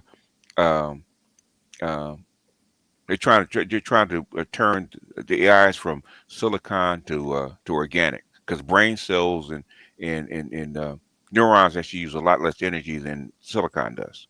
Well, they haven't figured that one out yet either. Fascinating stuff. Oh yeah, it's been there. It's been around. They've been talking about this for like 30 years. But yeah, turning people into cyborgs and stuff. That's some scary shit. Salty, this is the graph you sent me, right? Yeah, That's it. Yep. I mean, the people were laughing at China when they with the Three Gorges Dam. Okay, back in the '90s. Is the '90s? I think it's the '90s. Yeah. The issue with America is that these politicians didn't listen because they were warned left and right by military, by finance guys. Warned. Yeah, they're greedy. Stupid. Well, they're worried about the next 2-year election cycle. They don't care about 2 years. No, really, it's not the election cycle. It's the NIMBY, and not in my backyard shit, which is white folks. Okay. Oh yeah. All right, NIMBY, out of sight, out of mind. And NIMBY. So in other words, it's cheaper, and plus, if you have a country that's willing to do it for a tenth of the price, like an engineer in China is a tenth of the price of an engineer in the United States. Why would capitalism say? Why would I go through the headache and hassle to actually produce it here? It's just dollars and cents. Look at the balance sheet. The math don't math. Look at the balance sheet. Yeah, that's what they go by. Yep. But in the long run, it's going to come back and bite you in the ass. And here we are. Here we are. Yeah. They talk about the China price back in the '90s. I remember that back in the freaking mid '90s, man. Talking about the China price and shit like that. And and the American people were not willing to accept the inflation of having the goods homemade. Okay, because it would be like 60% of the price. Yeah. Why buy a pair of boots, work boots for $150 when you actually buy from $35? Makes no sense, right? But hey, even hey, I was alive for that, and and the average person was smarter back then, so than they are today. Yeah, they are. Yeah, they were. It's sad to say. I wish that wasn't true. With all the technology. Yeah. Say it ain't so. Say it ain't so. I mean, the thing is business. The thing is that basically, at the end of the day, when rubber meets the road, there's a reason they can't hire kids coming out of college, man. They don't know shit. Yeah, that's true. Yeah. I can't hire you. I mean, I'm just looking at an article where did you see that article, Southie, about people coming out of Ivy League schools can't get a job? Yeah, 54%. Yes, can't get a job. Yeah, we're back to the you have to have 5 years experience, 5 or 10 years experience, but I mean, just astronomical. But basically, to me, you're saying you're not hiring. Just say you're not hiring. Just say that, please. Instead of training, you should, school has always been about training people to skills for the market, right? And they stopped doing that. Doing that with women. Yes. And so it's more about the status and the papers than the skills. Okay, men have always dealt with skills. That explains a lot because these chicks be having degrees. They sound like they fifth graders. Hey, look. When I transferred schools, I remember I went to chemistry, and I was shocked that people were graduating with science degrees that didn't. No one's gonna curse. Flipping take calculus. Yeah, so that was impossible. How can you do like inorganic chemistry without calculus? You can't do it. I mean, man, I would see, especially again, and I'm not bashing, but my own personal experience, I would see them come in right because they have certain degree or multiple degrees, and they wouldn't even last. Some wouldn't last 3 months, 6 months, a year. Just flipping right through it. Not today, Craig. Go ahead. I mean, just incredible. And this is why I would say to myself, this is why I'm not impressed. I would say to a few people, this is why I'm not impressed. This is why I keep to myself. It used to mean something. The thing is, Harvard and Yale actually ruined their own brand by turning out these kind of people.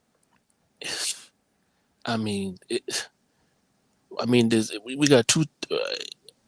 This is a good time and a bad time. So if you really the best of times, the worst of times. It's the best of times and it's the worst of times. Yeah. I can't lie. Okay. Yeah, because I mean, it's like obviously going to take some luck, but if you're talented and you got some ambition, this unfortunately this is a good time in a sense. but you're gonna have to be very vigilant because if we just looking at just the economics, I mean, and this is why I was saying like I'm calling it borderline K-shaped economy turning into an I. Yeah. And I'm talking lowercase I. Yeah. Because Was the dot separated? yes, because it's it's so, and this is why I would say certain things like in the past few years. I would say, did you guys know since 1968, the average bachelor's degree graduate, their average income has been on decline since 68. Yeah. These are signs. Yeah. 1968. That's It, 68. I think in '68 maybe 6% of the people actually had bachelor's degrees, and now it's up to like 40 or 50. That's when you actually had to be smart. You had to be smart. Well, yeah, you had to be the best of the best. When I went to college, man, Yes. only 10% of kids actually went to 4-year colleges. Mm. Actually went, not graduate, but actually went to 4-year college. Yeah. But I mean, technically, it was always designed for that. Yeah, I it mean, was. this is before modern times. This is what people don't realize. And the thing is, Bill Clinton changed the game in '96 when he actually sent all of those welfare moms to college. Yeah. The bottom line, college is supposed to be hard. It's not supposed to be play. Like there is a little play in college, but if you're in college to learn something, you're not playing. Really, getting college used to be almost like what the Chinese go through right now, right? You really had to compete to get into that spot. Okay. Yeah. That's right. It's still shocks me that people are graduating college degrees and haven't taken calculus 1. Like I took calculus in high school. Exactly. Like, how do you not? I don't. It's because they don't require. It's called grade inflation, right? But I mean, like if you were to go anywhere in AI, right? Like, any of the AI functions, like you're going to have to understand at least calculus 2 to be able to look at the functions and know what they're talking about. Have you ever heard of somebody getting a C with 41%? Man, shit. That's an automatic F. That's where we are. Lowering the standards. Lowering it. Your grandson's report card on, and I'm almost in blue gasket. Yeah, I did. When he said a C is 61%, I said, what? I told my I daughter started calling teacher right then there. So what do you mean 61% is a C? I told my fail. daughter this when she brings home a report card and she or whatever, right? I said, do you want to get in the airplane and it works 6 out of 10 times? And then she says, so 60 is not a good store? No, it's not. Do you want to get in that airplane? Do you want to get in that car? It is happening right before our eyes. I've been calling it like in private around family. I've been calling it like the Great Reset, and I can't say no one, but most people don't see it. Like I'm even seeing, even out here, jobs. It's just which really boggles my mind. They want a bachelor's degree, right? 5 years. So some of these jobs, 5 years experience, 5 to 7 years experience, and the pay is like literally. I don't really know how they can even put this out there. It's like 50 to 60 grand. We're talking the DMV area. 50, 60 grand. By my standards, is poverty. It is poverty. Yeah, well, yeah, worse than poverty. Basically, you're below the poverty line in DC. But the thing is, we better hope we get a reset. Reset is good, right? We get a reset and as you start rebuild. What happens? You try to hit the reset button and nothing happens. I'm asking for a friend. Shout out to Art. Well, you hit the reset button. You hit that reset button. Yes. On a phone or a computer, and it doesn't come back on. That's right. Oh shit! Exactly. Black screen. Oh, Equalizer's out here. It's been a minute. He said, "I'm gonna let everything over marinate." But Robert McCall came out of the cold. Okay. Come back with the "I told you so." I told you so tour. Yeah.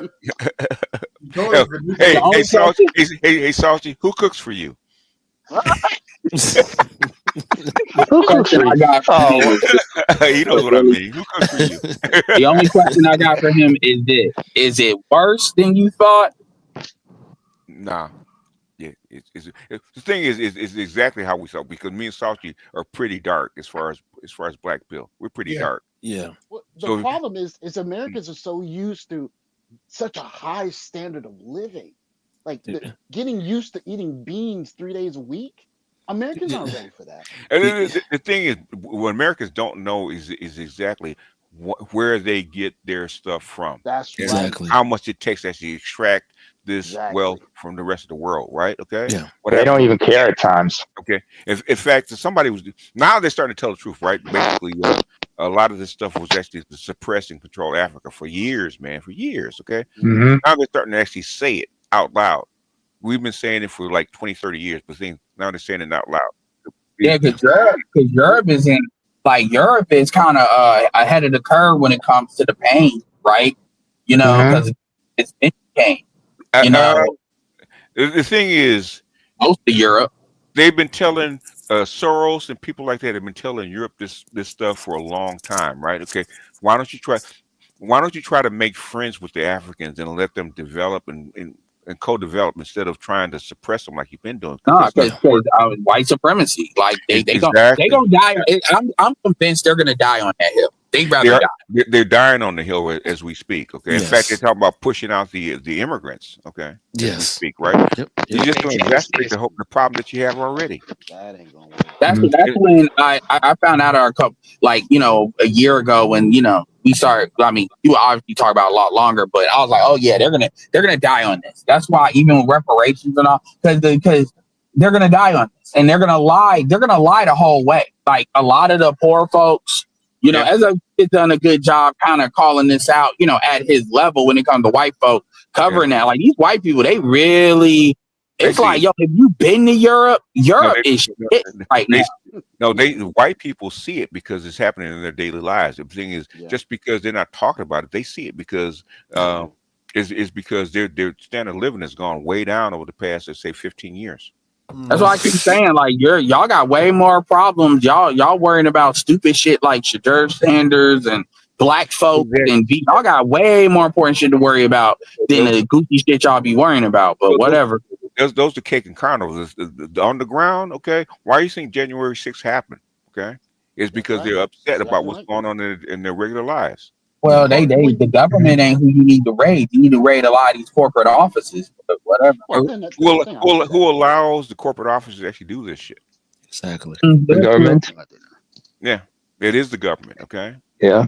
Secondly, Ed, it's not just white supremacy. It's also a form of neocolonialism because they have to maintain a status quo that they have had with these African countries since these African countries have neocolonialism is rooted in white supremacy. So neocolonialism is like Lucasfilm versus Disney. I get what you're saying, but like it's all white supremacy. It's just the difference is in Africa, it's more of an extraction operation versus what we deal with in America because we were right up under these people.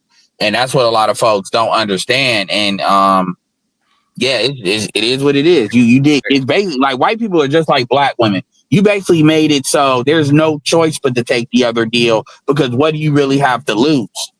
And even now, it's not like they're giving Africans anything worth even looking at, even if you were going to take a look at it. What the thing is, I'm not going to go too deep into it because it's on AB's show and basically I don't want him to get flagged and shit like that. Okay. Salchi knows what I'm talking about, right? Okay. The thing is that if you go back to the Lisbon EU conference, right? And when they talk about 53 African countries actually walked out, okay? China is actually giving us a better deal. We're leaving. Okay? This is 2007. When was this? 2007. Okay. Oh, okay. So wow. Yeah. I pulled up. It's probably in my archive. Okay, I should put it up. They walked. That was a signal to Europe and America. We need to do something. Okay. Yeah. But they went the opposite way by using guns instead of. They doubled down. They doubled down. Yeah, and they did. Civil wars and everything. Even past that, Ukraine is just the end point of of that process. Okay. Yeah, because even back then, you put China in an accelerated position to do this. Like China would have eventually got there, but you like turbocharged it because of greed when you had NAFTA here. Okay. But so it wasn't enough. You still had to more stuff. And so at the end of the day, this is what, this is white people that did this. Like, as far as the elites, they did this because they wouldn't have been in that step to offer a much better deal as early as they did. Because you said 2007, that's before the financial crisis really popped off. That was before the financial crisis. This is around also the financial crisis. If you go back and listen to Kramer and I forget, Bear Stearns, right? That was the first crack. Okay. Oh, when he lost it. He lost it, and we knew when we knew exactly what was happening in 2007. I don't know if Saucy was actually old enough. Yes. Oh yeah. I remember. Actually, it was 2006. I had the magazine, man, but I lost it. Tom Barrack, one of the few people that Donald Trump publicly said is better than him, which is true in real estate. California guy, it's true. He was on the cover of, I believe, Fortune, and I read the article, and he flat out said the market is way too hot. The numbers don't make sense. Yeah. This is 2006. Yeah. I'll never forget. He was wearing black and he had shades on. And because if you go back, that's why sometimes, man, I should do it, but the thing is, I know most people won't understand it, right? If you go back and look at Orange County versus CS First Boston, right? When in '95, when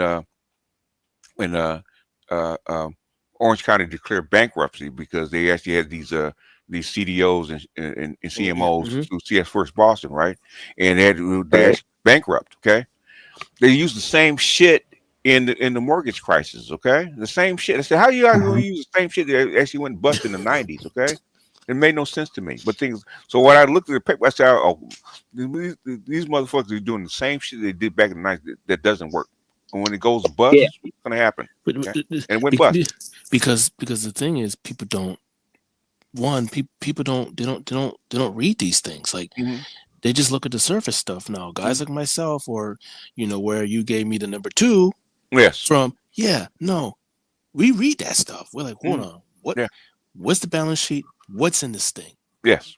Oh, yeah. This is trash. This is trash. Yeah. You got a couple good things in here, but this is predominantly trash. It's smoke and mirrors. Okay. That's exactly. What's in there, and they pass it off. Oh.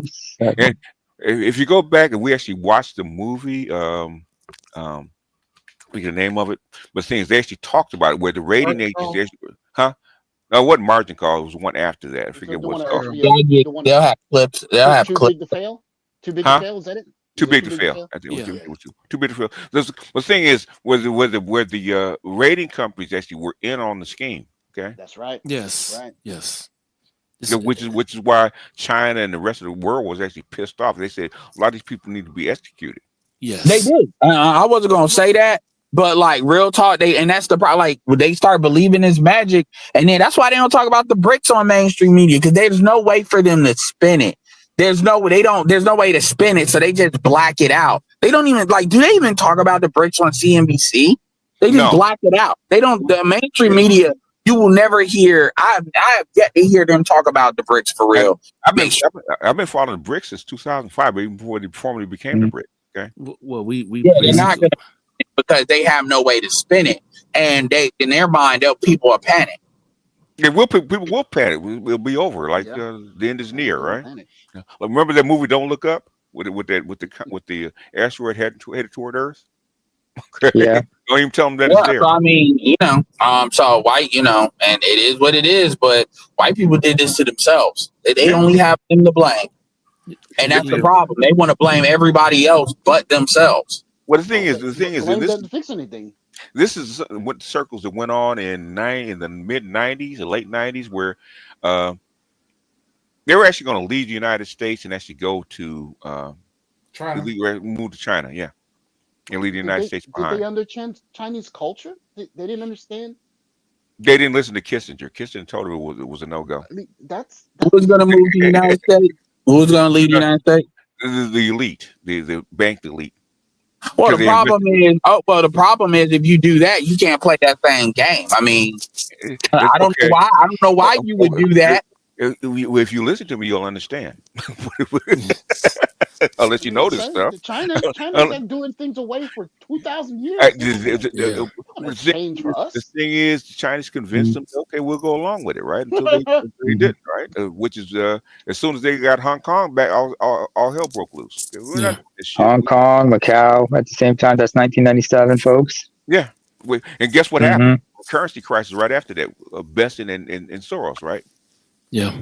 Oh yeah, the Southeast Asian economic crisis. I remember Indonesia, Singapore, Malaysia. They all got hit hard. Go back and look at it. The only thing that bailed them out was Chinese gold.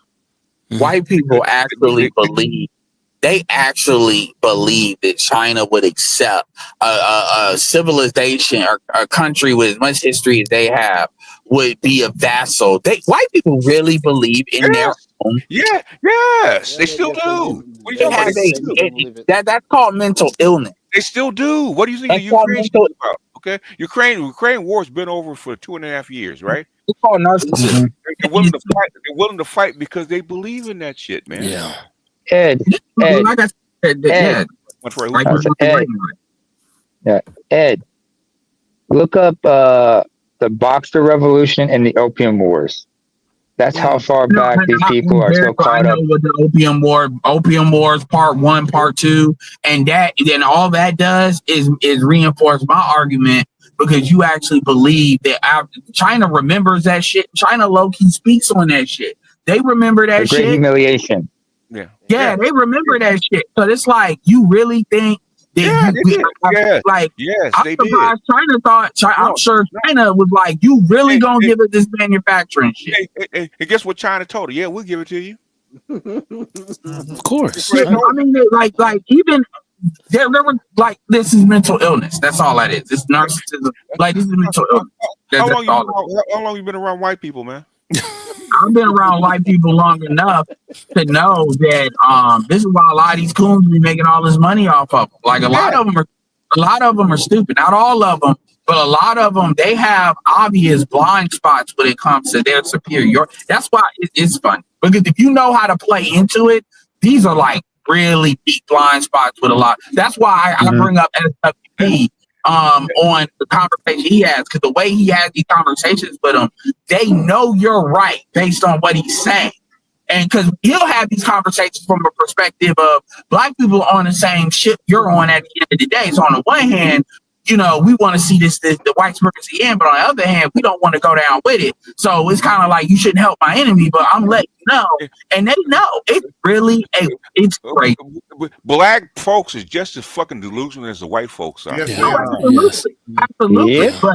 But people don't believe. You need to be invested in Africa back in mid 2000s. No, yeah, I can't leave my country. I was born here and I invested in here. I ain't going nowhere. See, you dumb motherfuckers. All right. The thing about it is, people don't expect white people to be this dumb.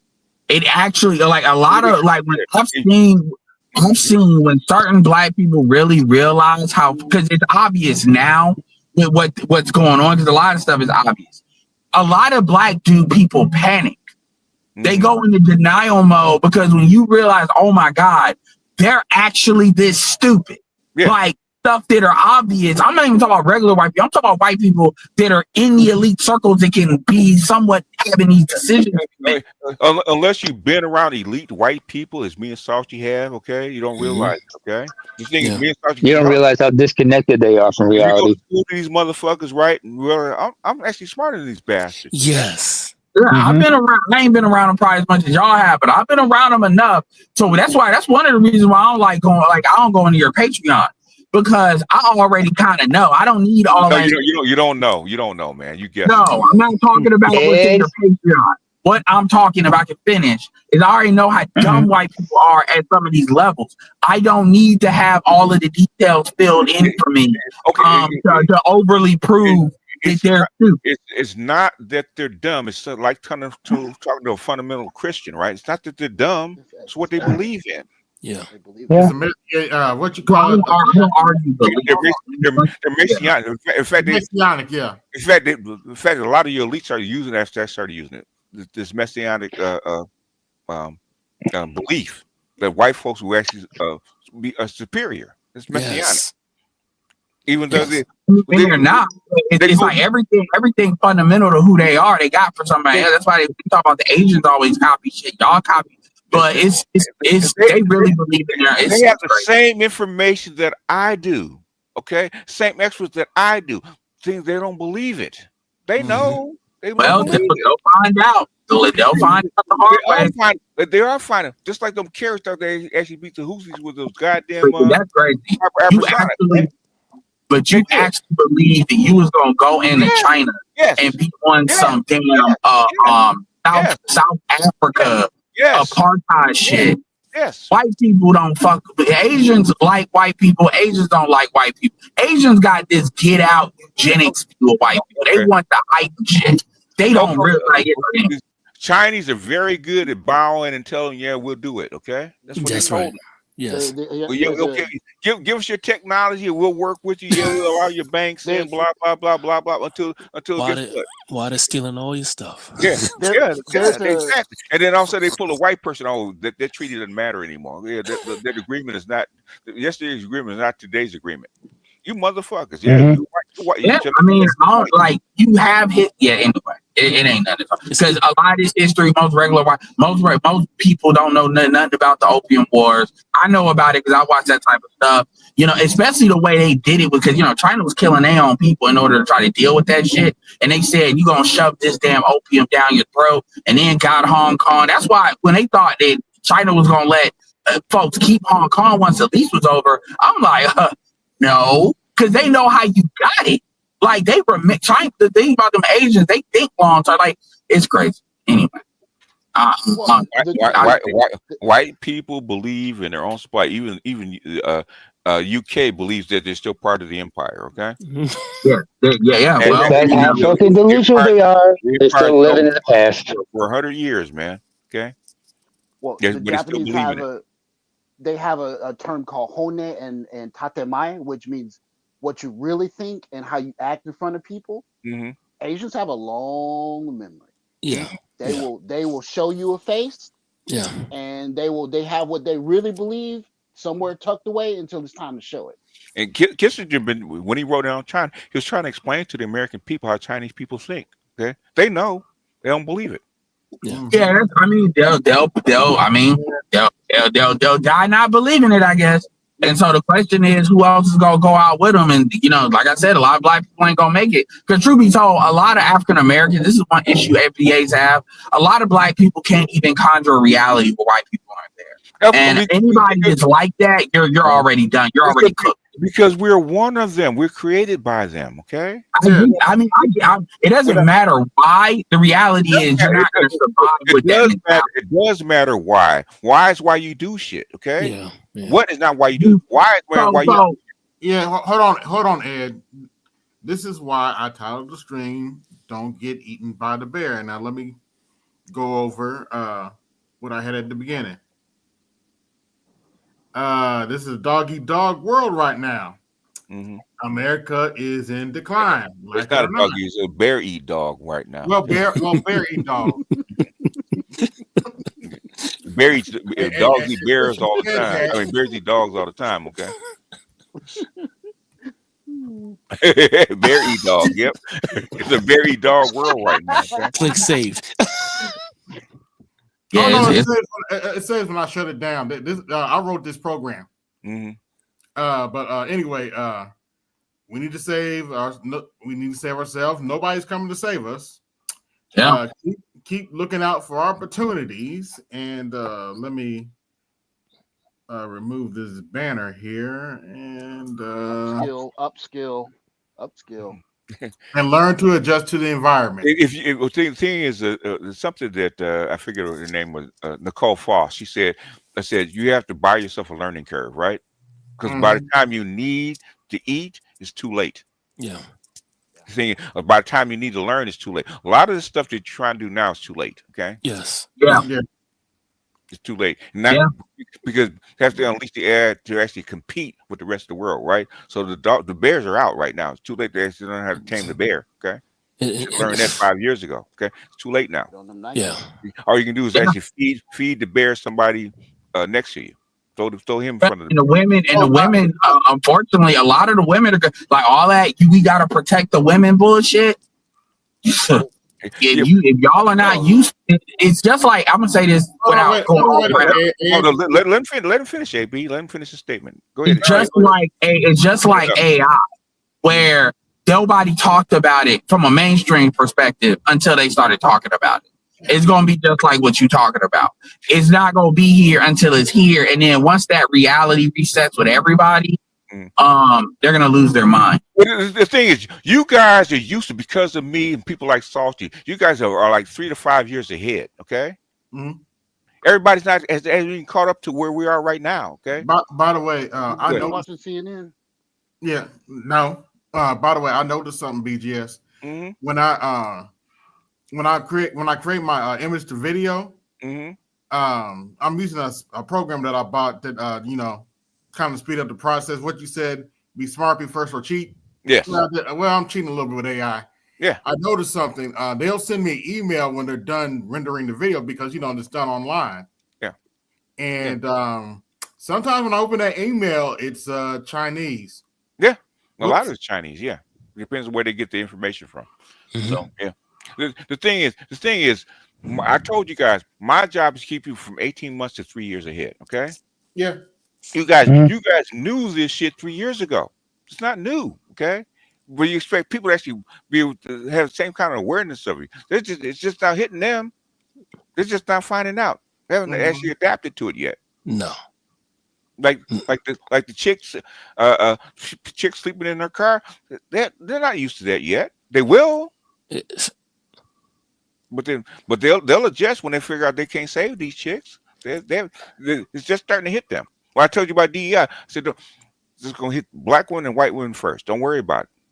Go do your thing, okay? Because they're gonna need you. They don't need her. They need you. Exactly. Yeah. In fact, Gavin Newsom's talked about making programs for boys and men in California, right? Because they have to. They don't have a choice. Yeah. And go ahead. That's why I can't do what y'all do, because I just don't have the patience. Because it's like, if you don't get it, I'm not dying with you because I've been got it. Yeah. And I warned you, and I warned you, and I warned you, and I warned you. Here we are, and I literally don't have the time. BGS, I remember you said probably about, I can't remember, it's about 18 months ago, about 12 months ago, you said you don't want to wake up on a day when the bond market goes cold and nobody wants to buy bonds. Ooh, I tell you, Sauchi can tell you about that one. Okay. I mean, that's not going to be. I mean, you've seen rumblings of it with the last bond auction, right? Yeah. Where it wasn't cold, but it was lukewarm. Okay. Yeah. And China, the only reason the reason that China doesn't do it is because China's not trying to destroy the infrastructure. They're trying to take it over. So what they want to do is slowly but surely strip it away and change it over, right? In a slow manner, right? What Trump's trying to do is interrupt that process by forcing China to actually get off the pot. Okay. Yes. And to kind of disrupt things. So China normally will say, okay, we'll calm things down and kind of do things that way, and we'll actually go back to the process where we actually were like 3 or 4 years ago, right? Yeah. Well, Biden disrupted all this shit by doing it, right? Because he saw it coming. Go ahead. And look, Japan is just getting roasted right now. Like, how is Japan almost betrayal? Like, how bad is it really? Japan clung on to them not bringing in smart immigrants and keeping up their demographic, right? Yeah. That's part of it. But I mean, just trying to work with America, then you turn around, you get that flat tariff. Like, that is, I mean, that's tough. It is. The thing is that okay? You might be America's friend, but the thing is, when it comes to saving their own ass, will they throw you overboard? Exactly. They will. Trump is going to throw everybody overboard. Yeah. Get it done. Yeah. When I told you when Trump and Besson came in, they're going to flip the table, okay, and then try to renegotiate the contracts. That's what they're doing. They're flipping the table. But how did the Japanese not understand that this was going to happen at They some did. time eventually? They knew. What can they do about it though? Exactly.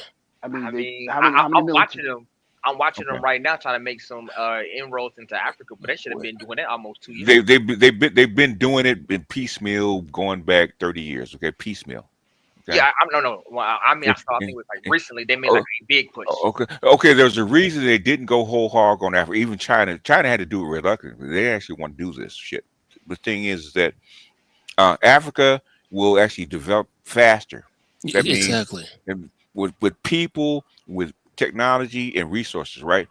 They don't want that because Africa will probably wind up taking over. They don't want that. Yes. Yeah. Africa is pretty much the only continent that's actually has a positive birth rate. Really rate. In fact, it's 4 or 5 times. Okay. Yeah. Even Dr. Neal actually, he got it from me. But the thing is, the median age in Africa is 19. Yeah. Okay? Instead of 40. Because even in China, even they're on a decline. I mean, they are. Obviously, I mean, they're number 2 in terms of population, but even they're on decline. Yeah. Most people don't know that. And which is why they didn't want to put Africa on the on ramp. Africa's population has doubled since the infrastructure started coming in. When I first started looking, they were like 700 million people, right? Okay, now they're 1.6 billion. Okay, I can definitely vouch for that. And mostly young people. Yes. I can definitely vouch for that. The last time I was over there, I saw one girl. She was I think she was a bird. I don't want to say that. She was 19 then. Now she's like 23 with like 3 kids now. Yeah.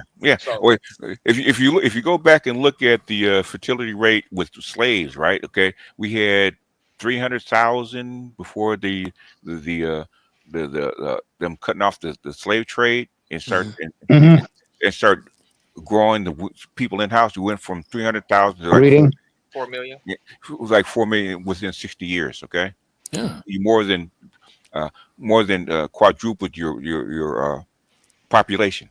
Yep. Internally, just by births. Okay. Yes. Oh, BGS. I don't let you know, man. I don't know. I think was it yesterday. I was just just strolling a couple of apps, man. Like, they out here hurting on the blade, bro. Because from what I heard, I'm watching. What is they make an advertisement? I will clean your house. I'll clean your house for $200. So they offering, see what I'm saying? I clean house and a little bit of a little bit cat on the side. I was like, oh, it got to be. The thing is, you have 2 problems, right? Which is the lower part, which is debt, where wipes out the people at the bottom, and the people like the medium term and top, which is AI. Okay, you get hit by two different directions. Okay, so people are making $150,000-$200,000. They're actually going to get wiped out at the top. Okay. And so your professionals like nurses, like paper pushers and stuff like that become redundant. Okay, that's going to hurt a lot. They have. Well, I mean, BJS already knows, but they have been people like what's going on, especially with the job market, right? Which I'm glad people finally woke up after this revision because I was getting sick and tired of Powell saying the same crap. I'm like, I know you know when you're freaking lying.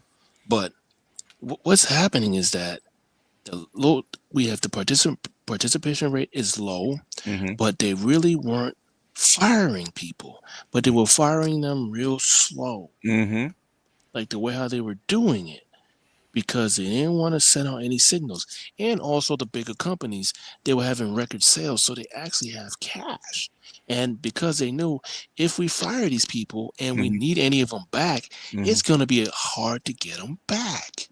That's what's happening right now in the labor market. I mean, there's so much stuff going on in this country. This whole girl boss and black, they are so irrelevant right now. They're so irrelevant. They have no clue. They have absolutely. They know. Trust me. Oh, they know. No, they feel. They don't know. Even people at the top, they don't know. Even people they at the don't top, know. They don't know. Because if they did, they'd be crying in the streets for real. It's that. Or getting married. I mean, it's people, the elite, even the billionaires are crying right now because they don't know. They have no clue what's going to happen next because everything's thrown up in the air. I mean, basically, the structure of Biden and neocons actually ripped it up. Okay, and nobody knows anymore. I mean, if you see the graphs that I see, the numbers that I see, this is why I just stay quiet, because you put this kind of stuff out there, you get blacks. I mean, they just put you like in a sandbox, and most people won't understand, or they just won't flat out believe you, even though the numbers are the numbers. Like it's it's just so wide. But understand this: wherever most people are, that's where they're going to be, and most likely they're going to lose that. Wherever they are socioeconomically, that is what it is for your rest of your life at best. For real. That's how bad it is right now. And hopefully you can hold frame like that. You might not be able to. That's what I'm saying. It's like people don't even know what the middle class is in this country anymore. The middle class, people really think it's like your top 40 to 20%. No, middle class is more like your 25 to 5, top 5. Middle class is defined by Marx is the top 10%, the managerial class. Okay? Yes. They expanded the definition for under FDR. Yeah. Yeah. And then people don't even know that they don't even know the income levels. Yeah. They literally don't. Because economists will tell you what a middle class actually is. It's not the working class folks. It's different. Exactly. Yeah. It's totally different. And then people don't even know. People still really think a million's a million. The real, you know what a million is now? It's almost $4 million. That's how bad it is. That's how bad it is. And basically, if you go into hyperinflation like you do like Argentina or Weimar Germany, okay, Katie barred the door. It won't be anything. What happens? I mean, what happens if the Fed cuts the interest rates? It doesn't. It doesn't. I mean, nothing. Interest rates don't matter. It's what your currency is worth. Okay, on the market. Okay. You know what? So it's a whole bunch of stuff working together. Okay. No. Okay. The thing is, go back and look at Argentina. Go back and look at Weimar Germany, or even Greece. Right when your currency goes kaput, you see what happens. Okay. Well, here's a clue. It happens in Africa all the time. Okay. Oh, They go through yeah. that shit all the time. Yeah. Go ahead. But here's a clue, because Powell was just at Jackson Hole, and he just stated, and I don't know, a lot of people got what he said. A lot of people were like, "Oh, this is a signal for them to drop rates." I don't care if they drop rates 50 basis points or half of a percent. It doesn't matter, because Orange Man was right. This dude is too late. Yeah. He's too late. And the key thing that he stated, because all he was saying for the last, 3-4 years, our double mandate, our double mandate, our double mandate, our double mandate. That's all he was saying. Really not saying much. If it wasn't for the currency, for the mortgage crisis and the banks, okay, interest rates will be about 20% right now. It'd be higher. It'd be higher, much higher. But the key thing that he stated, because he typically would talk about, the labor market is strong and yada yada yada. He really didn't even talk about the labor market. He's more concerned about inflation. So you know what that means? Because he's not talking about the labor market. Good luck. There's going to be a lot of casualties. So OG, I can ask you a question. So how is Japan actually now? Because the last time I was there was like close to like last year. That's the last time I was like really. Inflation. Yeah. Inflation. Yeah. Same thing. Every day you go into the stores, things are a little bit more expensive than they were yesterday. They're paying twice as much for rice as they were last year. It's twice as much now. Yeah. Well, it's a combination of bad crop yield, but it's also just, the economy's going through it. Your currency is not what it's worth what it was back when. That's what happens. Yes. The currency is not set. Okay, it's the currency is not set. Okay, it fluctuates. Okay? It floats. Exactly. This is what because people don't realize. People keep on talking about, everything's getting more expensive. If you really understood money, what you would say is, the value of my freaking dollar. Yeah. My purchasing power is becoming diminished. Yeah, your PPP is gone. Yeah. Oh, I noticed that when I went to the store just yesterday. I think I may have spent like $60 and got like 5 items. I was like, oh yeah, this is gone. This is. I started noticing this in the 90s when I was a kid. I would go get, because my one of my pleasures was a Snicker bar, 50 cents. Yeah. Then it's 70. Then it's 75 cents. Then it's $1. Now it's What's two. going on? $1.50 now. Yeah, it's $52 now. How And much the is it? sticker bar is smaller. How much is It's how half much the is a Coke in size. the what does a Coke cost in a Coke machine now? About $1.25. Yeah, it's the can. It's $1.25. No, I mean a bottle. How much is a bottle? $1.75. Yeah, almost Okay. $2. Yeah, $2. it's cheaper to buy a whole liter than it is to buy a single bottle of Coke. Exactly. That's what I do now. I just buy a whole liter. Oh, 2-liter bottle. Yeah. You know what, fellas? Because you guys have mentioned the price of soda and the price of candy bars, I'm just glad I gave all that up about a decade and a half ago. It's a good thing I gave up all that shit, you know. But the point is that most people don't they don't understand why. Yeah. You see what I'm saying? Like I was Why a their child. purchasing power is going down the foot. Yeah. I was a child, and I'm trying to figure out why this doesn't make sense to me. As a kid in the 90s. Oh yeah, yeah. And then I'll never forget one of my first serious jobs. You know, an older guy. I mean, older. And he was talking about gas. He's like, when I was your age, gas was like $1. No, my day. 67 cents. Oh yeah. Oh no. Yeah. BGS, he was 67 cents a gallon. I got you. Hold on, wait a minute. I got BGS beat. My father was a solid generation. He said back. He remember when gas was 15 cents a gallon. Yeah, I remember. Yeah. In fact, there's a whole Jack Benny commercial. Okay, Jack Benny wants you fill up. Okay, he says I'll take $1. Okay. yeah. Way back then. When the eggs was 25 cents, you got a whole carton of eggs for 25 cents. Yeah, something like that. Yeah. Okay. Well, but your wages were your wages like 50 cents an hour back then. So the wages, man. I don't even show this graph because if people really got it, it would really they'll vomit. Yeah. It just hasn't kept up. Yeah. Period. They won't crash out. The only thing that saved the United States from a financial spiral was basically the petrodollar. No, Reagan taking $4 trillion out of the Social Security. Yeah, that's right. The Reaganomics. And they never replenished put it back. They were supposed to put it back before in 10 years. They never put it back. So you have $60 trillion in bonds that they owe the old folks, which people are pissed about. Okay, but you borrowed the money. Okay. Should be pissed. You bought $4 trillion at 20%. Okay, what do you think is going to happen in 30 years? Somebody got to pay up. Yeah, one way or another. Somebody got to pay up. That's what actually broke the austerity. The stagflation was Reagan borrowing the $4 trillion from I think it was 83 from the Social Security Fund. And the other scary thing is we spend I mean basically if there was $1, right?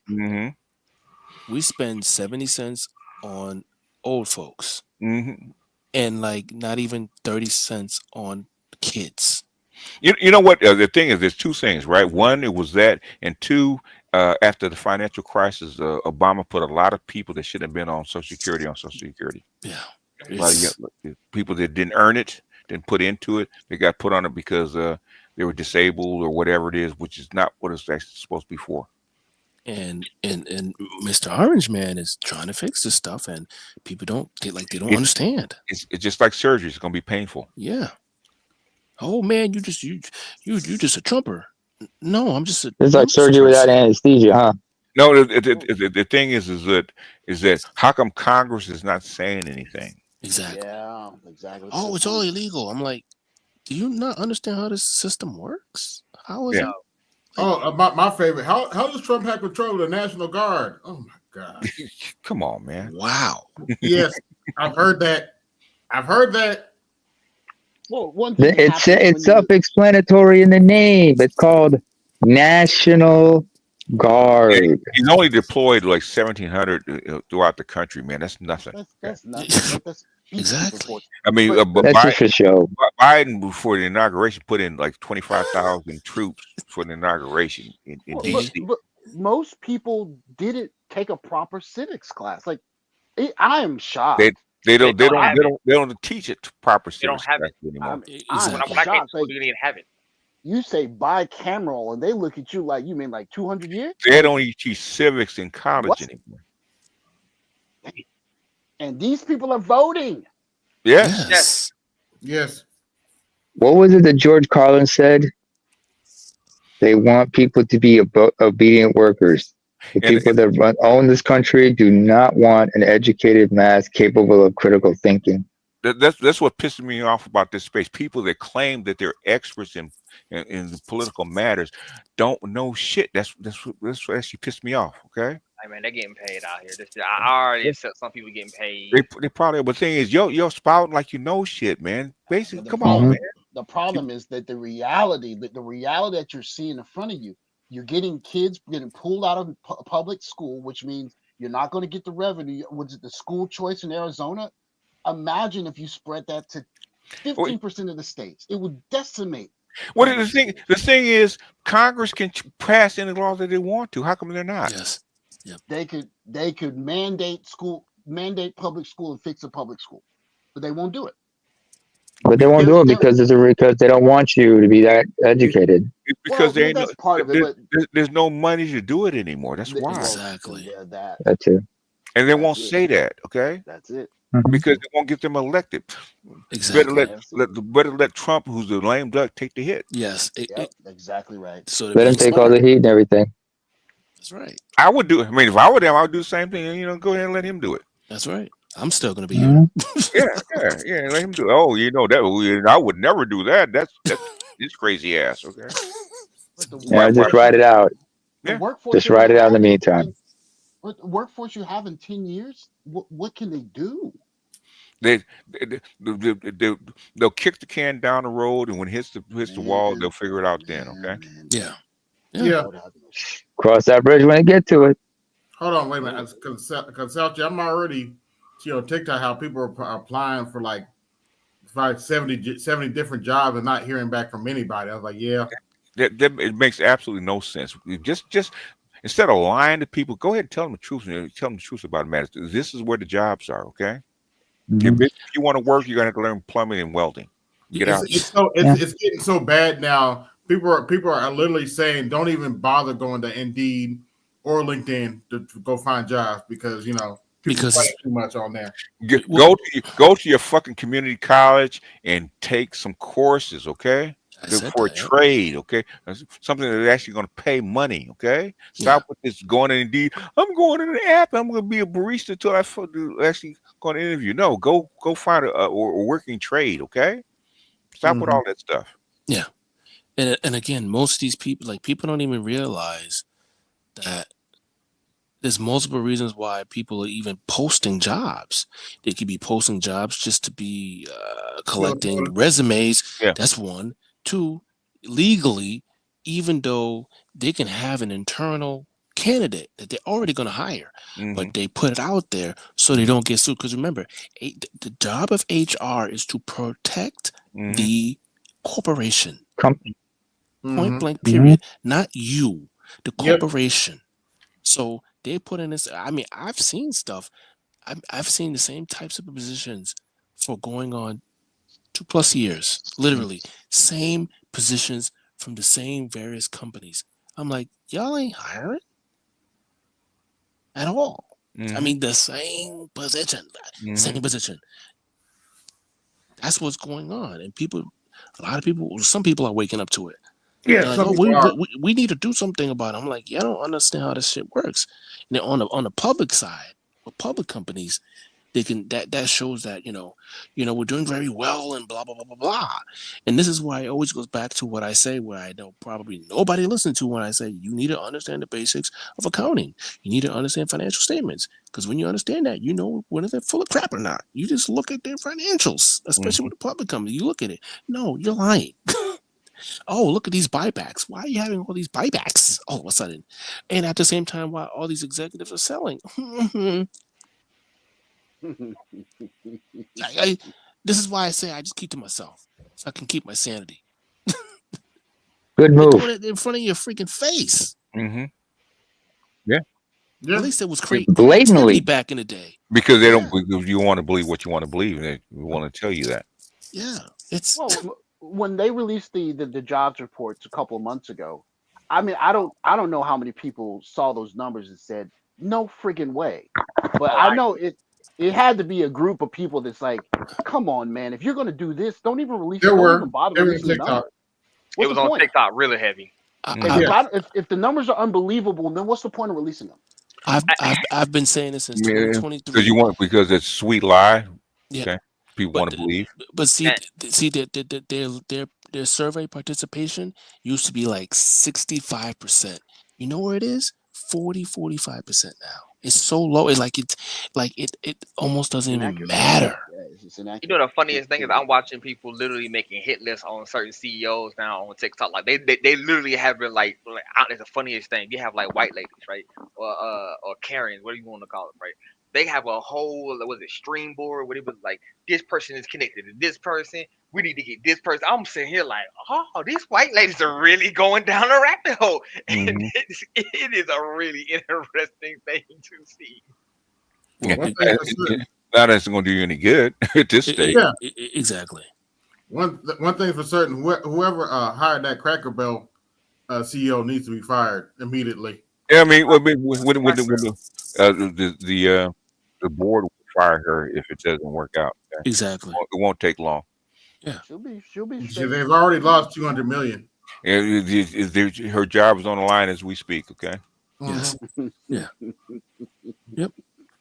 So she has a go, and when they do let her go, she most likely will have a golden parachute, right? Remember when they changed the taste of Coke? And if I wasn't tired, I would remake that damn logo right now. Oh, what do you mean they changed the taste of Coke? Like when did this happen? Late 80s? New Coke? New Coke. Okay, never mind. Okay, never mind. But there's a conspiracy story that they did that as a way to kind of boost interest in the old Coke, bring back Coke Classic. I don't know. That's like a it was a competition with Pepsi because there was a Pepsi Coke wars and Pepsi had a different taste, so they're actually losing ground to Pepsi. So they came out with that Michael Jackson commercial. Yeah, Pepsi came after him. That's true. So basically that's what happened. So that's why they tried to change the taste of Coke, and people they set it back with like a year and a half later because people wasn't buying the new Coke. Mm-hmm. Hey, it doesn't take long. How young was that CEO? How old was she? You know, it had to be she. I don't know. I'm not sure how long I'm not sure how old she is. She used to be the CEO of Starbucks. I forget her name. Okay. She got to be fairly young. She should know if she knows the South. You can't just leave Cracker Barrel alone. Oh my God! Man, what's going on with Cracker Barrel? I'm confused. What's going on? If they fuck with Star Wars, they fuck with Cracker Barrel. Don't get me started. Cracker Barrel that has an aesthetic to it, and one of the first things they teach you in graphic design is to do research on who your customer is. Yeah, you can't go into Cracker Barrel and think that they're going to update the Wi-Fi and you're going to get a new clientele. That's not how Cracker Barrel works. They got rocking chairs in front of the restaurant. In other words, the whole thing in business is if it ain't broke, it's a theme store. Don't fix it. Okay. Dang. It's so simple. But to some people it is. To some people it's not. You got a lot of this new class of college grads coming in there that don't know jack. Mm-hmm. Yeah. By the way, she's actually a Gen Xer from what I understand. And her name is Julie Massino. Where's she from? Massino. She's from Nashville. Oh. No. She's a small hat who's married to an Italian American, from what I understand, born and raised in Nashville. You should know better. She should know better. I looked it up earlier. Nashville, you should definitely know better. I mean, He's a I nobody. Yeah, think worked don't with care. Starbucks and other companies. I think. Yeah, CEO. Taco So Bell. yeah, Taco Bell. So she worked for Taco Bell and Hardy. No, not Hardy. Sorry, Taco Bell and Starbucks.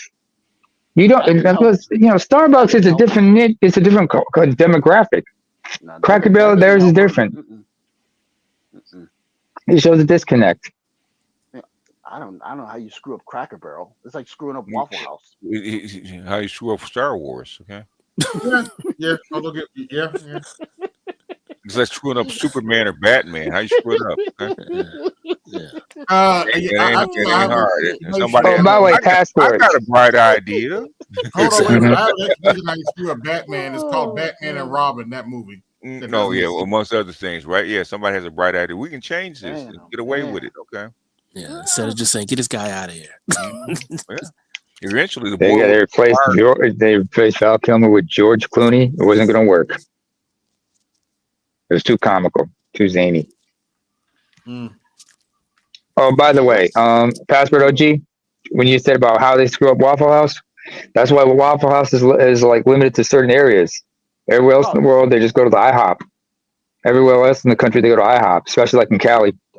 Don't touch it. Don't touch it. Hey man, y'all ain't gonna be ragging on my Waffle House like that. I'm sorry, Hey, I just man, can't. listen. I just There's nothing wrong with Georgia Waffle and House. me can't let you do There's that, nothing bro. wrong with Waffle House. That's not what I said. That's not what I said, Zulu. That's Lavaris, man, about Waffle House. Okay, our Waffle House king. Hey, And like Waffle House got me through some they many need of to tough fix the nights. Wi-Fi though. It'll stop your heart. Yeah, that's true. It definitely stop your heart now. I ain't gonna. Yeah. So, Oh yeah. it's not Yeah. great. Yeah. And give you the sugar. Oh yeah. It give you the sugar as they call it. The sugar. The sugar. Yeah. It's sugar. Hey man, the Huddle House. Cholesterol, diabetes, clogged arteries. Got to make me feel bad now, bro. Like, Well, at least we're not talking. Hey, at least nobody's talking shit about Roscoe's. At least nobody's talking about shit about Roscoe's. Oh, Go ahead. actually replicate Roscoe's. So Roscoe's Chicken and Waffles. Try to replicate them. Oh, yeah, you could go to downtown Atlanta and get it replicated for about $67. They sprinkle some powdered sugar on it with terrible service. I mean, come on, man. I mean, yeah, Powdered sugar on Roscoe waffles. yeah, Blasphemy. they put powdered sugar on the waffles. I think.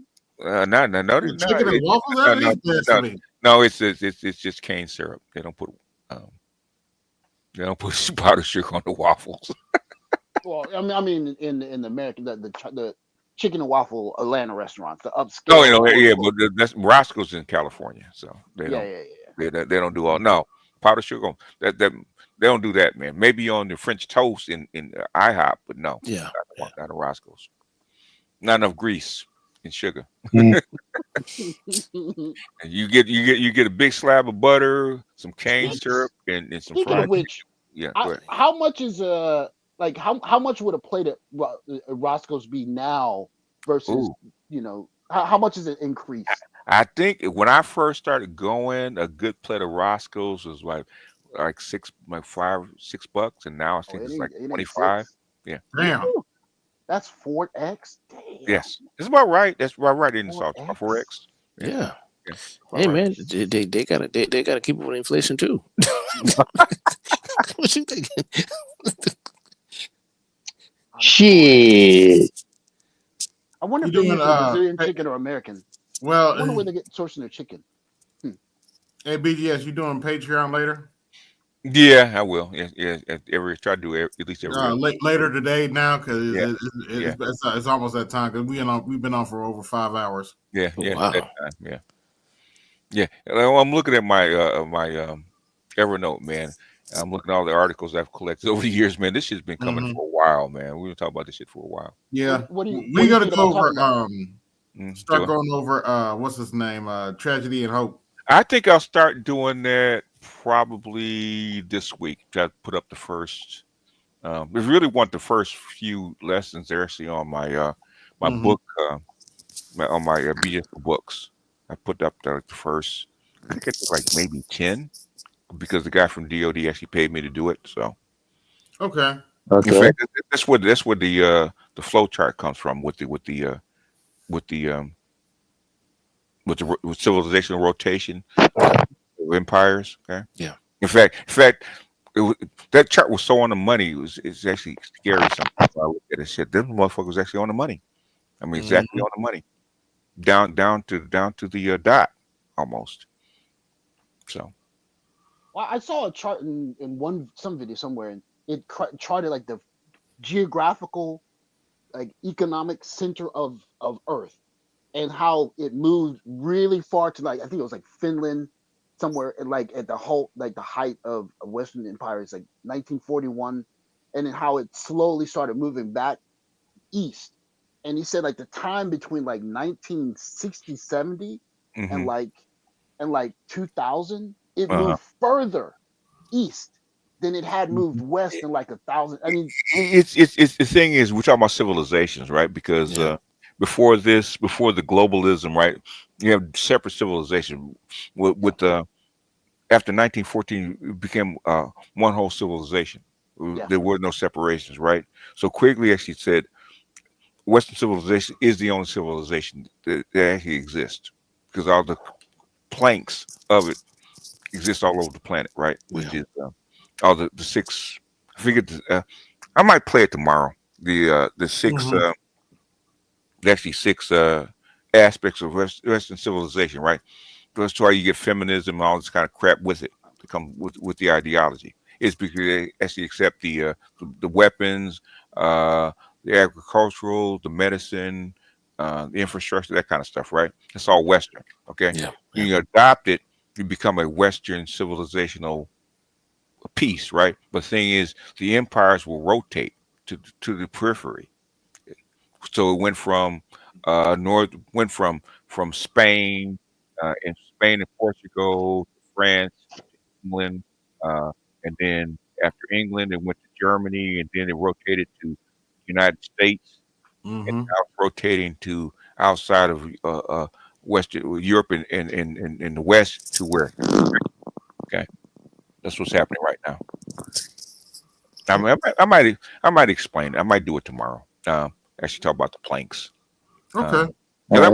I did this in 2011, 2012, I think it was, when he actually asked me to do it. So I actually broke it down and put up slides and shit like that. So the thing is, it's scary accurate. That's the problem. Because I said, okay, this could happen. But the thing is, almost down to the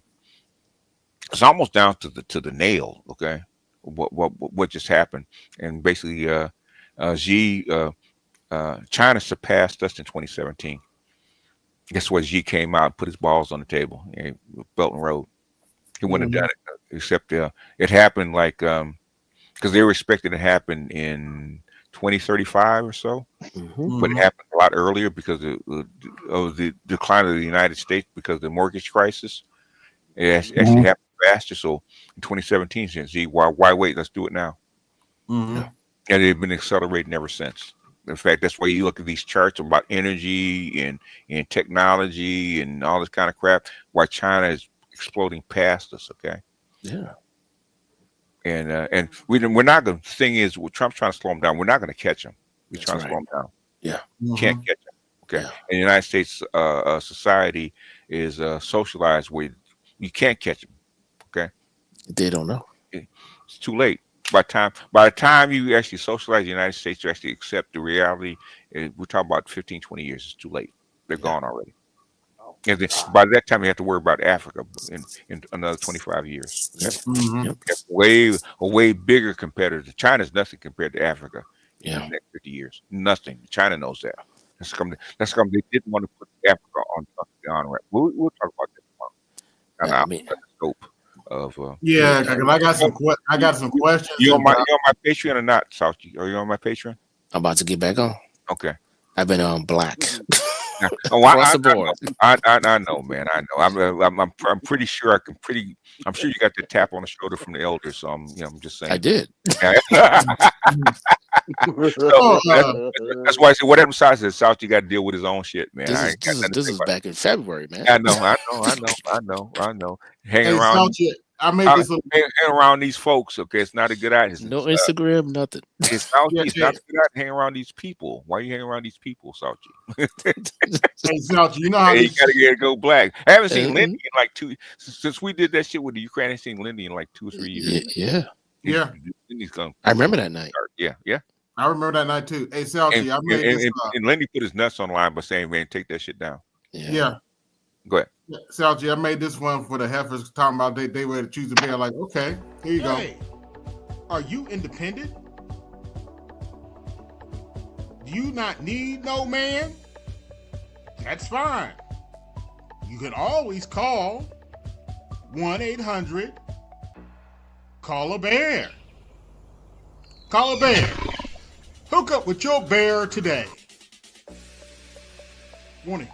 This content creator will not be held responsible if you get eaten alive by that bear.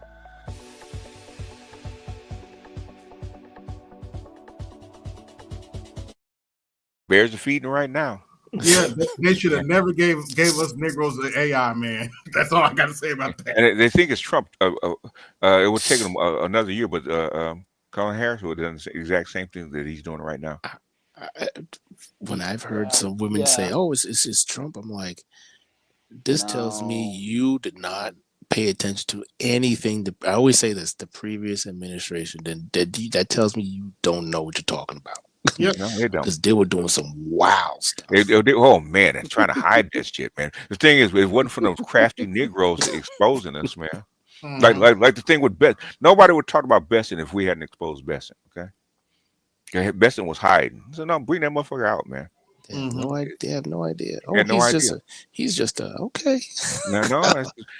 Trump is not smart enough to pull this kind of trade deals and economics. Besson is. Yes. Yeah.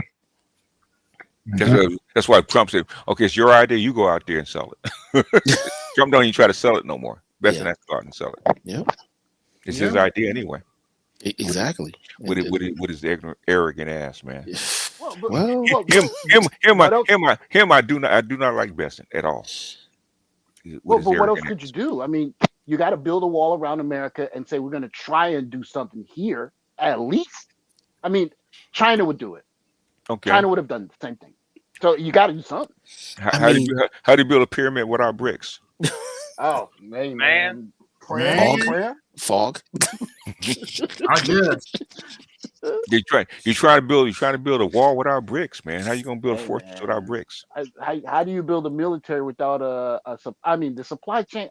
That just baffles me. Like how? They never thought this day would come. They didn't. Unbelievable. They never thought this day would. They thought the Chinese would actually roll over and do what they say. That's what they did. I mean, if we, you as a worker, you would be fired and blacklisted for the rest of your life. Oh yeah. The way how they dropped the ball. Oh my god! I think I agree with the Chinese. You probably be taken out in the back and be shot. Someone's gonna bend the. They'll tap you on the shoulder first. They're not gonna just take you out. They'll let you know. Hey, you need to knock it off. In traditional society in Africa, the same way, right? They'll let you know if you're getting going too far. Hey, man, you need to back off. If you don't, then okay, you get what you get. Yeah. You get what you get. But the things I saw this shit coming back in 2005, man, because I was actually giving a ride to the guy. His uncle was president of Congo at the time. Okay, he's telling about former president of Congo. And he's talking about what his family went through and shit like that. So, man, I've been in this shit since 2003. Okay, as far as thinking about these things, actually documenting these things. So, it's like old hat to me. I saw this stuff coming a long time ago, but things now it's here. But things they don't like people like me is because I do know, because I have been following. You kind of the old wise wizard at the top of the mountain. Right now. Yeah. Yep. Yep, looking down. And the thing is, people like Salchi and Dr. Marifra will tell you, I know what the fuck I'm talking about, okay? I'm not going out of my ass. I'm not. Like I was telling people about Ghana, like Ghana's going through the shit, like too many young folks, right? You can't go there actually compete for jobs. They don't have jobs. Okay, they're gonna resent you. Like Some who old going folks, there to get a job though? That's crazy. young people don't have no money. Yeah, They how have are to you go gonna to work. leave? How they, Yeah. yeah. So in other words, they go over there to work, but there's competition. They do start a business, whatever. Go look at it now. Go look at all the videos about people going to Ghana trying to start a business and buy property and that kind of crap, man. Yeah. Now I was trying to buy I thought about buying property over there at one point in time. That's like Hey, when he first mentioned it. But then when I looked at it, I saw what it was like. You got to lease some land. I was like, lease the land. thing is, you're coming over there to earn a living. Okay, old folks don't need that shit. That's why start with the old folks first. Exactly. Okay. In fact, this is happening a lot right now. Why a lot of old folks actually leaving America, going someplace else. This, Ghana and places like that should have been on the ground with that. Okay. I was trying to get my daddy to go, but he don't want to go for nothing. He just want to stay here, man. If it becomes too expensive, he'll go. Yeah. Yeah. Why live in a shoebox when you actually live in and have maid service and eat good food and have a doctor kind of stuff? Live comfortably, right? Someplace else. Why do it here? Yeah. Familiarity. Familiarity. So I think that's what it is. Work until you get tired of it, and when somebody shows you, hey, I'm living on the 10th floor overlooking the city. In an apartment and with an elevator, and I can go eat what I want and have a good time and live good rather than in a single apartment in the middle of nowhere. Yeah. It's quality of life. Quality of life, and there's a better chance of you having more community than you would here. Yeah. So I mean, unless you again had more than enough money. Yeah, like but that's the only thing is we're battling, and we'll probably do this tomorrow. But the things that you're battling is the old heads are afraid that Americans will come in and take over. That's what it is. We're black colonizers. Okay. Black over and take over what and do what with it? Well, can you blame them? It's because the elite here are more educated, have more resources, and more money, and they could actually come in and persuade populace to actually follow them. Okay, they're just as educated as the leaders over there, probably even more so. Yeah. So they're afraid if you get enough over there, they'll start to take over. I mean, just think about it. Just reverse that. Look at how common people here freak out about immigrants. Yes. Taking regular jobs. Yes. Yes. Hey, fellas, is that time? It's that time. Yeah. We'll pick this up tomorrow.